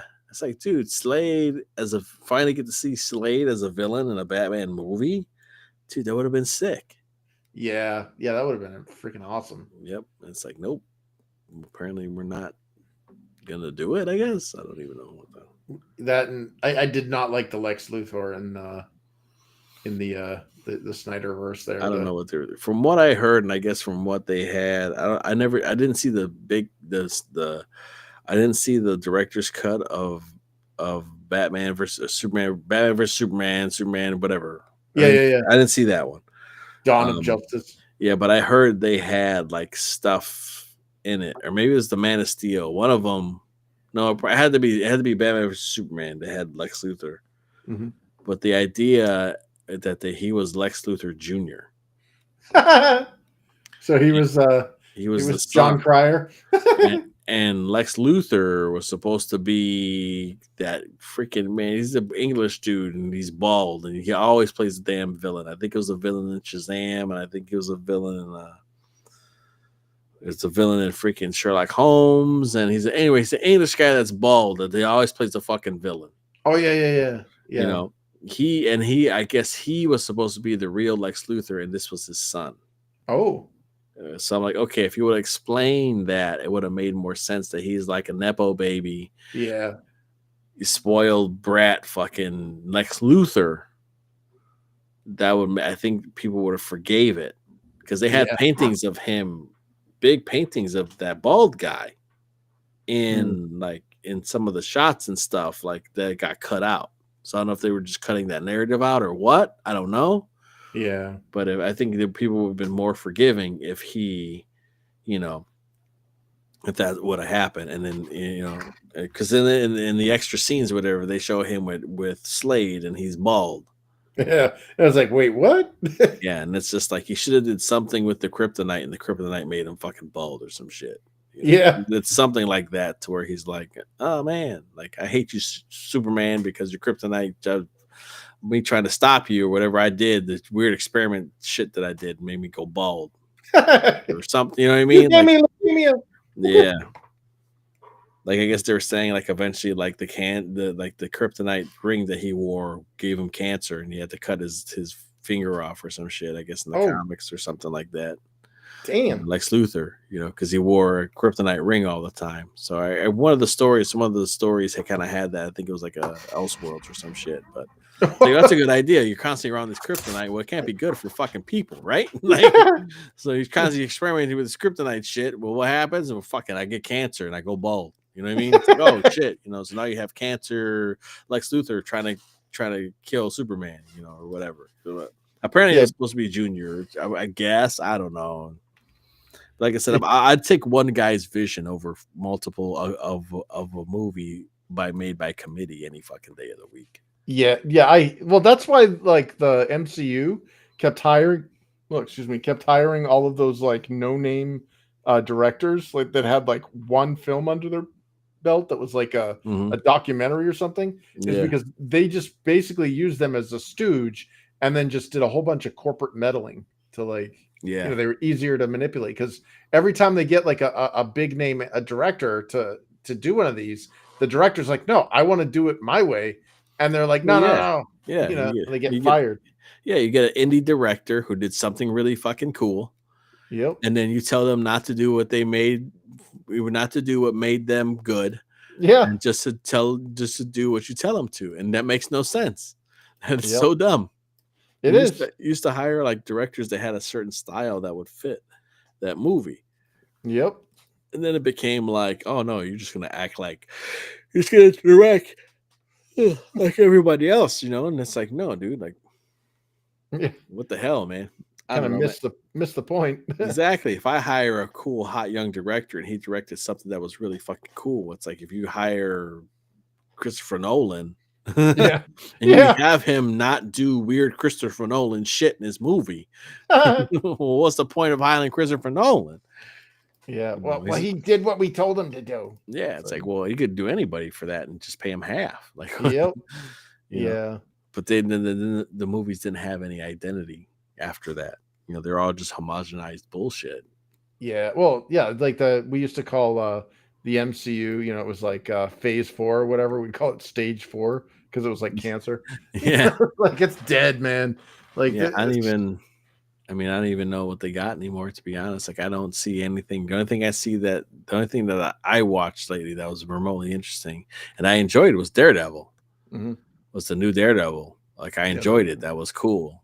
Punisher shows up. When Punisher shows up, it's fucking dope. It's Punisher. You're like, yeah, man, he's bro. It's like they were like, all right, guys, we've only got so much blood we got. Okay, yeah, save it before the Punisher shows up. And then when the Punisher shows up, I mean, it's pretty much they're all fucking rated R. Like, Daredevil was rated R, man. Oh yeah, I loved D'Onofrio's rendition of My Family. Like I hated that they blackwashed him in the Ben Affleck movie. Not that because I like Michael Clark Duncan. That was the one time that the casting was like, that's pretty damn good. You know what I mean? I was kind of like, I understand, like, all of a sudden he's a black guy, but I was like, well, it's Michael Clark Duncan, so I think I give him a pass. Yeah, well, I mean, that's how I felt about, like, and I know it's not in fashion now, but like that's what I felt about Will Smith when like he like was basically cast in a bunch of like white guy roles, and it was like, I don't know, it worked. Like I Am Legend, I Robot. I mean, like, dude, he was supposed to be Neo in the Matrix. Oh yeah. And it was like, Will Smith back in the late 90s put butts in seats. So I can understand, like, I don't have any gripes with that. It just, at the time that made sense. But like to these days though, they do it. And it's like, just to erase like white characters. And it's so frustrating. Yeah. Yeah. It's kind of annoying. And it's not even like they're trying to get the best people for the job. No. Because if they did, like, if they got like a big name black actor that like puts butts in seats, I'd be like, okay, makes sense, Yeah. But it's like, I don't even know who that is. Yeah. You're like, who? What? It's a no-name actor from who gives a fuck. It's like, it does. Yeah. It doesn't make sense. There's very few actors. There's this one. Again, that's them. Oh, who's a hot actor? Okay, let's get this guy. Yeah. Kang's blue. Who gives a fuck? Well, he's supposed to be like Reed Richards' like great grandson or whatever. I don't know. Yeah, I know he's related to Mr. Fantastic somehow, and I'm like, when did that happen? Well, like, that's just, yes, no. Sue Storm, you got some explaining to do. Yeah, we know you messed around with Namor. Well, not anymore. Not anymore. No, Namor. No more. What happened to that guy, dude? They dropped that dude real fucking quick. Yeah, well, that and like, I don't know about you, but like, how did like Atlantis like turn into like Mesoamerican stuff? Like, I don't know. Like Mesoamericans aren't really known for traveling the seas. Like, Yeah. You know what I mean? Like, it was a weird casting choice with like, me llamo Nenor. I'm like, what? Yeah. What? Yeah. It's like, You're swimming with big ass bones in your ear and your nose yeah, and shit. That that's doesn't gotta make any hurt. sense. That doesn't make any sense. Like Yeah, it's not streamlined. It's not aquatic. It's not, no, get it's not anything like feathers. that. Yeah. Like, yeah, there was nothing about, like, if somebody just showed me a still shot of that, not only that, but like Namor is one of the strongest mutant or Marvel characters out there. He's like, Yeah. his strength index is up there. Mhm. And the actor they got to play him had like doughy love handles and stuff. Yeah. Like, Yeah. I honestly, I thought Namor, maybe it's because I'm Asian, but I thought like the best actor casting choice would have been Daniel Day Kim to play Mhm. Namor. But like, somebody showed me pics of the guy that played that Dracula Untold or like Bard from Lord of the Rings. Mhm. Like, that guy apparently can do like, it looked more like the comic character, because like the comic guy's got like the big forehead and the squinty eyes and the, Yeah. you know, Mhm. and when they showed those shots, I was like, who the fuck is that? It's like some guy. Like, Yeah. oh, look at some guy. Here he Like, comes. yeah, like, is there like some, like, is this like an Aztec dude? Like who is that? And they're like, that's Namor the Submariner. I'm like, no, it isn't. Like, Yeah, there's you're like, nothing aquatic about that guy. Like, Yeah. There's nothing aquatic about the Aztecs and the Mayans and stuff. no. You know? It makes more Yeah. sense if he was like fucking Samoan or something or Yeah. Hawaiian, man. Yeah. Honestly, I don't think I would have been as weirded out if it was like a Maui and like from that was it Moana thing? Yeah, yeah. Like, Or if it was like, so many people from the islands. Shit, if he was Jamaican, it'd make more fucking sense. yeah, people that like literally travel, like the Southeast Asians, like they, the Samoans, the Maori, like what the hell are they? Basically like the God, why can't, was it the God, I think my brain fell asleep, but whatever the groups are of those people, the Polynesians, Mhm. like they're known for traveling across the sea to like different islands. You know what I mean? Like, there are like Hawaii, there are people that sailed, or not even sailed, but rode from Hawaii to like French Polynesia and stuff. Mhm. Or where, hell, probably even to Guam, Yeah. and it's like, that's badass. Like, that's literally, like, that's sea travel. The Mesoamericans, like the Aztecs and stuff, like, they had causeways of fresh water in the middle of Mexico City or Tenochtitlan or whatever. It's like, Mhm. that's not like like that's, yeah, I don't know. Yeah. Here I am like nerding out over like some weird DEI choice. Yeah, I mean the idea of it like could have worked, Yeah. Ink and Maya, Aztec, no more could have worked. Could have worked if it was done right, but I felt like they're like, I'll just put some bones in his nose. Yeah. All the day. You're Yeah, like, that's how you gonna swim feel with great. shit in your nose, bro? Like, Yeah. you should be dragging it the whole time. You're moving so fast, so Oh, just be pulling on your nose. Should we just be pulling on your ears? No, he'd be streamlined. He'd be like, he's got like 8 feet of like earlobe behind him from all the stretch. Just like, what, man? Yeah. I don't know, man. But again, like, where the fuck is he at? Who the hell knows? They'll probably bring him in Doomsday and murk his ass for some shit. Well, they killed Angela Bassett, didn't they? In Wakanda Forever. I didn't even watch it. I don't know. I didn't watch that either. So it's a shame, because the first one was kind of cool. Like, dude, I'm telling you, man, Killmonger could have been fucking Black Panther. They would have made 4 movies by now. Yeah, well, I thought that Black Panther was the best non-Japanese samurai film I ever saw.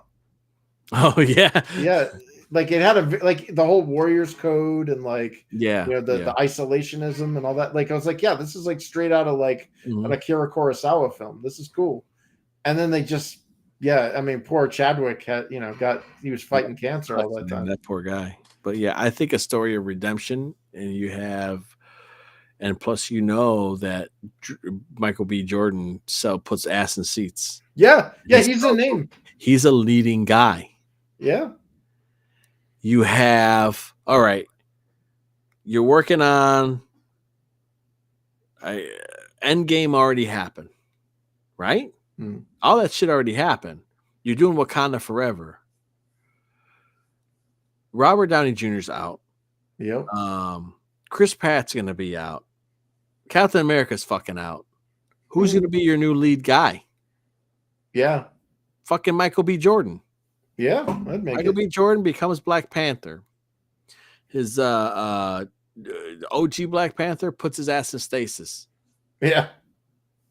They got the technology for it. They're fucking Wakanda. They can do whatever they want. Yeah. He puts him in he stabs him and he dies, and he puts him in stasis. Yeah, we got the technology. We can bring him back. Yeah, because maybe he wakes up again because of because he took the Black Panther juice or whatever, and they put him in stasis. And he's in stasis, and then what happens is like that's how they imprison him because they don't know what to do with him because Chadwick doesn't want him to die. Yeah, because he's the only one left. His dad's dead. His dad, he's the only other male left. Everybody else is dead. Yep. It's his sister, is his mother. His dad's dead. His uncle's dead. Yeah. He's like, I'm sick of my family dying. Whatever the fuck. He puts his ass in stasis. Chadwick passes away from African COVID or whatever the fuck they killed him with. In the story, Black Panther. However, I don't know how he dies. I don't know. And then they're like, well, who else? And they wake up Killmonger. Yeah. And he's like, upon my death, I want him to take over because he has faith in his cousin. So now here's Killmonger, right? Like having to live up to the mantle or having to live up to the identity of Black Panther, knowing that he was wrong. And so now here's a path like Bucky. He's on a path of redemption. Yeah. It would have been like a Wakandan version of the Bucky redemption. Yeah. So he has to become terms with himself, realize that he was wrong. And maybe he comes back, but he doesn't want it. But at the end of the story, at the end of the movie, of course, he has to be Black Panther.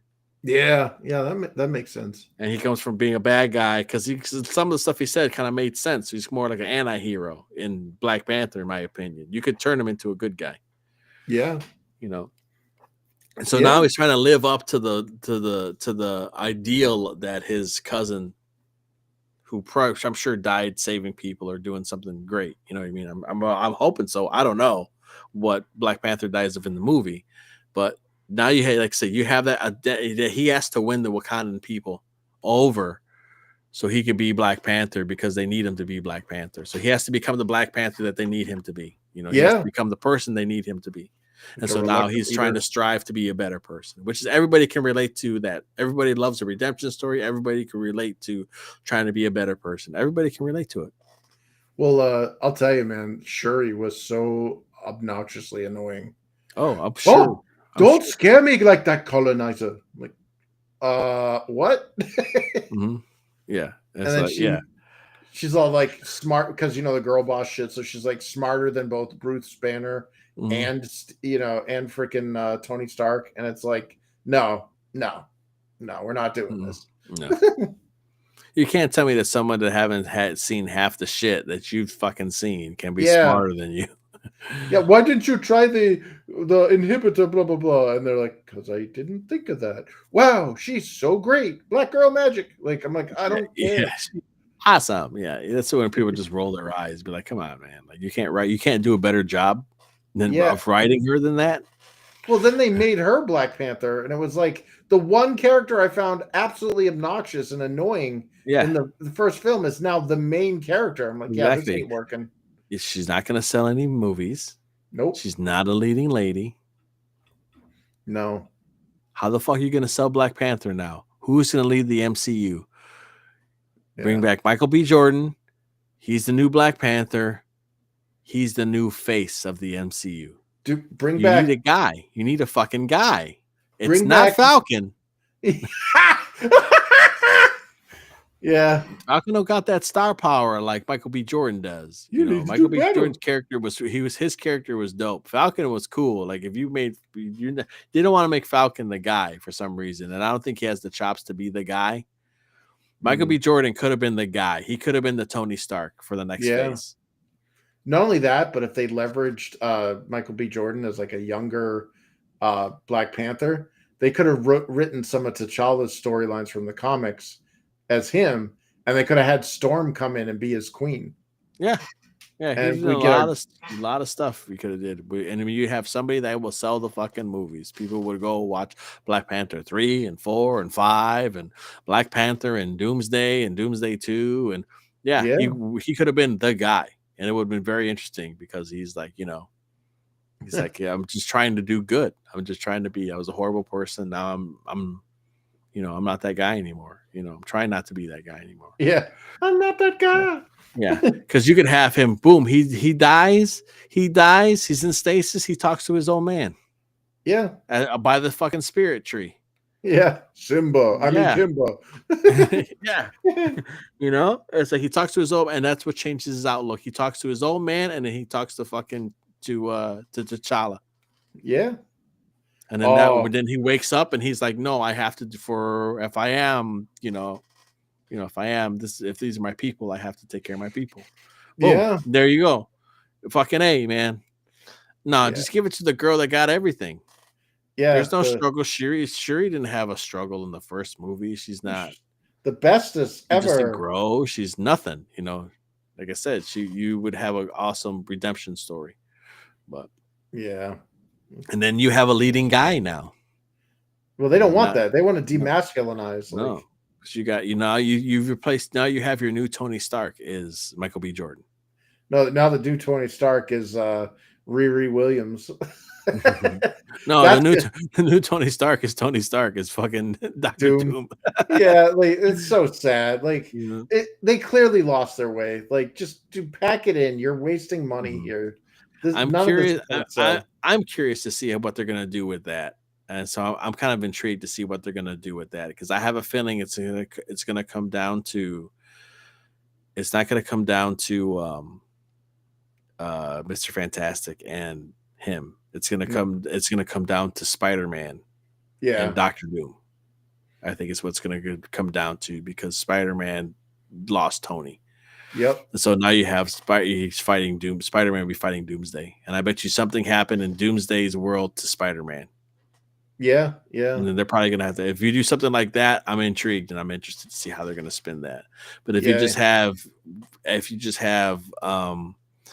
Robert Downey Jr. acting with Pedro Pascal, Mister, I'm in a fucking 10 movies every year. Always playing some handsome guy. I'm like, dude, you got a big ass fucking head. Like I don't know how people think you're cool. Like, I don't understand what the fuck, I think maybe goofy cat loving ladies think you're cool, but dude, well, you he's were not cool. threatening. Yeah, it's like you were cooler in the Mandalorian when you had the fucking helmet on, bro. As soon as you took that helmet off, it was like, put that shit back on. Yeah, yeah. But it's like I don't think it's like I said, I don't think it's gonna come down to Reed and Doom. I think it's gonna come out to Spider-Man and Doom. Well, they already said that Sue Storm is the leader of Fantastic Four in that movie. Of course she is. Yeah, bestest ever. Cool, of course she is. And that's why they're gonna fail. And the Galactus is gonna fucking eat their planet. Yeah, one can hope. Yeah, that's probably what's gonna happen. I have a feeling they're gonna fail.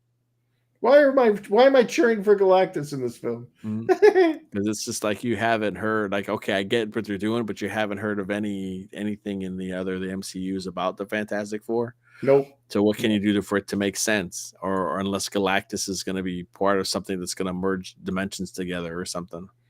Well, I think the lore they were trying to push is that Galactus is one of the Immortals, like the one in oh god, what was that? That Eternals. Yeah, that thing that like halfway came out of the planet and then stopped. I don't know. Well, so in New World Order or Brave New World or whatever they ended up calling it, that the Immortal or the Titan or whatever it was that was being born from the planet, they discovered a new indestructible like material that was more powerful than vibranium, and it was adamantium. Yeah. So they're now the international trade, like they're trying to like basically go to war over who gets the Titan hand or whatever. And it's like that is supposedly, or at least what they make reference to, is that Galactus is one of those like immortals or whatever from the Eternals. Okay. So yeah, and it's I don't know. Did you see the bucket the popcorn bucket for that? No. It's No. his head with his helmet, and then the helmet part's hollow and it's filled with popcorn. Oh, the Galactus? Yeah. That's pretty rad. It's like a life-size, like you're bringing a severed head Yeah. into the That's not even, I'm trying to think of any other ones that were kind of interesting, but I don't. Some of them are kind of weird. He was like, what the fuck? Yeah, how do we get popcorn out of this thing? Like the sandworm from Doom? Like, this looks like a really dangerous sex toy. Yeah, he was like, what is this? I keep trying to do stuff like the Disney popcorn buckets. Yeah. Oh. Anyway, guys, I think we should call it a night. We've been going for 4 hours. You'll be here for 4 hours. You scare my wife. You eat vegetable. I go for you. Oh, man. Well, Chris, it was nice talking to you, man. Hell yeah, man. Thanks for having me on. Anytime. If anybody's still around, back fucking Infinitale Chronicles 2 and get the catch-up tier, so you get both books. Actually, get the physical tier, so you get the manga version too, which looks really neat. Hell yeah. So, yeah, I was looking at the score chart, and it looks like I got a digital backing for the manga during this stream. So now, now the manga is beating out, is in second place. It used to be tied for last. Now it's in second. No, the West is losing. Nani omae wa mo shindaru. All right. Well, I want to thank everybody who came in and watched this. I want to thank Chris for you. Thanks for stopping by, man. This was a great time. Oh man, yeah, I had a blast. Thanks again. And as always, everybody, take it easy. I'm going to bed.